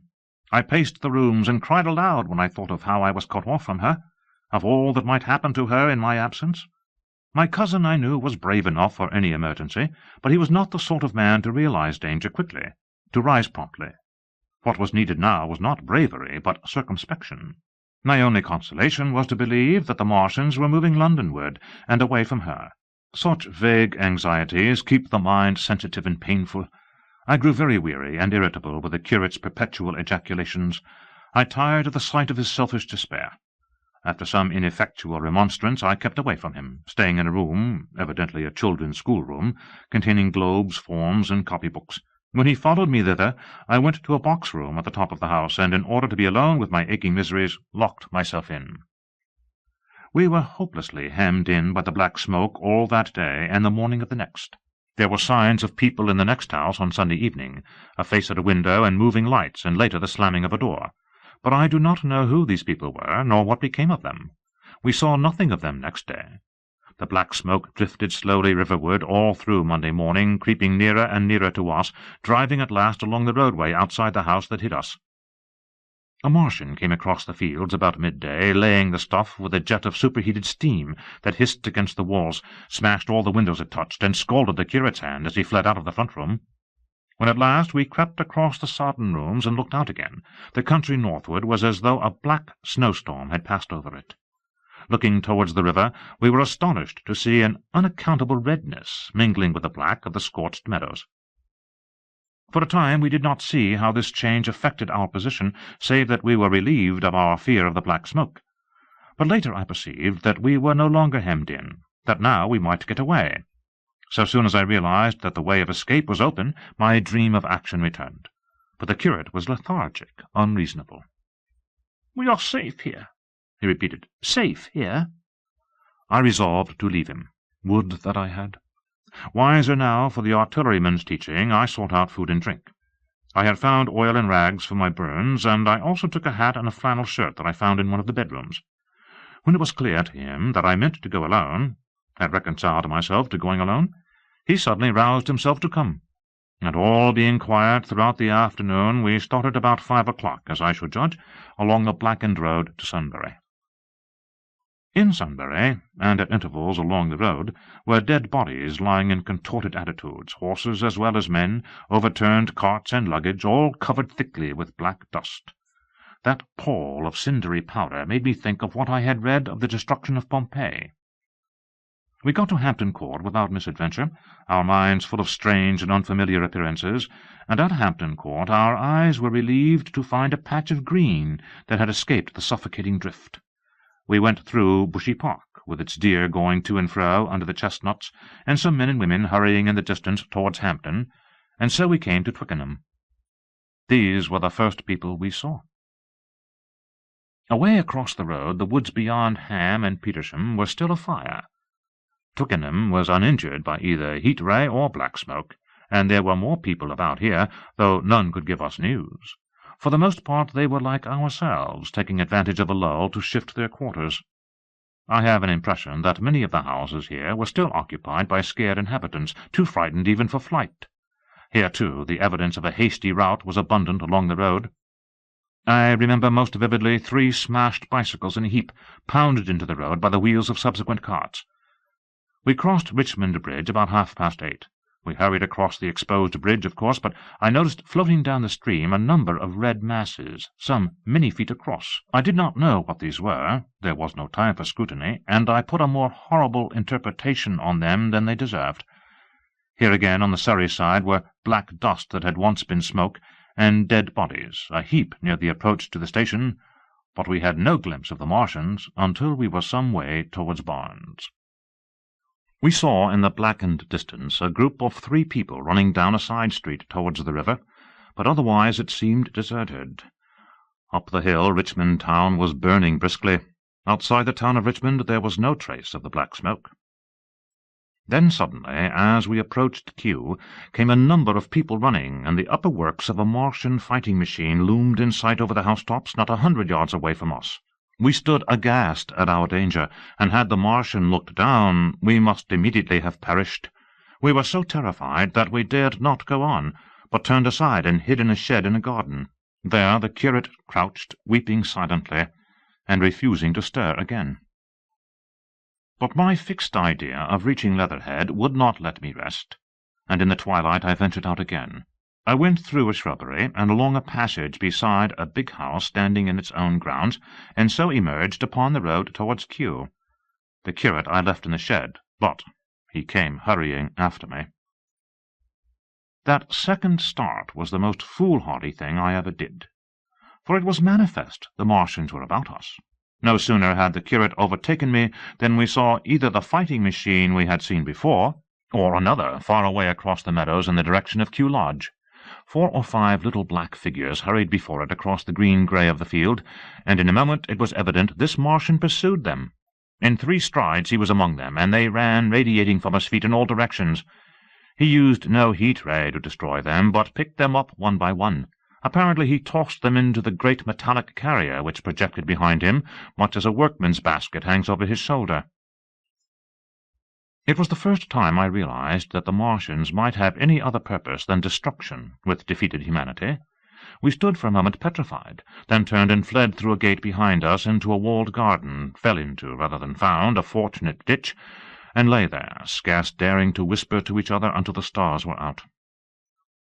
I suppose it was nearly 11 o'clock before we gathered courage to start again, no longer venturing into the road, but sneaking along hedgerows and through plantations and watching keenly through the darkness, he on the right and I on the left, for the Martians, who seemed to be all about us. In one place we blundered upon a scorched and blackened area, now cooling and ashen, and a number of scattered dead bodies of men burned horribly about the heads and trunks, but with their legs and boots mostly intact, and of dead horses, 50 feet perhaps behind a line of 4 ripped guns and smashed gun carriages. Sheen, it seemed, had escaped destruction, but the place was silent and deserted. Here we happened on no dead, though the night was too dark for us to see into the side roads of the place. In Sheen, my companion suddenly complained of faintness and thirst, and we decided to try one of the houses. The first house we entered, after a little difficulty with the window, was a small semi-detached villa, and I found nothing eatable left in the place but some mouldy cheese. There was, however, water to drink, and I took a hatchet which promised to be useful in our next housebreaking. We then crossed to a place where the road turns towards Mortlake. Here there stood a white house within a walled garden, and in the pantry of this domicile we found a store of food, 2 loaves of bread in a pan, an uncooked steak, and the half of a ham. I give this catalogue so precisely because, as it happened, we were destined to subsist upon this store for the next fortnight. Bottled beer stood under a shelf, and there were 2 bags of haricot beans and some limp lettuces. This pantry opened into a kind of wash-up kitchen, and in this was firewood. There was also a cupboard in which we found nearly a dozen of Burgundy, tinned soups and salmon, and 2 tins of biscuits. We sat in the adjacent kitchen in the dark, for we dared not strike a light, and ate bread and ham, and drank beer out of the same bottle. The curate, who was still timorous and restless, was now oddly enough for pushing on, and I was urging him to keep up his strength by eating when the thing happened that was to imprison us. "It can't be midnight yet," I said, and then came a blinding glare of vivid green light. Everything in the kitchen leaped out, clearly visible in green and black, and vanished again. And then followed such a concussion as I have never heard before or since. So close on the heels of this, as to seem instantaneous, came a thud behind me, a clash of glass, a crash and rattle of falling masonry all about us, and the plaster of the ceiling came down upon us, smashing into a multitude of fragments upon our heads. I was knocked headlong across the floor against the oven handle and stunned. I was insensible for a long time, the curate told me, and when I came to, we were in darkness again, and he, with a face wet, as I found afterwards, with blood from a cut forehead, was dabbing water over me. For some time I could not recollect what had happened. Then things came to me slowly. A bruise on my temple asserted itself. "Are you better?" asked the curate in a whisper. At last I answered him. I sat up. "Don't move," he said. "The floor is covered with smashed crockery from the dresser. You can't possibly move without making a noise, and I fancy they are outside." We both sat quite silent, so that we could scarcely hear each other breathing. Everything seemed deadly still, but once something near us, some plaster or broken brickwork, slid down with a rumbling sound. Outside, and very near, was an intermittent metallic rattle. "That," said the curate, when presently it happened again. "Yes," I said, "but what is it?" "A Martian," said the curate. I listened again. "It was not like the heat ray," I said, and for a time I was inclined to think one of the great fighting machines had stumbled against the house, as I had seen one stumble against the tower of Shepperton Church. Our situation was so strange and incomprehensible that for 3 or 4 hours, until the dawn came, we scarcely moved. And then the light filtered in, not through the window, which remained black, but through a triangular aperture between a beam and a heap of broken bricks in the wall behind us. The interior of the kitchen we now saw greyly for the first time. The window had been burst in by a mass of garden mould, which flowed over the table upon which we had been sitting and lay about our feet. Outside, the soil was banked high against the house. At the top of the window frame we could see an uprooted drain-pipe. The floor was littered with smashed hardware, the end of the kitchen towards the house was broken into, and since the daylight shone in there, it was evident the greater part of the house had collapsed. Contrasting vividly with this ruin was the neat dresser, stained in the fashion pale green, and with a number of copper and tin vessels below it, the wallpaper imitating blue and white tiles, and a couple of coloured supplements fluttering from the walls above the kitchen range. As the dawn grew clearer, we saw through the gap in the wall the body of a Martian, standing sentinel, I suppose, over the still glowing cylinder. At the sight of that, we crawled as circumspectly as possible out of the twilight of the kitchen into the darkness of the scullery. Abruptly, the right interpretation dawned upon my mind. "The 5th cylinder," I whispered. "The 5th shot from Mars has struck this house and buried us under the ruins." For a time the curate was silent, and then he whispered, "God have mercy upon us." I heard him presently whimpering to himself. Save for that sound, we lay quite still in the scullery. I, for my part, scarce dared breathe, and sat with my eyes fixed on the faint light of the kitchen door. I could just see the curate's face, a dim oval shape, and his collar and cuffs. Outside there began a metallic hammering, then a violent hooting, and then again, after a quiet interval, a hissing like the hissing of an engine. These noises, for the most part problematical, continued intermittently, and seemed, if anything, to increase in number as time wore on. Presently a measured thudding and a vibration that made everything about us quiver and the vessels in the pantry ring and shift began and continued. Once the light was eclipsed, and the ghostly kitchen doorway became absolutely dark. For many hours we must have crouched there, silent and shivering, until our tired attention failed. At last I found myself awake and very hungry.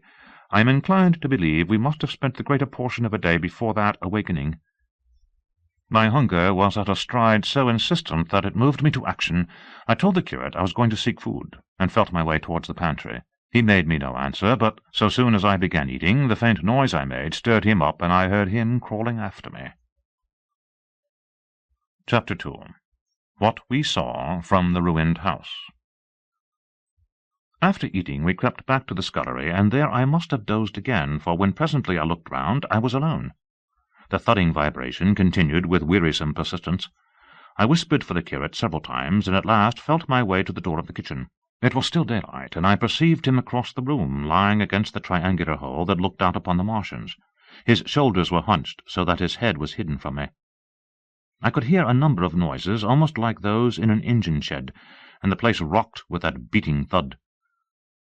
Through the aperture in the wall I could see the top of a tree touched with gold and the warm blue of a tranquil evening sky.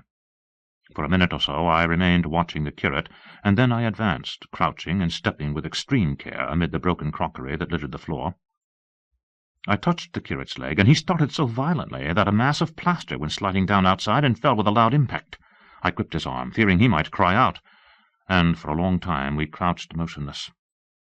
Then I turned to see how much of our rampart remained. The detachment of the plaster had left a vertical slit open in the debris, and by raising myself cautiously across a beam I was able to see out of this gap into what had been overnight a quiet suburban roadway. Vast indeed was the change that we beheld. The 5th cylinder must have fallen right into the midst of the house we had first visited. The building had vanished, completely smashed, pulverized, and dispersed by the blow. The cylinder lay now far beneath the original foundations, deep in a hole, already vastly larger than the pit I had looked into at Woking. The earth all round it had splashed under that tremendous impact. Splashed is the only word, and lay in heaped piles that hid the masses of the adjacent houses. It had behaved exactly like mud under the violent blow of a hammer. Our house had collapsed backward. The front portion, even on the ground floor, had been destroyed completely. By a chance, the kitchen and scullery had escaped and stood buried now under soil and ruins, closed in by tons of earth on every side, save towards the cylinder. Over that aspect we hung now on the very edge of the great circular pit the Martians were engaged in making. The heavy beating sound was evidently just behind us, and ever and again a bright green vapour drove up like a veil across our peephole. The cylinder was already opened in the centre of the pit, and on the farther edge of the pit, amid the smashed and gravel-heaped shrubbery, one of the great fighting machines, deserted by its occupant, stood stiff and tall against the evening sky. At first I scarcely noticed the pit and the cylinder, although it has been convenient to describe them first, on account of the extraordinary glittering mechanism I saw busy in the excavation, and on account of the strange creatures that were crawling slowly and painfully across the heaped mould near it. The mechanism it certainly was that held my attention first.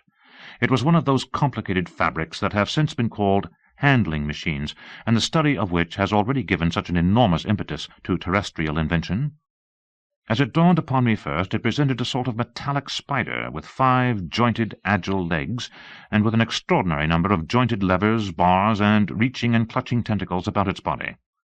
Most of its arms were retracted, but with 3 long tentacles it was fishing out a number of rods, plates, and bars which lined the covering and apparently strengthened the walls of the cylinder. These, as it extracted them, were lifted out and deposited upon a level surface of earth behind it. Its motion was so swift, complex, and perfect that at first I did not see it as a machine, in spite of its metallic glitter. The fighting machines were coordinated and animated to an extraordinary pitch, but nothing to compare with this. People who have never seen these structures, and have only the ill-imagined efforts of artists or the imperfect descriptions of such eyewitnesses as myself to go upon, scarcely realize that living quality. I recall particularly the illustration of one of the first pamphlets to give a consecutive account of the war. The artist had evidently made a hasty study of one of the fighting machines, and there his knowledge ended. He presented them as tilted, stiff tripods, without either flexibility or subtlety, and with an altogether misleading monotony of effect. The pamphlet containing these renderings had a considerable vogue, and I mention them here simply to warn the reader against the impression they may have created. They were no more like the Martians I saw in action than a Dutch doll is like a human being. To my mind, the pamphlet would have been much better without them. At first, I say, the handling machine did not impress me as a machine, but as a crab-like creature with a glittering integument, the controlling Martian, whose delicate tentacles actuated its movements, seeming to be simply the equivalent of the crab's cerebral portion. But then I perceived the resemblance of its grey-brown, shiny, leathery integument to that of the other sprawling bodies beyond, and the true nature of this dexterous workman dawned upon me. With that realization, my interest shifted to those other creatures, the real Martians.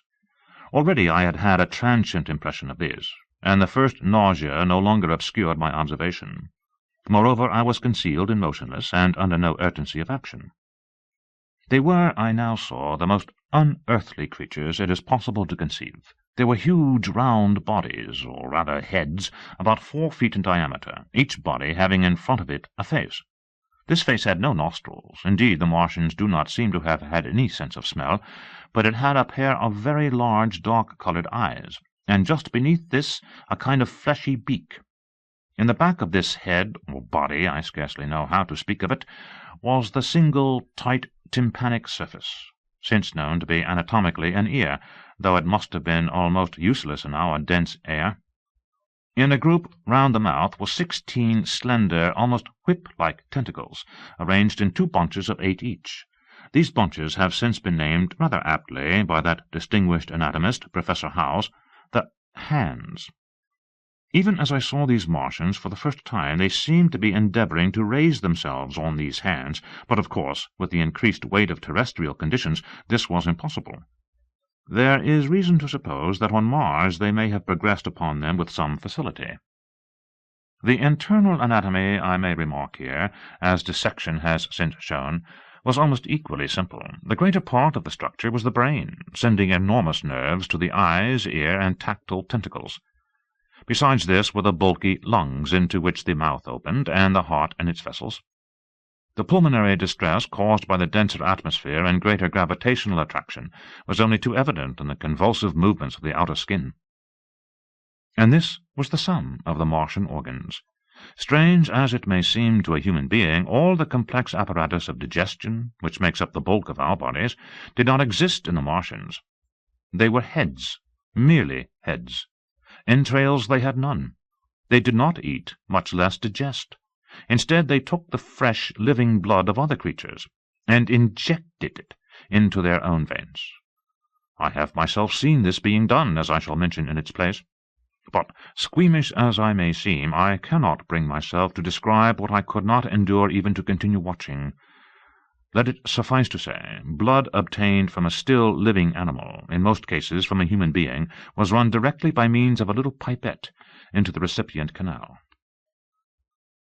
The bare idea of this is no doubt horribly repulsive to us, but at the same time I think that we should remember how repulsive our carnivorous habits would seem to an intelligent rabbit. The physiological advantages of the practice of injection are undeniable, if one thinks of the tremendous waste of human time and energy occasioned by eating and the digestive process. Our bodies are half made up of glands and tubes and organs, occupied in turning heterogeneous food into blood. The digestive processes and their reaction upon the nervous system sap our strength and colour our minds. Men go happy or miserable as they have healthy or unhealthy livers, or sound gastric glands. But the Martians were lifted above all these organic fluctuations of mood and emotion. Their undeniable preference for men as their source of nourishment is partly explained by the nature of the remains of the victims they had brought with them as provisions from Mars. These creatures, to judge from the shriveled remains that have fallen into human hands, were bipeds with flimsy silicious skeletons, almost like those of the silicious sponges, and feeble musculature, standing about 6 feet high and having round, erect heads and large eyes in flinty sockets. 2 or 3 of these seem to have been brought in each cylinder, and all were killed before Earth was reached. It was just as well for them, for the mere attempt to stand upright upon our planet would have broken every bone in their bodies. And while I am engaged in this description, I may add in this place certain further details which, although they were not all evident to us at the time, will enable the reader who is unacquainted with them to form a clearer picture of these offensive creatures. In 3 other points their physiology differed strangely from ours. Their organisms did not sleep, any more than the heart of man sleeps. Since they had no extensive muscular mechanism to recuperate, that periodical extinction was unknown to them. They had little or no sense of fatigue, it would seem. On earth they could never have moved without effort, yet even to the last they kept in action. In 24 hours they did 24 hours of work, as even on earth is perhaps the case with the ants. In the next place, wonderful as it seems in a sexual world, the Martians were absolutely without sex, and therefore without any of the tumultuous emotions that arise from that difference among men.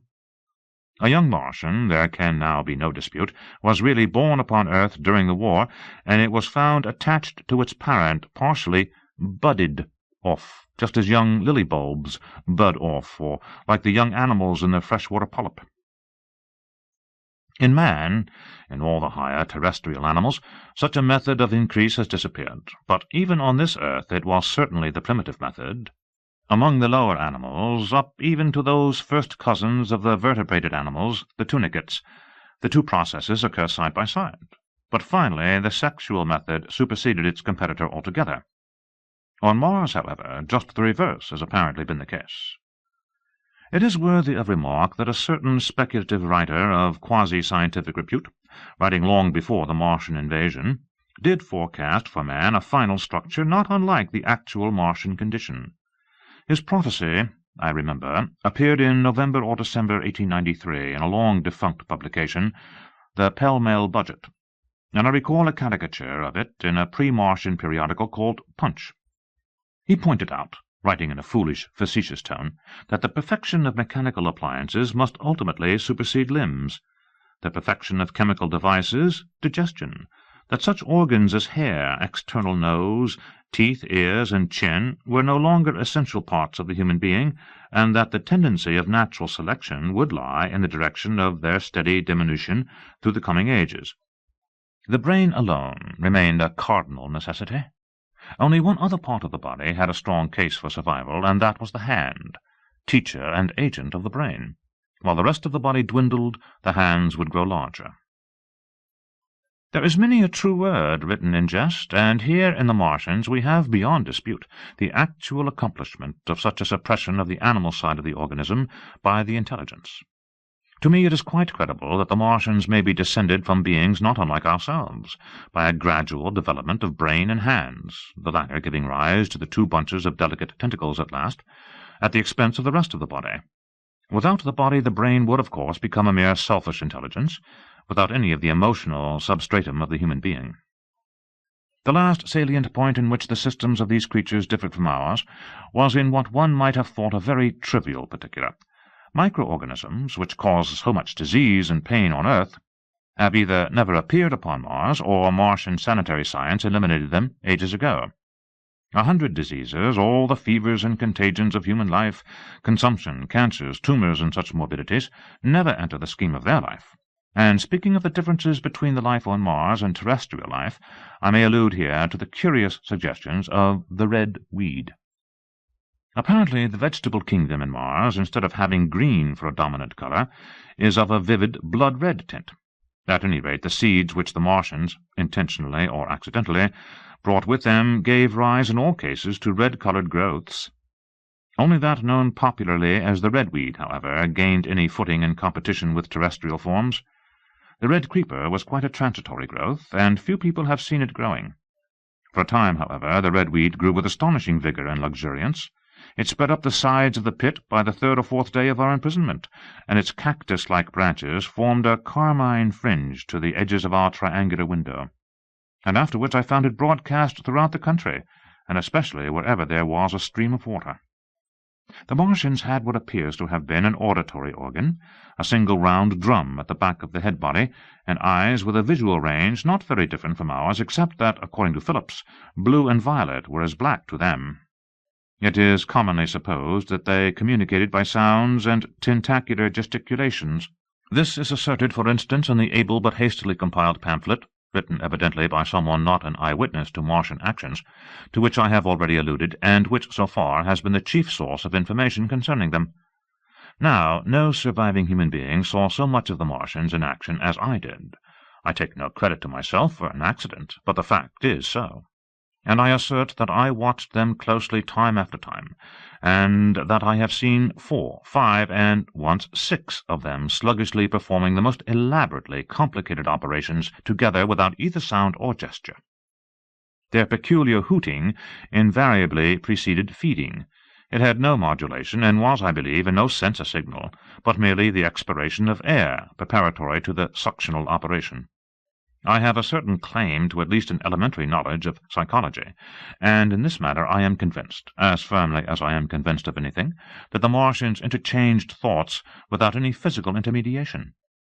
And I have been convinced of this in spite of strong preconceptions. Before the Martian invasion, as an occasional reader here or there may remember, I had written with some little vehemence against the telepathic theory. The Martians wore no clothing. Their conceptions of ornament and decorum were necessarily different from ours, and not only were they evidently much less sensible of changes of temperature than we are, but changes of pressure do not seem to have affected their health at all seriously. Yet though they wore no clothing, it was in the other artificial additions to their bodily resources that their great superiority over man lay. We men, with our bicycles and road skates, our Lilienthal soaring machines, our guns and sticks and so forth, are just in the beginning of the evolution that the Martians have worked out. They have become practically mere brains, wearing different bodies according to their needs, just as men wear suits of clothes and take a bicycle in a hurry or an umbrella in the wet. And of their appliances, perhaps nothing is more wonderful to a man than the curious fact that what is the dominant feature of almost all human devices in mechanism is absent. The wheel is absent. Among all the things they brought to earth, there is no trace or suggestion of their use of wheels. One would have at least expected it in locomotion. And in this connection it is curious to remark that even on this earth nature has never hit upon the wheel, or has preferred other expedients to its development. And not only did the Martians either not know of, which is incredible, or abstain from the wheel, but in their apparatus singularly little use is made of the fixed pivot, or relatively fixed pivot, with circular motions thereabout confined to one plane. Almost all the joints of the machinery present a complicated system of sliding parts moving over small but beautifully curved friction bearings. And while upon this matter of detail, it is remarkable that the long leverages of their machines are in most cases actuated by a sort of sham musculature of the discs in an elastic sheath. These discs become polarized and drawn closely and powerfully together when traversed by a current of electricity. In this way the curious parallelism to animal motions, which was so striking and disturbing to the human beholder, was attained. Such quasi-muscles abounded in the crab-like handling machine which, on my first peeping out of the slit, I watched unpacking the cylinder. It seemed infinitely more alive than the actual Martians lying beyond it in the sunset light, panting, stirring ineffectual tentacles, and moving feebly after their vast journey across space. While I was still watching their sluggish motions in the sunlight, and noting each strange detail of their form, the curate reminded me of his presence by pulling violently at my arm.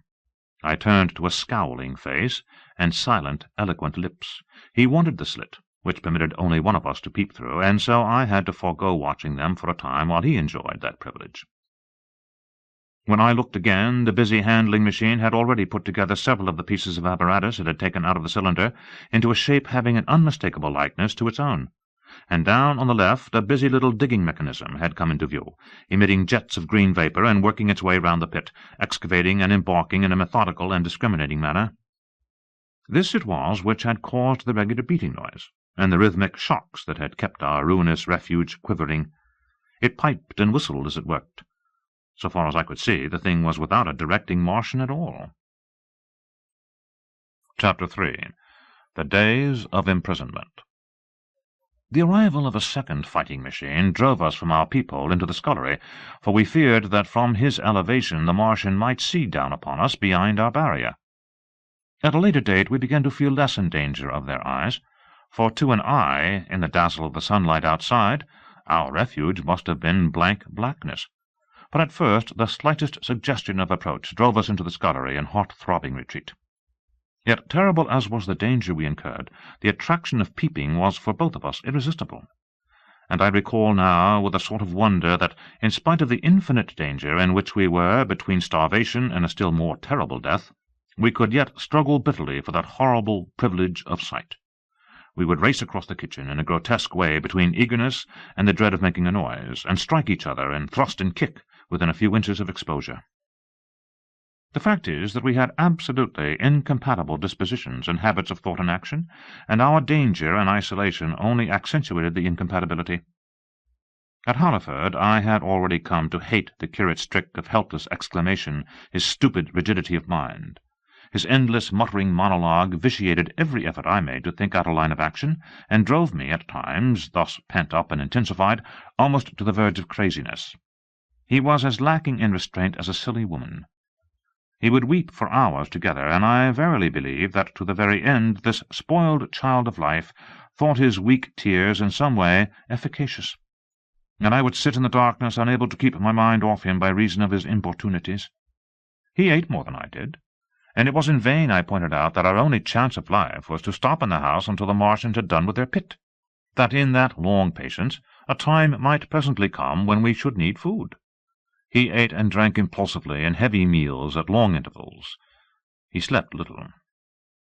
As the days wore on, his utter carelessness of any consideration so intensified our distress and danger that I had, much as I loathed doing it, to resort to threats, and at last to blows. That brought him to reason for a time, but he was one of those weak creatures, void of pride, timorous, anemic, hateful souls, full of shifty cunning, who face neither God nor man, who face not even themselves. It is disagreeable for me to recall and write these things, but I set them down that my story may lack nothing. Those who have escaped the dark and terrible aspects of life will find my brutality, my flash of rage in our final tragedy, easy enough to blame, for they know what is wrong as well as any, but not what is possible to tortured men. But those who have been under the shadow, who have gone down at last to elemental things, will have a wider charity. And while within we fought out our dark, dim contest of whispers, snatched food and drink, and gripping hands and blows, without, in the pitiless sunlight of that terrible June, was the strange wonder, the unfamiliar routine of the Martians in the pit. Let me return to those first new experiences of mine.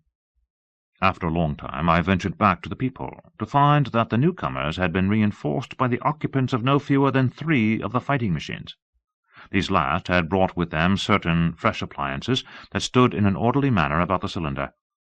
The second handling machine was now completed, and was busied in serving one of the novel contrivances the big machine had brought.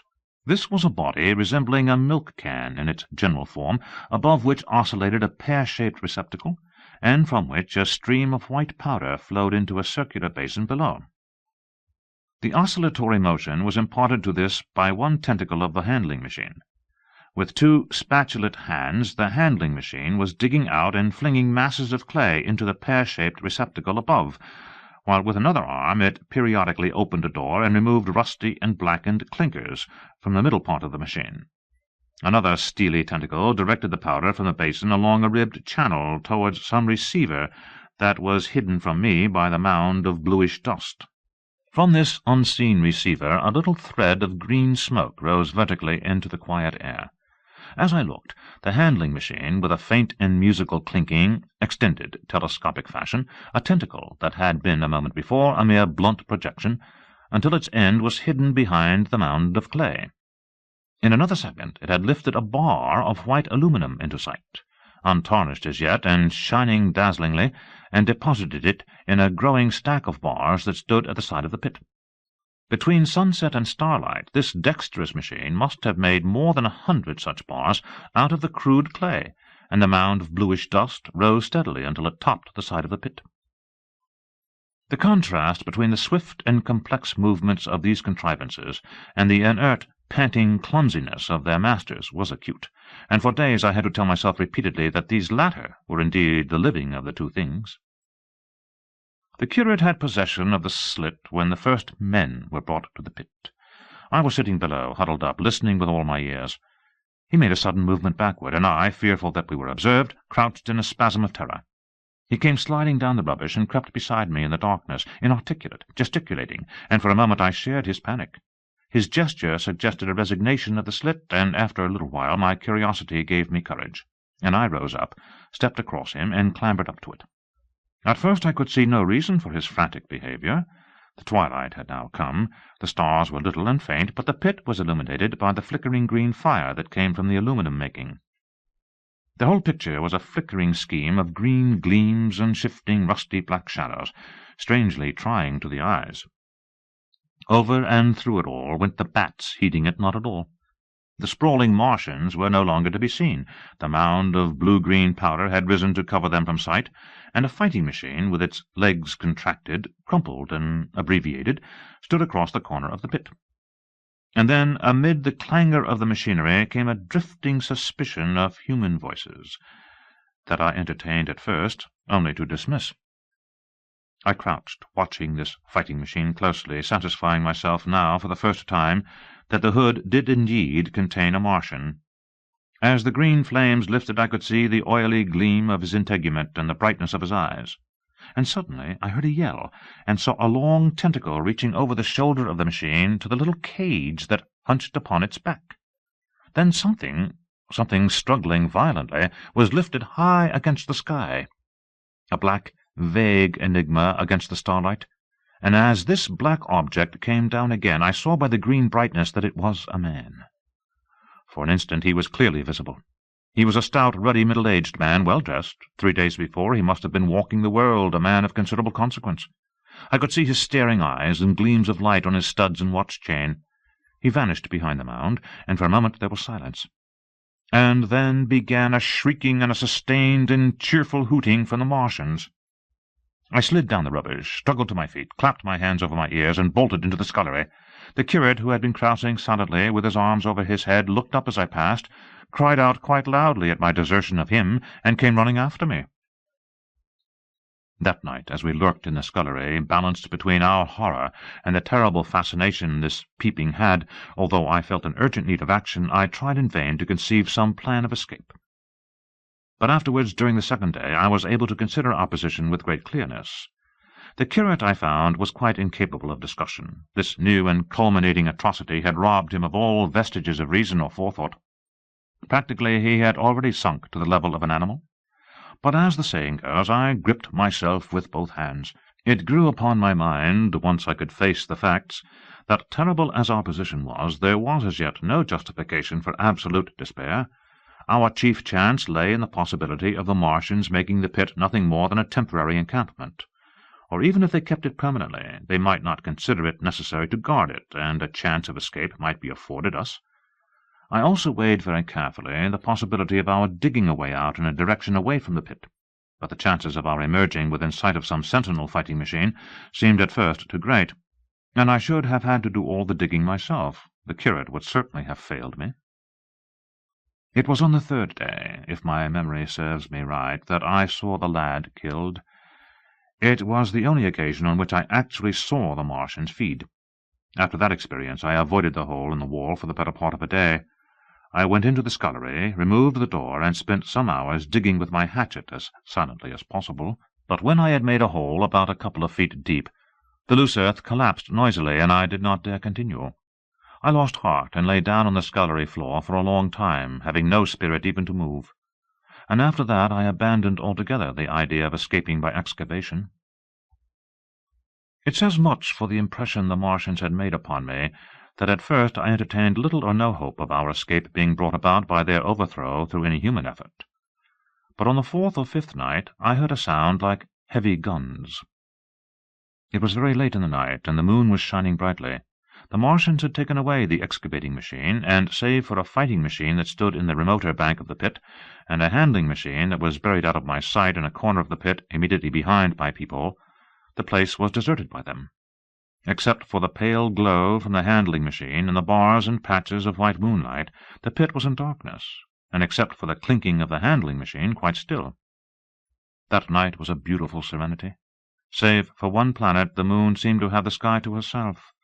I heard a dog howling, and that familiar sound it was that made me listen. Then I heard, quite distinctly, a booming, exactly like the sound of great guns. 6 distinct reports I counted, and after a long interval, 6 again. And that was all. Chapter 4. The Death of the Curate. It was on the 6th day of our imprisonment that I peeped for the last time, and presently found myself alone. Instead of keeping close to me and trying to oust me from the slit, the curate had gone back into the scullery. I was struck by a sudden thought. I went back quickly and quietly into the scullery. In the darkness I heard the curate drinking. I snatched in the darkness, and my fingers caught a bottle of Burgundy. For a few minutes there was a tussle. The bottle struck the floor and broke, and I desisted and rose. We stood panting and threatening each other. In the end I planted myself between him and the food, and told him of my determination to begin a discipline. I divided the food in the pantry into rations to last us 10 days. I would not let him eat any more that day. In the afternoon he made a feeble effort to get at the food. I had been dozing, but in an instant I was awake. All day and all night we sat face to face, I weary but resolute, and he weeping and complaining of his immediate hunger. It was, I know, a night and day, but to me it seems now, an interminable length of time. And so our widened incompatibility ended at last in open conflict. For 2 vast days we struggled in undertones and wrestling contests. There were times when I beat and kicked him madly, times when I cajoled and persuaded him, and once I tried to bribe him with the last bottle of Burgundy, for there was a rain-water pump from which I could get water. But neither force nor kindness availed. He was indeed beyond reason.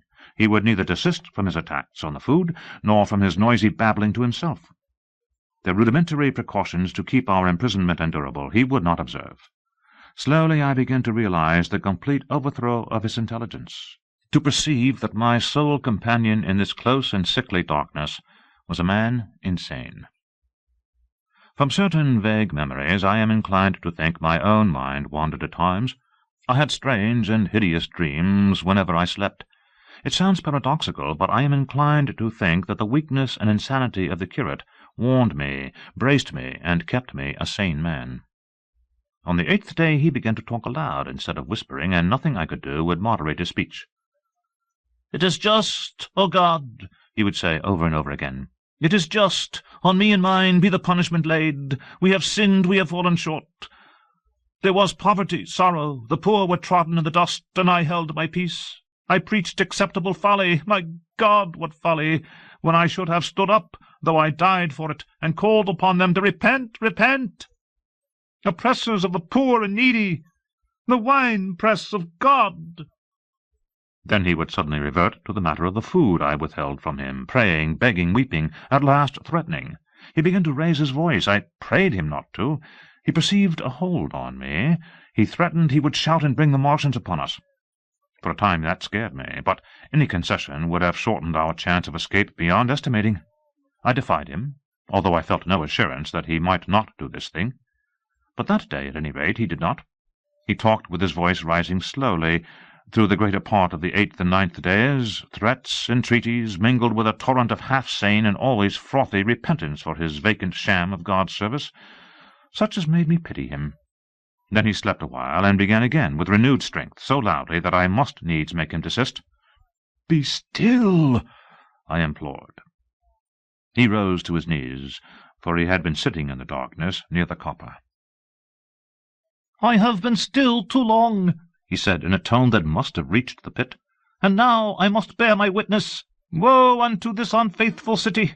Woe, woe, woe, woe, woe! To the inhabitants of the earth by reason of the other voices of the trumpet." "Shut up!" I said, rising to my feet, and in a terror lest the Martian should hear us. "For God's sake!" "Nay," shouted the curate, at the top of his voice, standing likewise and extending his arms. "Speak! The word of the Lord is upon me." In 3 strides he was at the door leading into the kitchen. "I must bear my witness. I go. It has already been too long delayed."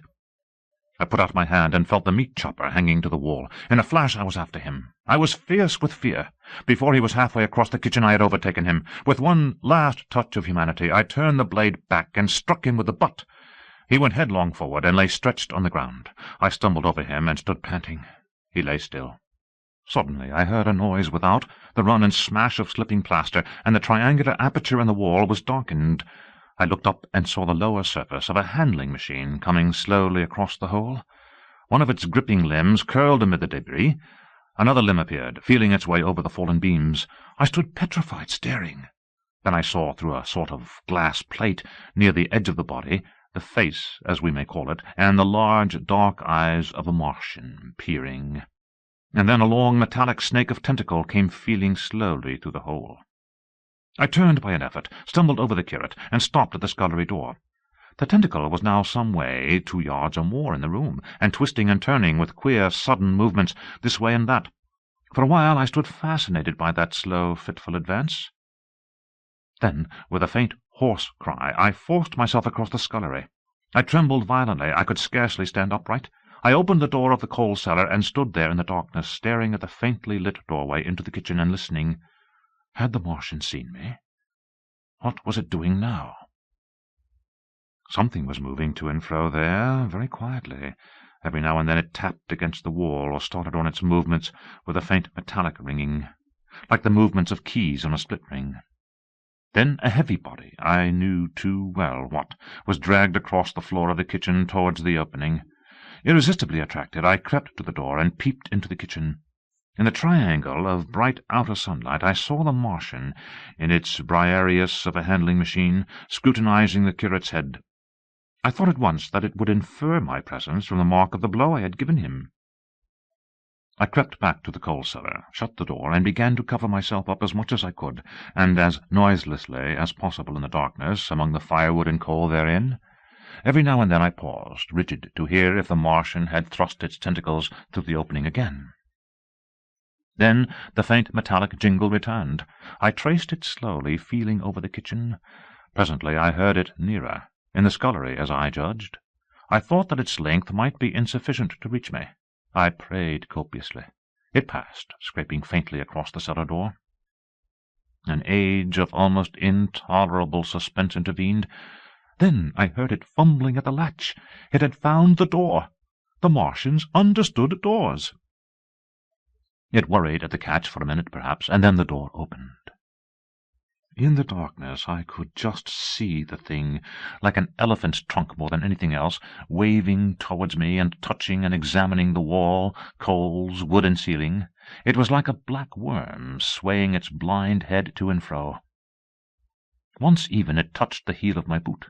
I was on the verge of screaming. I bit my hand. For a time the tentacle was silent. I could have fancied it had been withdrawn. Presently, with an abrupt click, it gripped something. I thought it had me, and seemed to go out of the cellar again. For a minute I was not sure. Apparently it had taken a lump of coal to examine. I seized the opportunity of slightly shifting my position, which had become cramped, and then listened. I whispered passionate prayers for safety. Then I heard the slow, deliberate sound creeping towards me again. Slowly, slowly it drew near, scratching against the walls and tapping the furniture. While I was still doubtful, it rapped smartly against the cellar door and closed it. I heard it go into the pantry.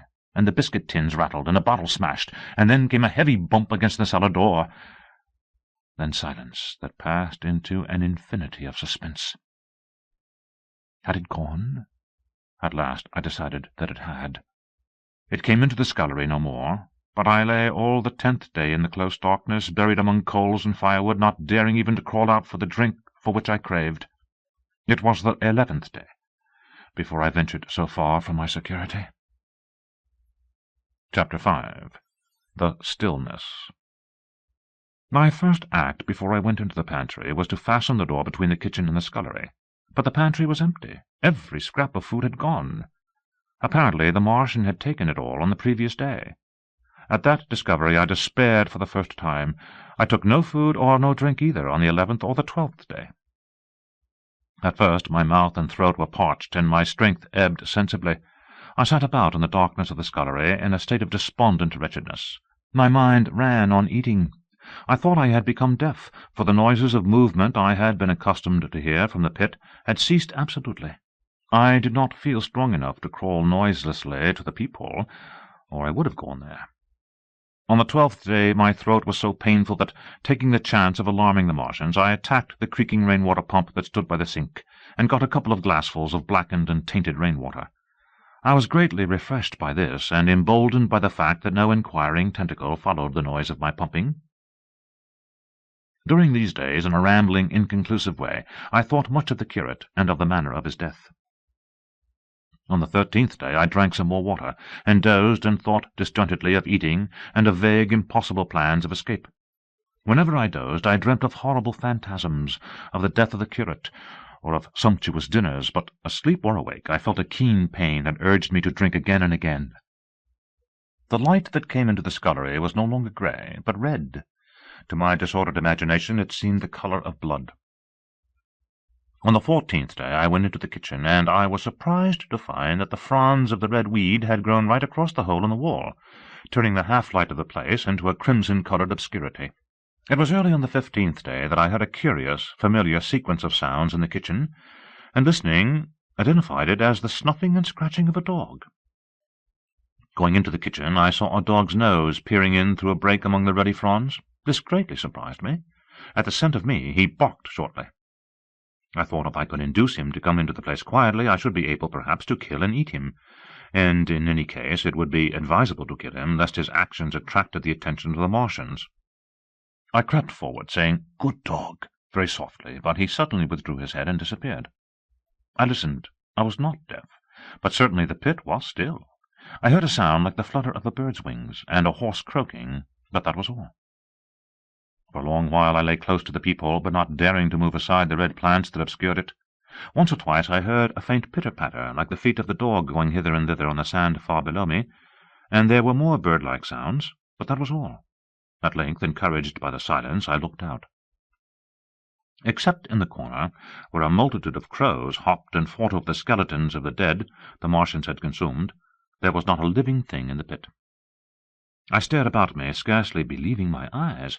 All the machinery had gone, save for the big mound of greyish-blue powder in one corner, certain bars of aluminium in another, the blackbirds and the skeletons of the killed. The place was merely an empty, circular pit in the sand. Slowly I thrust myself out through the red weed and stood upon the mound of rubble. I could see in any direction save behind me, to the north, and neither Martians nor sign of Martians were to be seen. The pit dropped sheerly from my feet, but a little way along the rubbish afforded a practicable slope to the summit of the ruins. My chance of escape had come. I began to tremble. I hesitated for some time, and then, in a gust of desperate resolution, and with a heart that throbbed violently, I scrambled to the top of the mound in which I had been buried so long. I looked about again. To the northward, too, no Martian was visible. When I had last seen this pot of sheen in the daylight, it had been a straggling street of comfortable white and red houses, interspersed with abundant shady trees. Now I stood on a mound of smashed brickwork, clay and gravel, over which spread a multitude of red cactus-shaped plants, knee-high, without a solitary terrestrial growth to dispute their footing.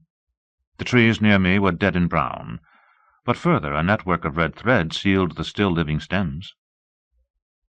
The neighbouring houses had all been wrecked, but none had been burned. Their walls stood sometimes to the second story, with smashed windows and shattered doors. The red weed grew tumultuously in their roofless rooms. Below me was the great pit, with the crows struggling for its refuse. A number of other birds hopped about among the ruins. Far away I saw a gaunt cat slink crouchingly along a wall, but traces of men there were none. The day seemed, by contrast with my recent confinement, dazzlingly bright, the sky a glowing blue.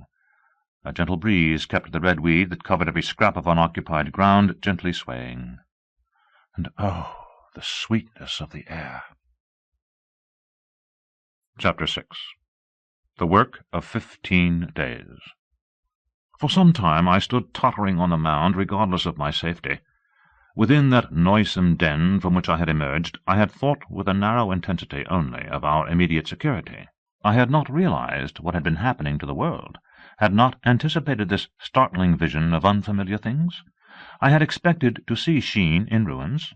I found about me the landscape, weird and lurid, of another planet. For that moment I touched an emotion beyond the common range of men, yet one that the poor brutes we dominate know only too well. I felt as a rabbit might feel returning to his burrow and suddenly confronted by the work of a dozen busy navvies digging the foundations of a house. I felt the first inkling of a thing that presently grew quite clear in my mind, that oppressed me for many days, a sense of dethronement, a persuasion that I was no longer a master but an animal among the animals, under the Martian heel. With us it would be as with them, to lurk and watch, to run and hide. The fear and empire of man had passed away. But so soon as this strangeness had been realized, it passed, and my dominant motive became the hunger of my long and dismal fast. In the direction away from the pit I saw, beyond a red-covered wall, a patch of garden ground, unburied. This gave me a hint, and I went knee-deep and sometimes neck-deep in the red weed. The density of the weed gave me a reassuring sense of hiding. The wall was some 6 feet high, and when I attempted to clamber it I found I could not lift my feet to the crest. So I went along by the side of it, and came to a corner and a rock-work that enabled me to get to the top, and tumbled into the garden I coveted. Here I found some young onions, a couple of gladiolus bulbs, and a quantity of immature carrots, all of which I secured, and scrambling over a ruined wall, went on my way through scarlet and crimson trees towards Kew. It was like walking through an avenue of gigantic blood-drops, possessed with 2 ideas, to get more food, and to limp, as soon and as far as my strength permitted, out of this accursed, unearthly region of the pit. Some way farther, in a grassy place, was a group of mushrooms, which also I devoured, and then I came upon a brown sheet of flowing, shallow water where meadows used to be. These fragments of nourishment served only to whet my hunger. At first I was surprised at this flood in a hot, dry summer, but afterwards I discovered that it was caused by the tropical exuberance of the red weed. Directly this extraordinary growth encountered water, it straightway became gigantic and of unparalleled fecundity. Its seeds were simply poured down into the water of the Wey and Thames, and its swiftly growing and titanic water fronds speedily choked both those rivers. At Putney, as I afterwards saw, the bridge was almost lost in a tangle of this weed, and at Richmond, too, the Thames water poured in a broad and shallow stream across the meadows of Hampton and Twickenham. As the water spread, the weed followed them, until the ruined villas of the Thames valley were for a time lost in this red swamp, whose margin I explored, and much of the desolation the Martians had caused was concealed. In the end, the red weed succumbed almost as quickly as it had spread. A cankering disease, due, it is believed, to the action of certain bacteria, presently seized upon it. Now, by the action of natural selection, all terrestrial plants have acquired a resisting power against bacterial diseases. They never succumb without a severe struggle, but the red weed rotted like a thing already dead. The fronds became bleached, and then shriveled and brittle. They broke off at the least touch, and the waters that had stimulated their early growth carried their last vestiges out to sea. My first action coming to this water was, of course, to slake my thirst. I drank a great deal of it, and, moved by an impulse, gnawed some fronds of red weed, but they were watery and had a sickly metallic taste.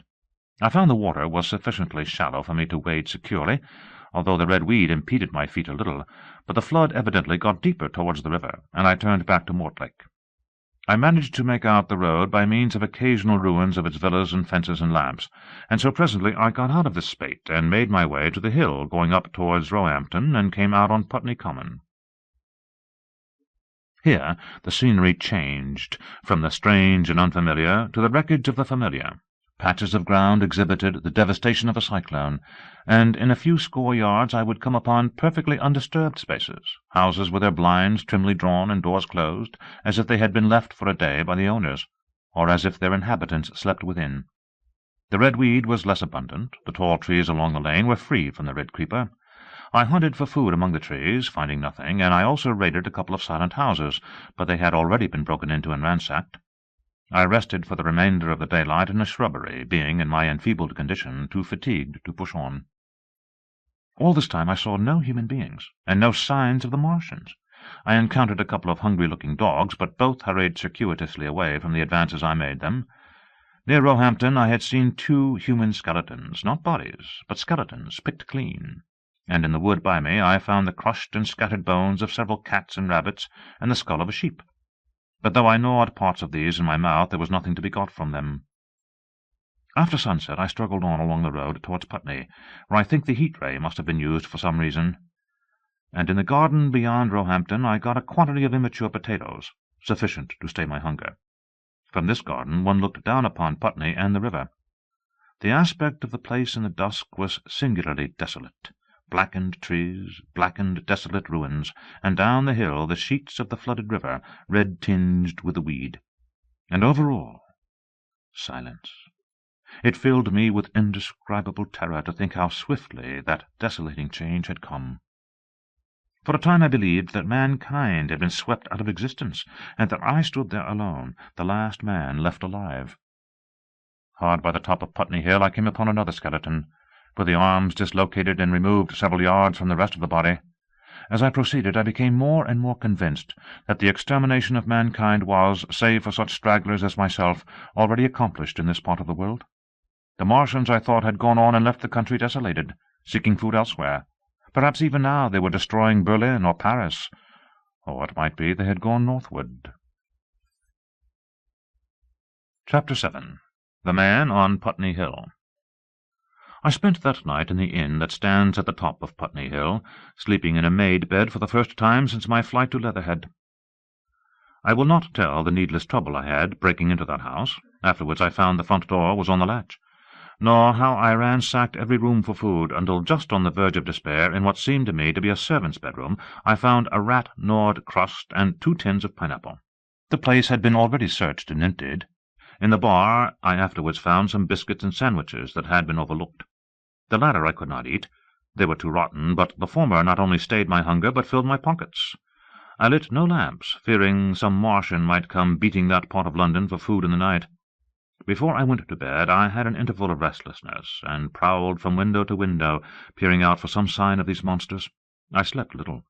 As I lay in bed I found myself thinking consecutively, a thing I do not remember to have done since my last argument with the curate.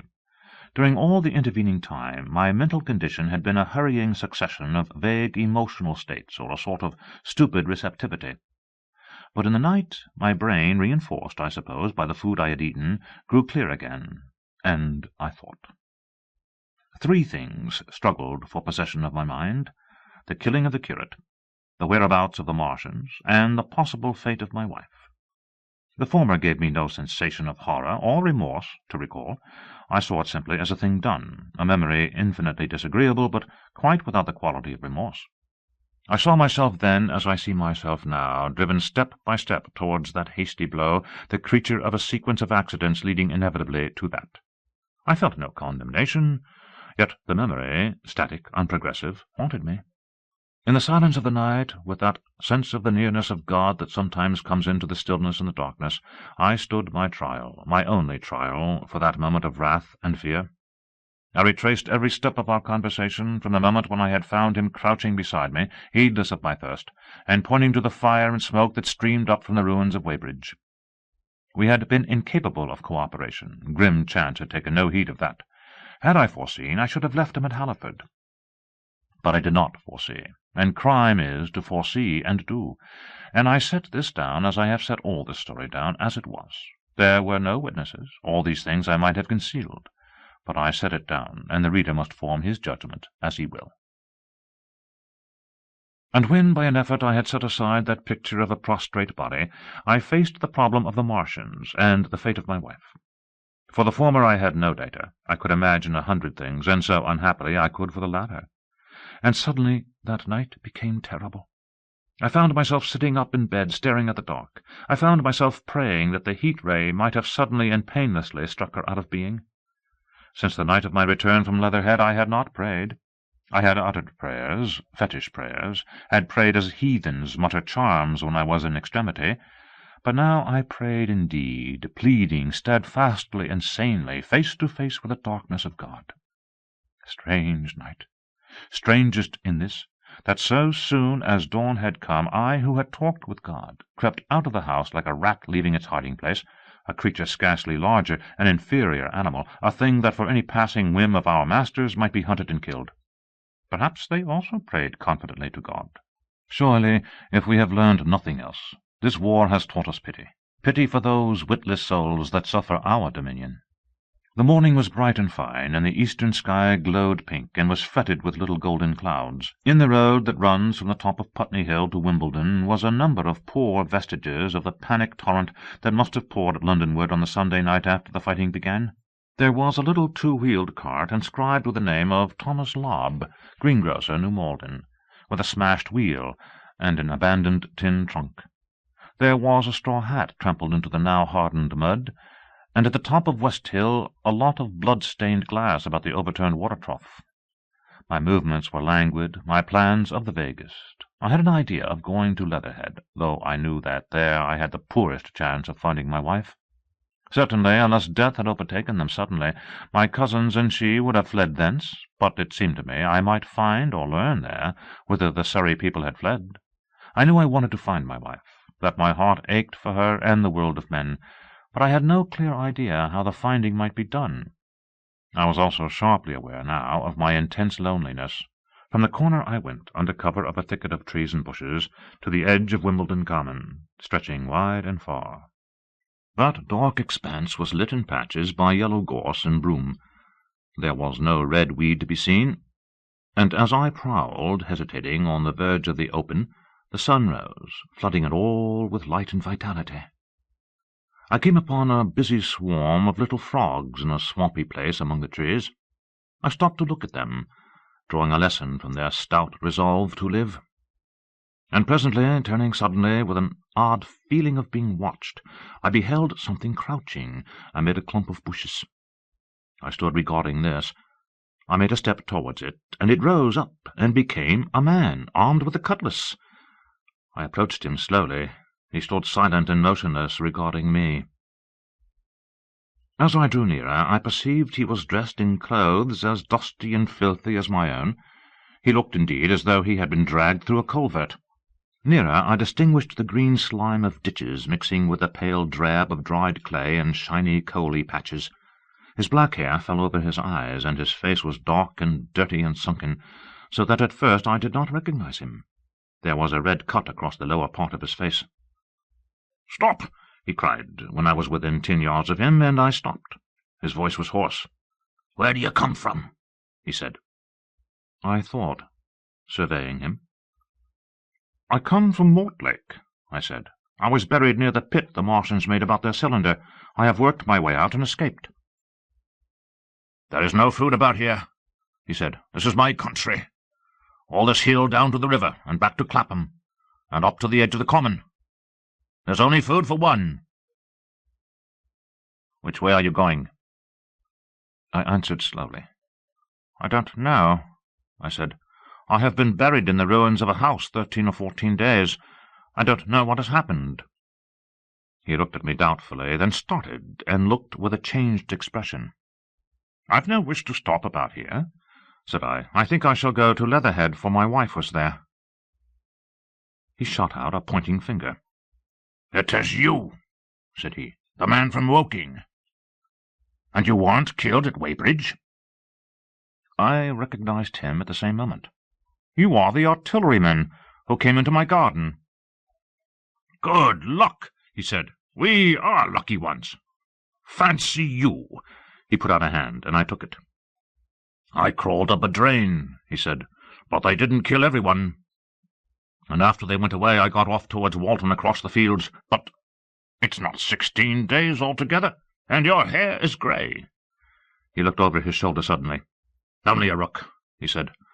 One gets to know that birds have shadows these days. This is a bit open. Let us crawl under those bushes and talk. Have you seen any Martians? I said. Since I crawled out. They've gone away across London, he said. I guess they've got a bigger camp there. Of a night all over there. Hampstead way. The sky is alive with their lights. It's like a great city, and in the glare you can just see them moving. By daylight you can't. But nearer, I haven't seen them. He counted on his fingers. 5 days. Then I saw a couple across Hammersmith way carrying something big. And the night before last. He stopped and spoke impressively. It was just a matter of lights, but it was something up in the air. I believe they've built a flying machine, and are learning to fly. I stopped on hands and knees, for we had come to the bushes. Fly? Yes, he said, fly. I went on into a little bower and sat down. It is all over with humanity, I said. If they can do that, they will simply go round the world. He nodded. They will, but it will relieve things over here a bit. And besides, he looked at me, aren't you satisfied it is up with humanity? I am. We're down, we're beat. I stared. Strange as it may seem, I had not arrived at this fact, a fact perfectly obvious so soon as he spoke. I had still held a vague hope. Rather, I had kept a lifelong habit of mind. He repeated his words. We're beat. They carried absolute conviction. It's all over, he said. They've lost one, just one, and they've made their footing good and crippled the greatest power in the world. They've walked over us. The death of that one at Weybridge was an accident. And these are only pioneers. They kept on coming. These green stars, I've seen none these 5 or 6 days, but I've no doubt they're falling somewhere every night. Nothing's to be done. We're under. We're beat. I made him no answer. I sat staring before me, trying in vain to devise some countervailing thought. This isn't a war, said the artilleryman. It never was a war, any more than there's war between men and ants. Suddenly I recalled the night in the observatory. After the 10th shot, they fired no more, at least until the first cylinder came. How do you know? Said the artilleryman. I explained. He thought. Something wrong with the gun, he said. But what if there is? They'll get it right again. And even if there's a delay, how can it alter the end? It's just men and ants. There's the ants, builds their cities, live their lives, have wars, revolutions, until the men want them out of their way, and then they go out of the way. That's what we are now, just ants. Only— Yes, I said, we're eatable ants. We sat looking at each other. And what will they do with us? I said. That's what I've been thinking, he said. That's what I've been thinking. After Weybridge I went south, thinking. I saw what was up. Most of the people were hard at it, squealing and exciting themselves, but I'm not so fond of squealing.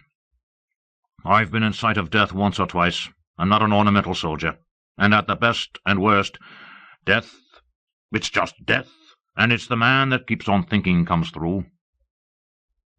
I saw everyone trekking away south. Says I, food won't last this way, and I turned right back. I went for the Martians like a sparrow goes for man, all round. He waved a hand to the horizon. They're starving in heaps, bolting, treading on each other. He saw my face and halted awkwardly. No doubt lots who had money have gone away to France, he said. He seemed to hesitate whether to apologize, met my eyes, and went on. There's food all about here, canned things in shops, wine, spirits, mineral waters, and the water mains and drains are empty. Well, I was telling you what I was thinking. Here's intelligent things, I said, and it seems they want us for food. First they'll smash us up. Ships, machines, guns, cities, all the order and organization. All that will go. If we were the size of ants, we might pull through, but we're not. It's all too bulky to stop. That's the first certainty, eh?" I assented. "It is. I've thought it out." "Very well, then. Next. At present we're caught as we're wanted. A Martian has only to go a few miles to get a crowd on the run, and I saw one day out by Wandsworth, picking houses to pieces and routing among the wreckage. But they won't keep on doing that. So soon as they've settled all our guns and ships, and smashed our railways, and done all the things they are doing over there, they will begin catching us systematic, picking the best and storing us in cages and things. That's what they will start doing in a bit. Lord, they haven't begun on us yet. Don't you see that?" "Not begun?" I exclaimed. "Not begun. All that's happened so far is through our not having the sense to keep quiet, worrying them with guns and such foolery, and losing our heads and rushing off in crowds to where there wasn't any more safety than where we were. They don't want to bother us yet. They're making their things, making all the things they couldn't bring with them, getting things ready for the rest of their people. Very likely that's why the cylinders have stopped for a bit, for fear of hitting those who are here. And instead of our rushing about blind on the howl or getting dynamite on the chance of busting them up, we've got to fix ourselves up according to the new state of affairs. That's how I figure it out. It isn't quite according to what a man wants for his species, but it's about what the facts point to. And that's the principle I acted upon. Cities, nations, civilization, progress. It's all over. That game's up. We're beat." "But if that is so, what is there to live for?" The artillerymen looked at me for a moment. "There won't be any more blessed concerts for 1,000,000 years or so. There won't be any Royal Academy of Arts, and no nice little feeds at restaurants. If it's amusement you're after, I reckon the game is up. If you've got any drawing-room manners, or a dislike to eating peas with a knife or dropping H's, you'd better chuck 'em away. There ain't no further use." "You mean—" "I mean that men like me are going on living for the sake of the breed. I tell you I'm grim set on living, and if I'm not mistaken you'll show what insides you've got to before long. We aren't going to be exterminated, and I don't mean to be caught either, and tamed and fattened and bred like a thundering ox. Ugh, fancy those brown creepers." "You don't mean to say—" "I do. I'm going on, under their feet. I've got it planned. I've thought it out. We men are beat. We don't know enough. We've got to learn before we've got a chance, and we've got to live and keep independent while we learn. See? That's what has to be done." I stared astonished, and stirred profoundly by the man's resolution. "Great God!" cried I. "But you are a man indeed." And suddenly I gripped his hand. "Eh?" he said, with his eyes shining. "I thought it out, eh?" "Go on," I said. "Well, those who mean to escape their catching must get ready. I'm getting ready. Mind you, it isn't all of us that are made for wild beasts, and that's what it's got to be. That's why I watched you. I had my doubts. You're slender. I didn't know that it was you, you see, or just how you'd been buried. All these, the sort of people that lived in these houses, and all those damn little clerks that used to live down that way, they'd be no good.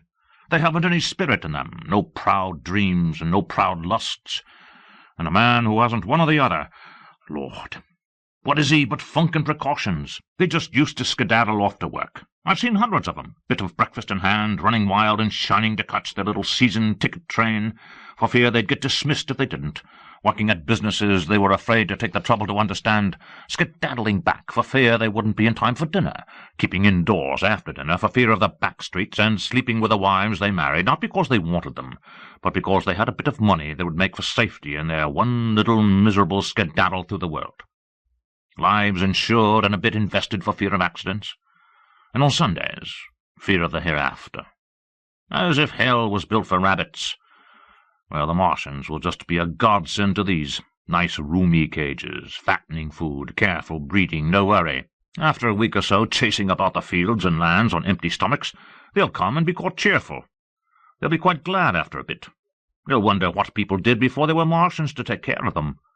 And the bar loafers and mashers and singers, I can imagine them.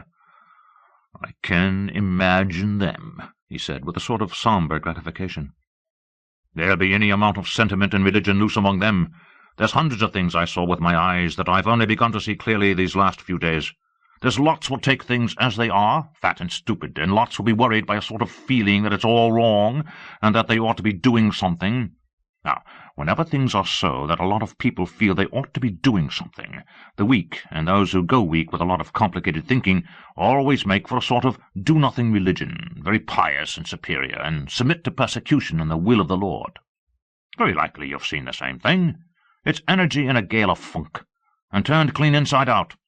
These cages will be full of psalms and hymns and piety, and those of a less simple sort will work in a bit of, eroticism. He paused. Very likely these Martians will make pets of some of them, train them to do tricks, who knows? Get sentimental over the pet boy who grew up and had to be killed. And some, maybe, they will train to hunt us. No, I cried. That's impossible. No human being— What's the good of going on with such lies? Said the artilleryman. There's men who do it cheerful. What nonsense to pretend there isn't. And I succumbed to his conviction. If they come after me, he said. Lord, if they come after me, and subsided into a grim meditation. I sat contemplating these things. I could find nothing to bring against this man's reasoning. In the days before the invasion, no one would have questioned my intellectual superiority to his, I, a professed and recognized writer on philosophical themes, and he a common soldier. And yet he had already formulated a situation that I had scarcely realized. "What are you doing?" I said presently. "What plans have you made?" He hesitated. "Well, it's like this," he said. "What have we to do? We have to invent a sort of life where men can live and breed and be sufficiently secure to bring the children up. Yes, wait a bit, and I'll make it clearer what I think ought to be done. The tame ones will go like all tame beasts. In a few generations they'll be big, beautiful, rich, blooded, stupid, rubbish. The risk is that we who keep wild will go savage, degenerate into a sort of big savage rat. You see, how I mean to live is underground. I've been thinking about the drains. Of course, those who don't know drains think horrible things, but under this London are miles and miles, hundreds of miles, and a few days' rain and London empty will leave them sweet and clean. The main drains are big enough and airy enough for anyone. Then there's cellars, vaults, stores, from which bolting passages may be made to the drains, and the railway tunnels and subways. You begin to see? And we form a band, able-bodied, clean-minded men. We're not going to pick up any rubbish that drifts in. Weaklings go out again." "Had you meant me to go?" "Well, I parleyed, didn't I?" "We won't quarrel about that. Go on." "Those who stop obey orders. Able-bodied, clean-minded women we want also, mothers and teachers. No lackadaisical ladies, no blasted rolling eyes. We can't have any weak or silly. Life is real again, and the useless and cumbersome and mischievous have to die. They ought to die. They ought to be willing to die. It's a sort of disloyalty, after all, to live and taint the race. And they can't be happy. Moreover, dying's none so dreadful. It's the funking makes it bad. And in all those places we shall gather. Our district will be London. And we may even be able to keep a watch and run about in the open when the Martians keep away. Play cricket, perhaps. That's how we shall save the race, eh? It's a possible thing. But saving the race is nothing in itself. As I say, that's only being rats.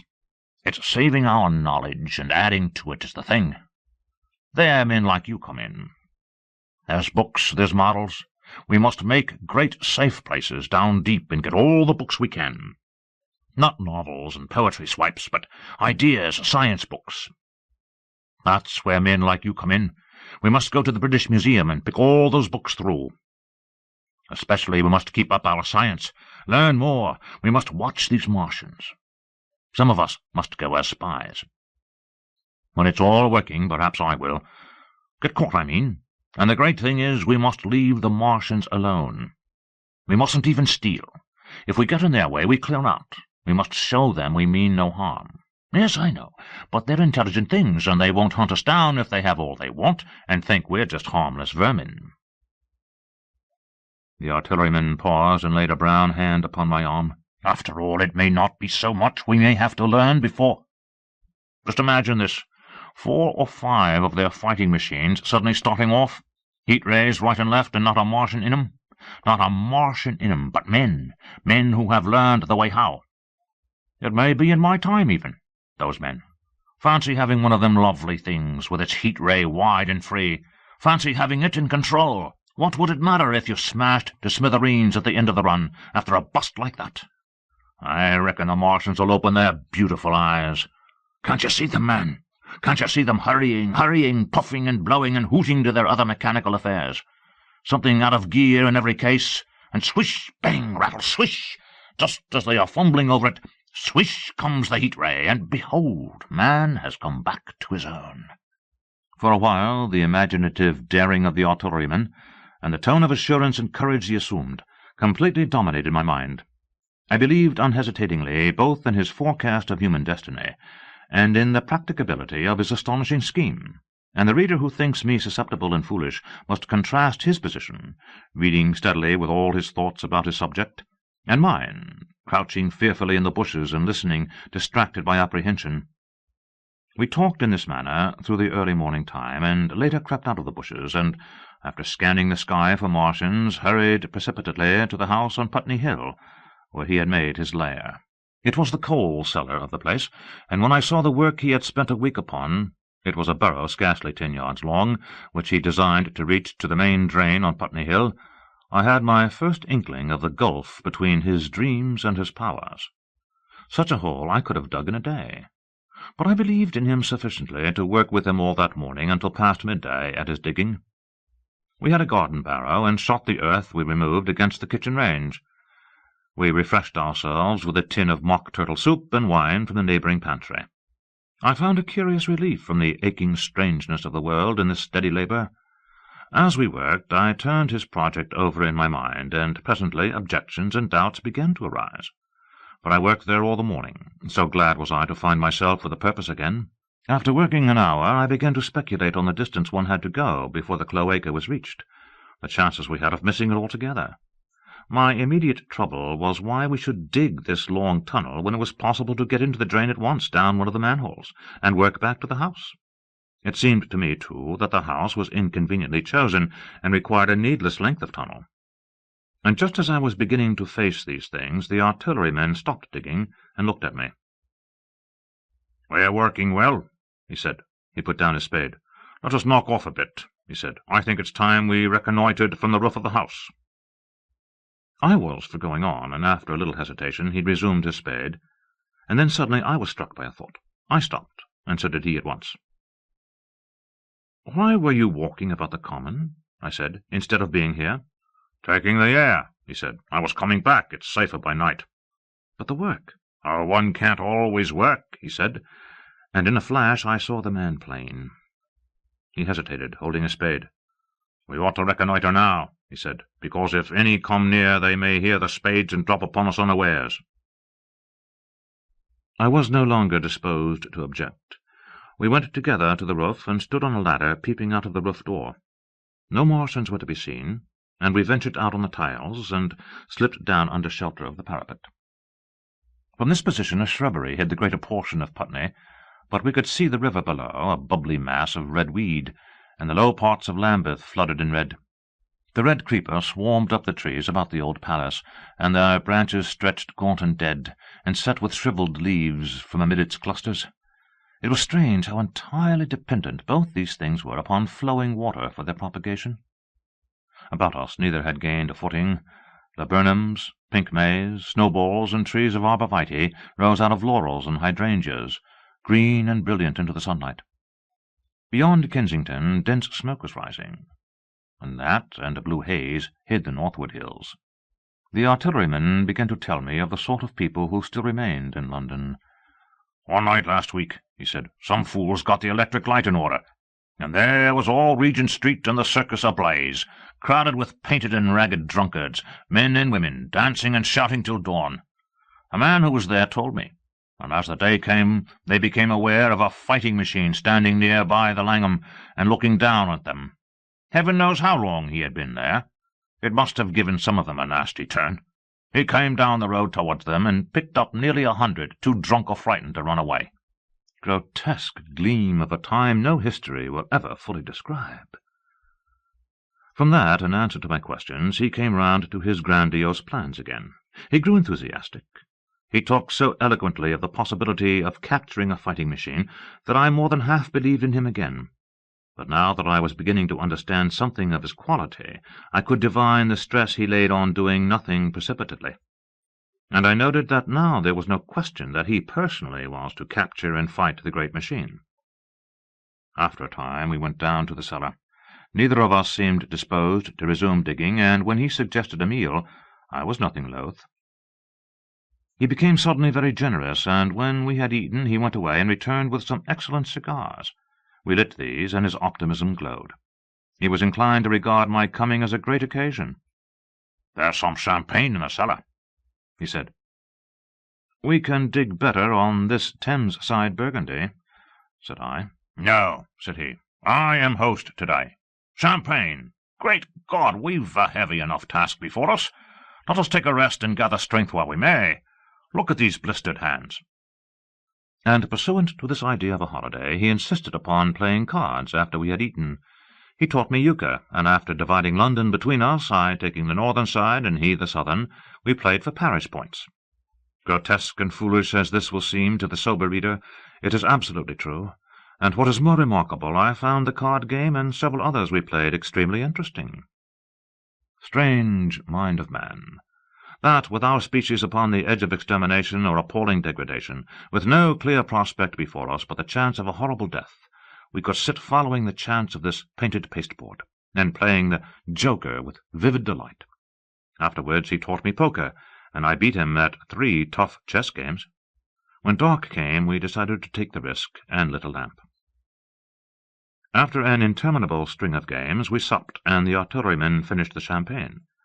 We went on smoking the cigars. He was no longer the energetic regenerator of his species I had encountered in the morning. He was still optimistic, but it was a less kinetic, a more thoughtful optimism. I remember he wound up with my health, proposed in a speech of small variety and considerable intermittence. I took a cigar and went upstairs to look at the lights of which he had spoken that blazed so greenly along the Highgate hills.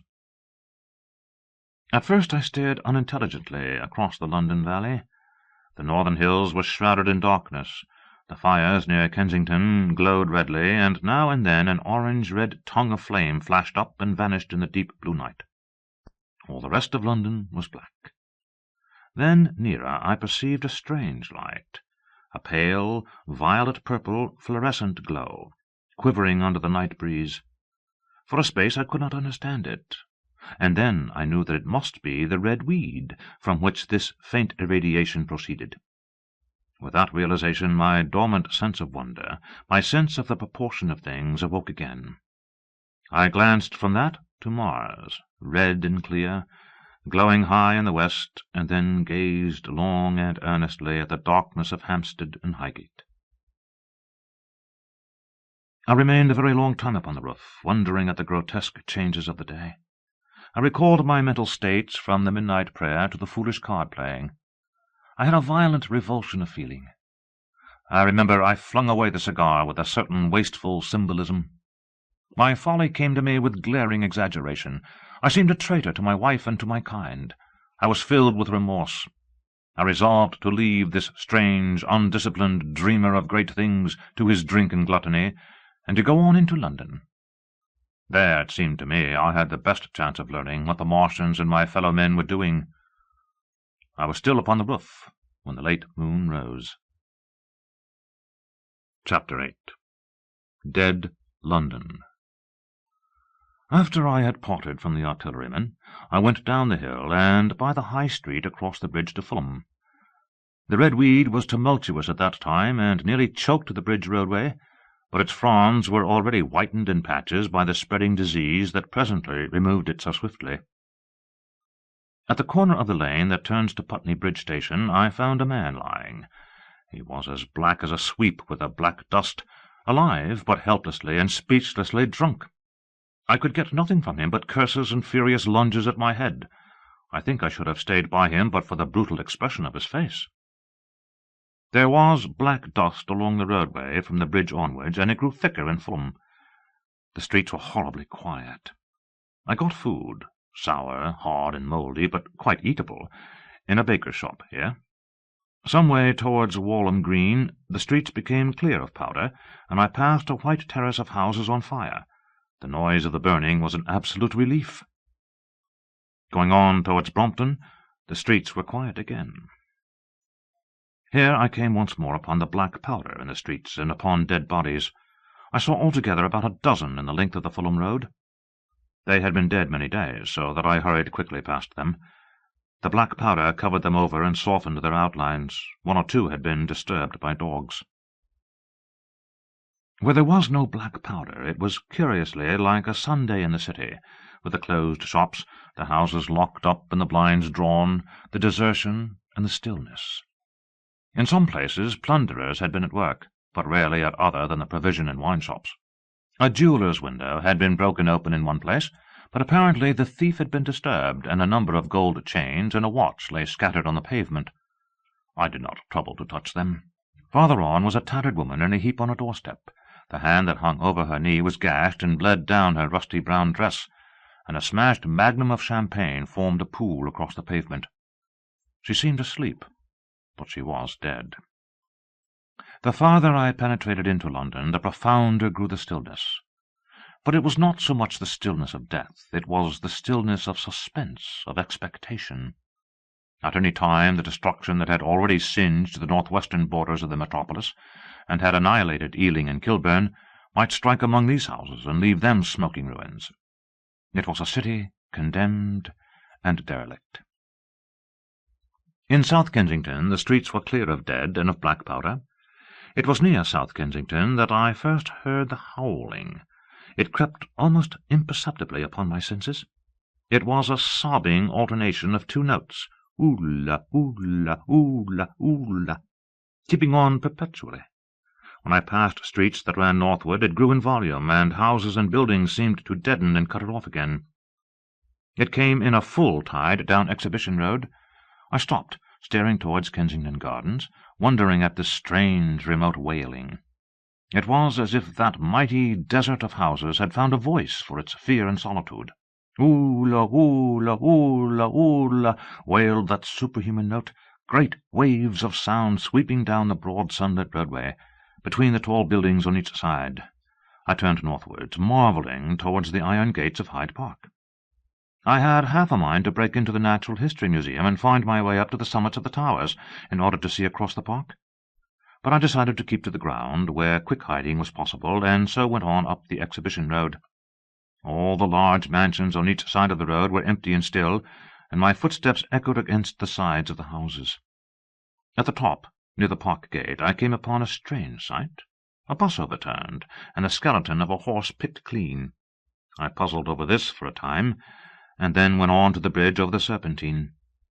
The voice grew stronger and stronger, though I could see nothing above the housetops on the north side of the park, save a haze of smoke to the northwest. "Oola, oola, oola, oola," cried the voice, coming, as it seemed to me, from the district about Regent's Park. The desolating cry worked upon my mind. The mood that had sustained me passed. The wailing took possession of me. I found I was intensely weary, footsore, and now again hungry and thirsty. It was already past noon. Why was I wandering alone in the city of the dead? Why was I alone, when all London was lying in state and in its black shroud? I felt intolerably lonely. My mind ran on old friends that I had forgotten for years. I thought of the poisons in the chemists' shops, of the liquors the wine merchants stored. I recalled the two sodden creatures of despair who, so far as I knew, shared the city with myself. I came into Oxford Street, by the Marble Arch, and here again were black powder and several bodies, and an evil, ominous smell from the gratings of the cellars of some of the houses. I grew very thirsty after the heat of my long walk. With infinite trouble I managed to break into a public-house and get food and drink. I was weary after eating, and went into the parlour behind the bar and slept on a black horsehair sofa I found there. I awoke to find that dismal howling still in my ears. Oola, oola, oola, oola. It was now dusk, and after I had routed out some biscuits and a cheese in the bar — there was a meat safe, but it contained nothing but maggots — I wandered on through the silent residential squares to Baker Street. Portman Square is the only one I can name, and so came out at last upon Regent's Park. And as I emerged from the top of Baker Street, I saw far away over the trees in the clearness of the sunset the hood of the Martian giant from which this howling proceeded. I was not terrified. I came upon him as if it were a matter of course. I watched him for some time, but he did not move. He appeared to be standing and yelling for no reason that I could discover. I tried to formulate a plan of action. That perpetual sound of ooh-la, ooh-la, ooh-la, ooh-la confused my mind. Perhaps I was too tired to be very fearful. Certainly I was more curious to know the reason of this monotonous crying than afraid. I turned back away from the park and struck into Park Road, intending to skirt the park, went along under the shelter of the terraces, and got a view of this stationary, howling Martian from the direction of St. John's Wood. A couple of 100 yards out of Baker Street I heard a yelping chorus, and saw, first, a dog with a piece of putrescent red meat in its jaws coming headlong towards me, and then a pack of starving mongrels in pursuit of him. He made a wide curve to avoid me, as though he feared I might prove a fresh competitor. As the yelping died away down the silent road, the wailing sound of ooh-la, ooh-la, ooh-la, ooh-la reasserted itself. I came upon the wrecked handling machine halfway to St. John's Wood Station. At first I thought a house had fallen across the road. It was only as I clambered among the ruins that I saw, with a start, this mechanical Samson lying, with its tentacles bent and smashed and twisted, among the ruins it had made. The forepart was shattered. It seemed as if it had driven blindly straight at the house, and had been overwhelmed in its overthrow. It seemed to me then that this might have happened by a handling machine escaping from the guidance of its Martian. I could not clamber among the ruins to see it, and the twilight was now so far advanced that the blood with which its seat was smeared and the gnawed gristle of the Martian that the dogs had left were invisible to me. Wondering still more at all that I had seen, I pushed on towards Primrose Hill. Far away, through a gap in the trees, I saw a second Martian, as motionless as the first, standing in the park towards the zoological gardens, and silent. A little beyond the ruins about the smashed handling machine, I came upon the red weed again, and found the Regent's Canal, a spongy mass of dark red vegetation. As I crossed the bridge, the sound of ooh-la, ooh-la, ooh-la, ooh-la ceased. It was, as it were, cut off. The silence came like a thunderclap. The dusky houses about me stood faint and tall and dim. The trees towards the park were growing black. All about me the red weed clambered among the ruins, writhing to get above me in the dimness. Night, the mother of fear and mystery, was coming upon me. But while that voice sounded, the solitude, the desolation had been endurable. By virtue of it, London had still seemed alive, and the sense of life about me had upheld me. Then suddenly a change, the passing of something, I knew not what, and then a stillness that could be felt. Nothing but this gaunt quiet. London about me gazed at me spectrally. The windows in the white houses were like the eye-sockets of skulls. About me my imagination found 1,000 noiseless enemies moving. Terror seized me, a horror of my temerity. In front of me the road became pitchy black, as though it was tarred, and I saw a contorted shape lying across the pathway. I could not bring myself to go on. I turned down St. John's Wood Road and ran headlong from this unendurable stillness towards Kilpin. I hid from the night in the silence until long after midnight, in a cabman's shelter in Harrow Road. But before the dawn my courage returned, and while the stars were still in the sky, I turned once more towards Regent's Park. I missed my way among the streets, and presently saw down a long avenue, in the half-light of the early dawn, the curve of Primrose Hill. On the summit, towering up to the fading stars, was a third Martian, erect and motionless like the others. An insane resolve possessed me. I would die and end it, and I would save myself even the trouble of killing myself. I marched on recklessly towards this Titan, and then, as I drew nearer and the light grew, I saw that a multitude of blackbirds were circling and clustering about the hood. At that my heart gave a bound, and I began running along the road. I hurried through the red weed that choked St. Edmund's Terrace. I waded breast-high across a torrent of water that was rushing down from the waterworks towards the Albert Road, and emerged upon the grass before the rising of the sun. Great mounds had been heaped about the crest of the hill, making a huge redoubt of it. It was the final and largest blaze the Martians had made, and from behind these heaps there rose a thin smoke against the sky. Against the skyline an eager dog ran and disappeared. The thought that had flashed into my mind grew real, grew credible. I felt no fear, only a wild, trembling exultation as I ran up the hill towards the motionless monster. Out of the hood hung lank shreds of brown, at which the hungry birds pecked and tore.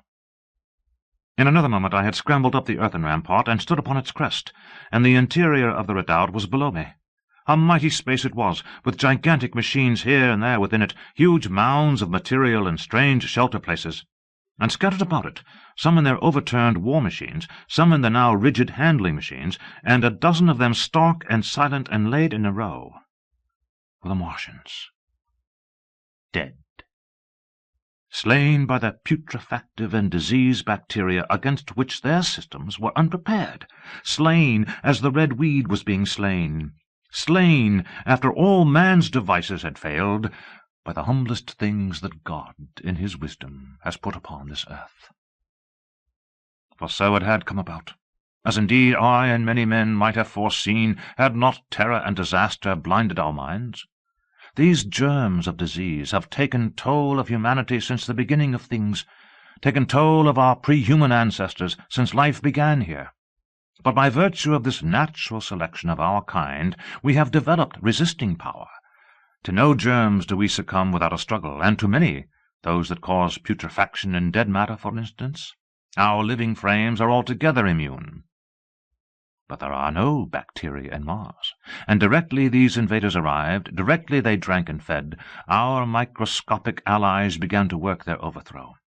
Already when I watched them, they were irrevocably doomed, dying and rotting even as they went to and fro. It was inevitable. By the toll of 1 billion deaths, man has bought his birthright of the earth, and it is his against all comers. It would still be his were the Martians 10 times as mighty as they are, for neither do men live nor die in vain. Here and there they were scattered, nearly 50 altogether, in that great gulf they had made, overtaken by a death that must have seemed to them as incomprehensible as any death could be. To me also, at that time, this death was incomprehensible. All I knew was that these things that had been alive, and so terrible to men, were dead. For a moment I believed that the destruction of Sennacherib had been repeated, that God had repented, that the angel of death had slain them in the night. I stood staring into the pit, and my heart lightened gloriously, even as the rising sun struck the world to fire about me with his rays. The pit was still in darkness. The mighty engines, so great and wonderful in their power and complexity, so unearthly in their tortuous forms, rose weird and vague and strange out of the shadows towards the light. A multitude of dogs, I could hear, fought over the bodies that lay darkly in the depth of the pit, far below me. Across the pit, on its farther lip, flat and vast and strange, lay the great flying machine with which they had been experimenting upon our denser atmosphere when decay and death arrested them. Death had come not a day too soon. At the sound of a cawing overhead, I looked up at the huge fighting machine that would fight no more forever, at the tattered red shreds of flesh that dripped down upon the overturned seats on the summit of Primrose Hill. I turned and looked down the slope of the hill to where, enhaloed now in birds, stood those other 2 Martians that I had seen overnight, just as death had overtaken them.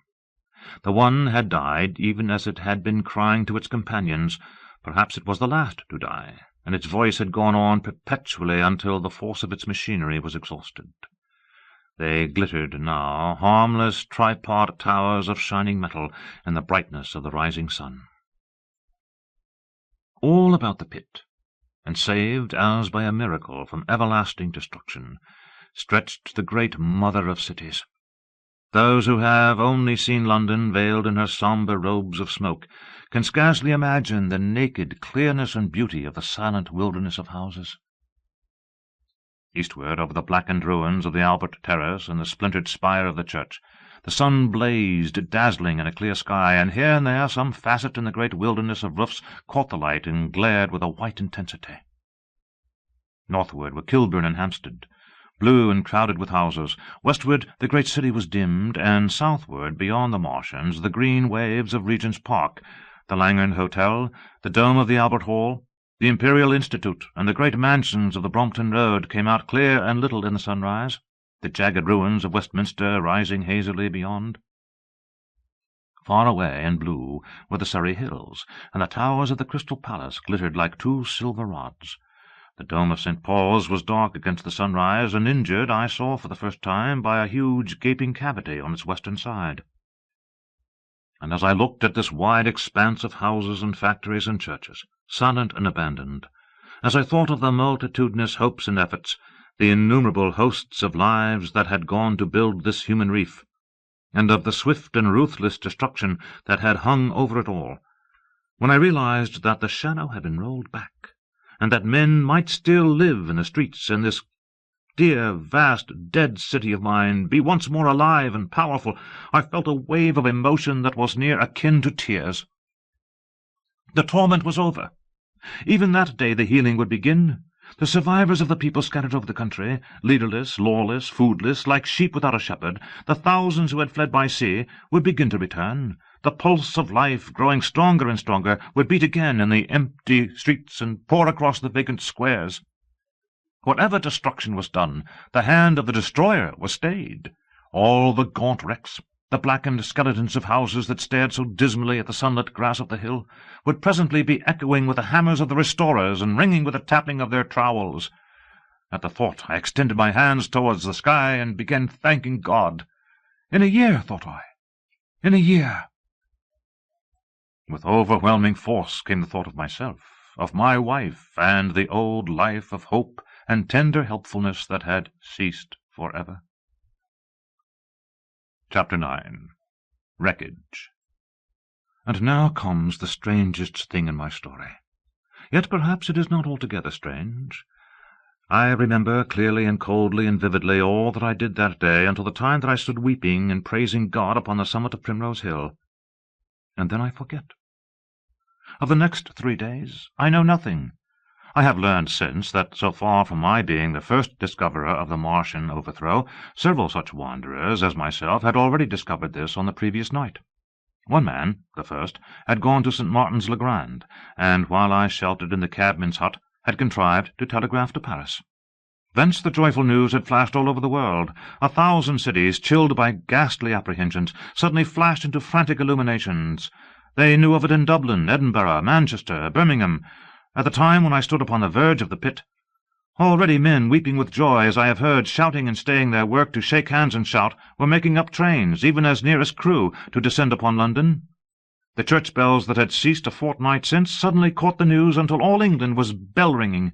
Men on cycles, lean-faced, unkempt, scorched along every country lane, shouting of unhoped deliverance, shouting to gaunt staring figures of despair.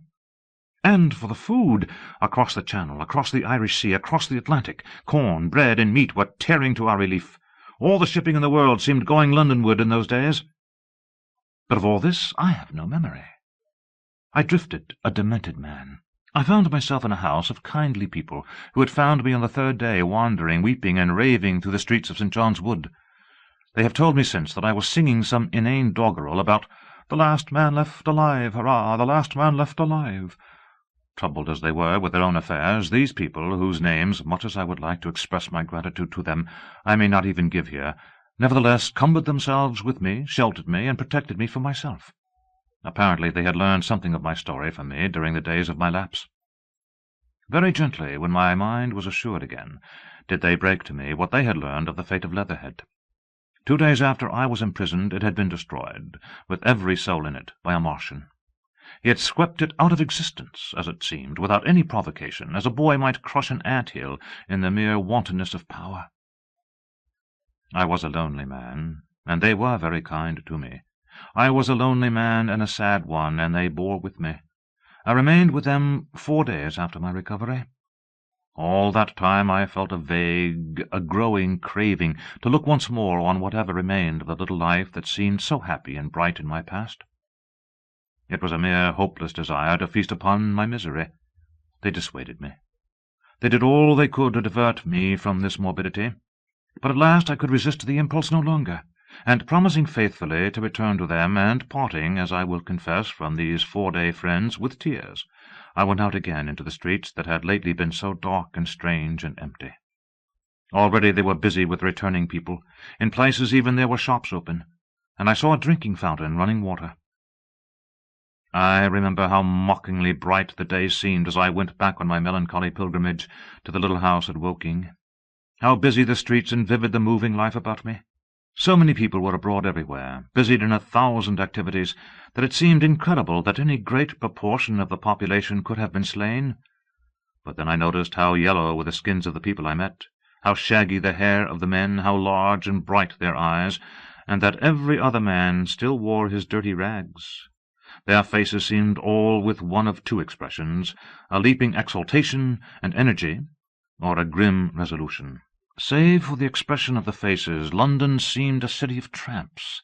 The vestries were indiscriminately distributing bread sent us by the French government.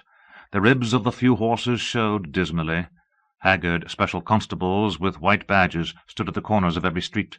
I saw little of the mischief wrought by the Martians until I reached Wellington Street, and there I saw the red weed clambering over the buttresses of Waterloo Bridge.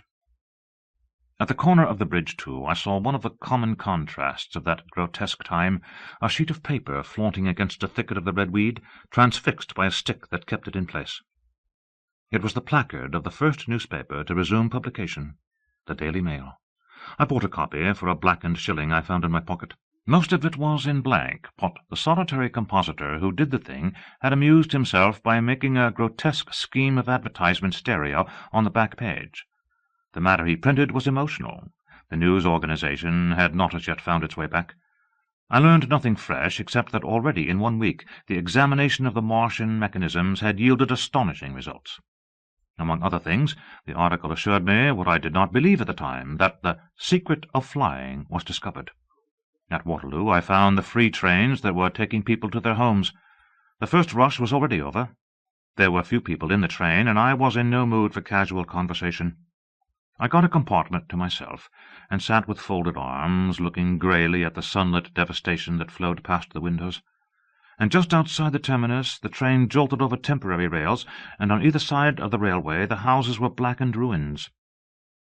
To Clapham Junction the face of London was grimy with powder of the black smoke, in spite of 2 days of thunderstorms and rain, and at Clapham Junction the line had been wrecked again. There were hundreds of out-of-work clerks and shopmen working side by side with the customary navvies, and we were jolted over a hasty relaying. All down the line, from there, the aspect of the country was gaunt and unfamiliar. Wimbledon particularly had suffered. Walton, by virtue of its unburned pine woods, seemed the least hurt of any place along the line. The Wandle, the Mole, every little stream, was a heaped mass of red weed, in appearance between butcher's meat and pickled cabbage. The Surrey pine woods were too dry, however, for the festoons of the red climber. Beyond Wimbledon, within sight of the line, in certain nursery grounds, were the heaped masses of earth about the 6th cylinder. A number of people were standing about it, and some sappers were busy in the midst of it. Over it flaunted a Union Jack, flapping cheerfully in the morning breeze. The nursery grounds were everywhere crimson with the weed, a wide expanse of livid colour cut with purple shadows, and very painful to the eye. One's gaze went with infinite relief from the scorched greys and sullen reds of the foreground to the blue-green softness of the eastward hills. The line on the London side of Woking Station was still undergoing repair, so I descended at Byfleet Station and took the road to Maybury, past the place where I and the artilleryman had talked to the hussars, and on by the spot where the Martian had appeared to me in the thunderstorm. Here, moved by curiosity, I turned aside to find, among a tangle of red fronds, the warped and broken dog-cart, with the whitened bones of the horse scattered and gnawed. For a time I stood regarding these vestiges. Then I returned through the pine wood, neck-high with red weed here and there, to find the landlord of the Spotted Dog had already found burial, and so came home past the College Arms. A man standing at an open cottage door greeted me by name as I passed. I looked at my house with a quick flash of hope that faded immediately. The door had been forced. It was unfast, and was opening slowly as I approached. It slammed again. The curtains of my study fluttered out of the open window from which I and the artilleryman had watched the dawn. No one had closed it since. The smashed bushes were just as I had left them nearly 4 weeks ago. I stumbled into the hall, and the house felt empty. The stair carpet was ruffled and discoloured where I had crouched, soaked to the skin from the thunderstorm the night of the catastrophe. Our muddy footsteps I saw still went up the stairs. I followed them to my study, and found lying on my writing table still, with a selenite paper weight upon it, the sheet of work I had left on the afternoon of the opening of the cylinder. For a space I stood reading over my abandoned arguments. It was a paper on the probable development of moral ideas with the development of the civilizing process, and the last sentence was the opening of a prophecy. In about 200 years, I had written, we may expect— The sentence ended abruptly. I remembered my inability to fix my mind that morning. Scarcely a month gone by, and how I had broken off to get my daily chronicle from the newsboy.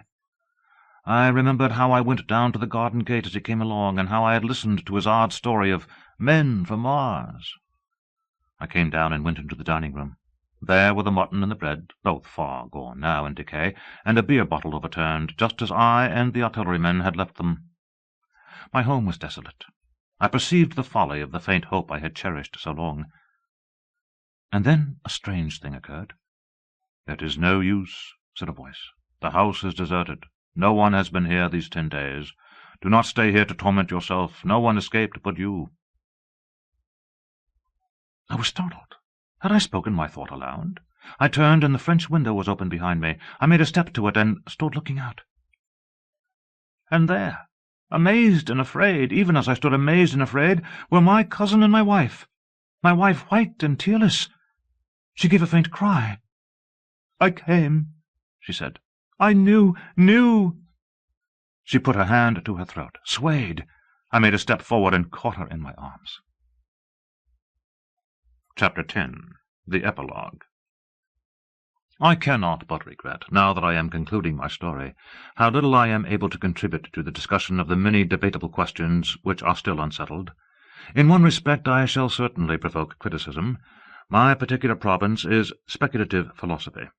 My knowledge of comparative physiology is confined to a book or two, but it seems to me that Carver's suggestions as to the reason of the rapid death of the Martians is so probable as to be regarded almost as a proven conclusion.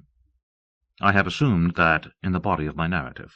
At any rate, in all the bodies of the Martians that were examined after the war, no bacteria except those already known as terrestrial species were found. That they did not bury any of their dead, and the reckless slaughter they perpetrated, point also to an entire ignorance of the putrefactive process. But probable as this seems, it is by no means a proven conclusion. Neither is the composition of the black smoke known, which the Martians used with such deadly effect, and the generator of the heat rays remains a puzzle. The terrible disasters at the Ealing and South Kensington laboratories have disinclined analysts for further investigations upon the latter. Spectrum analysis of the black powder points unmistakably to the presence of an unknown element with a brilliant group of 3 lines in the green, and it is possible that it combines with argon to form a compound which acts at once with deadly effect upon some constituent in the blood. But such unproven speculations will scarcely be of interest to the general reader, to whom this story is addressed. None of the brown scum that drifted down the Thames after the destruction of Shepperton was examined at the time, and now none is forthcoming. The results of an anatomical examination of the Martians, so far as the prowling dogs had left such an examination possible, I have already given, but everyone is familiar with a magnificent and almost complete specimen in spirits at the Natural History Museum, and the countless drawings that have been made from it, and beyond that the interest of their physiology and structure is purely scientific. A question of graver and universal interest is the possibility of another attack from the Martians. I do not think that nearly enough attention is being given to this aspect of the matter. At present the planet Mars is in conjunction, but with every return to opposition I, for one, anticipate a renewal of their adventure. In any case we should be prepared. It seems to me that it should be possible to define the position of the gun from which the shots are discharged, to keep a sustained watch upon this part of the planet, and to anticipate the arrival of the next attack. In that case the cylinder might be destroyed with dynamite or artillery before it was sufficiently cool for the Martians to emerge, or they might be butchered by means of guns so soon as the screw opened. It seems to me that they have lost a vast advantage in the failure of their first surprise. Possibly they see it in the same light. Lessing has advanced excellent reasons for supposing that the Martians have actually succeeded in effecting a landing on the planet Venus. 7 months ago now, Venus and Mars were in alignment with the Sun. That is to say, Mars was in opposition from the point of view of an observer on Venus. Subsequently, a peculiar luminous and sinuous marking appeared on the unillumined half of the inner planet, and almost simultaneously a faint dark mark of a similar sinuous character was detected upon a photograph of the Martian disk. One needs to see the drawings of these appearances in order to appreciate fully their remarkable resemblance in character. At any rate, whether we expect another invasion or not, our views of the human future must be greatly modified by these events. We have learned now that we cannot regard this planet as being fenced in and a secure abiding place for man. We can never anticipate the unseen good or evil that may come upon us suddenly out of space. It may be that in the larger design of the universe, this invasion from Mars is not without its ultimate benefit for men. It has robbed us of that serene confidence in the future which is the most fruitful source of decadence. The gifts to human science it has brought are enormous, and it has done much to promote the conception of the commonweal of mankind. It may be that across the immensity of space the Martians have watched the fate of these pioneers of theirs and learned their lesson, and that on the planet Venus they have found a securer settlement. Be that as it may, for many years yet there will certainly be no relaxation of the eager scrutiny of the Martian disk, and those fiery dots of the sky, the shooting stars, will bring with them as they fall an unavoidable apprehension to all the sons of men. The broadening of men's views that has resulted can scarcely be exaggerated. Before the cylinder fell, there was a general persuasion that through all the deep of space no life existed beyond the petty surface of our minute sphere. Now we see further. If the Martians can reach Venus, there is no reason to suppose that the thing is impossible for men, and when the slow cooling of the sun makes this earth uninhabitable, as at last it must do, it may be that the thread of life that has begun here will have streamed out and caught our sister planet within its toils. Dim and wonderful is the vision I have conjured up in my mind of life spreading slowly from this little seed-bed of the solar system throughout the inanimate vastness of sidereal space. But that is a remote dream. It may be, on the other hand, that the destruction of the Martians is only a reprieve. To them, and not to us perhaps, is the future ordained. I must confess the stress and danger of the time have left an abiding sense of doubt and insecurity in my mind.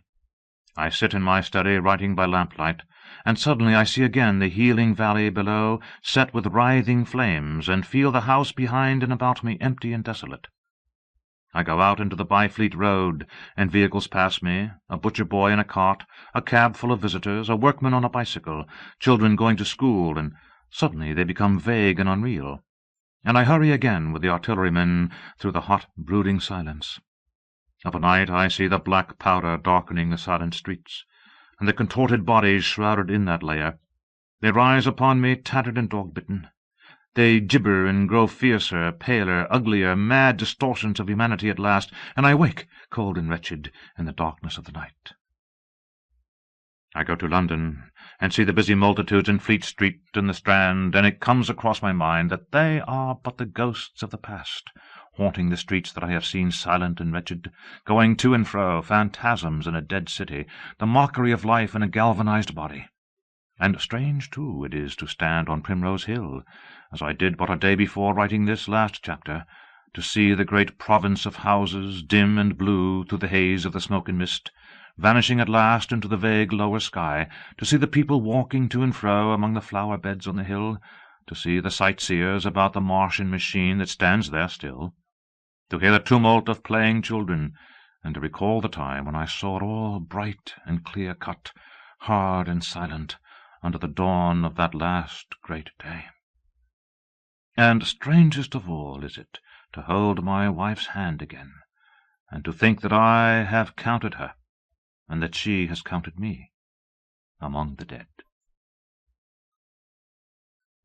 End of The War of the Worlds by H.G. Wells. Read by Roy Avers in the studios of the American Printing House for the Blind, Louisville, Kentucky, for the Library of Congress, March 1995. For special distribution as authorized by Act of Congress under Public Law 89-522, with the permission of the copyright holder and the publisher. Bantam Books, a division of Bantam Doubleday Dell Publishing Group, Incorporated, 666 Fifth Avenue, New York, New York, 10103. End of book.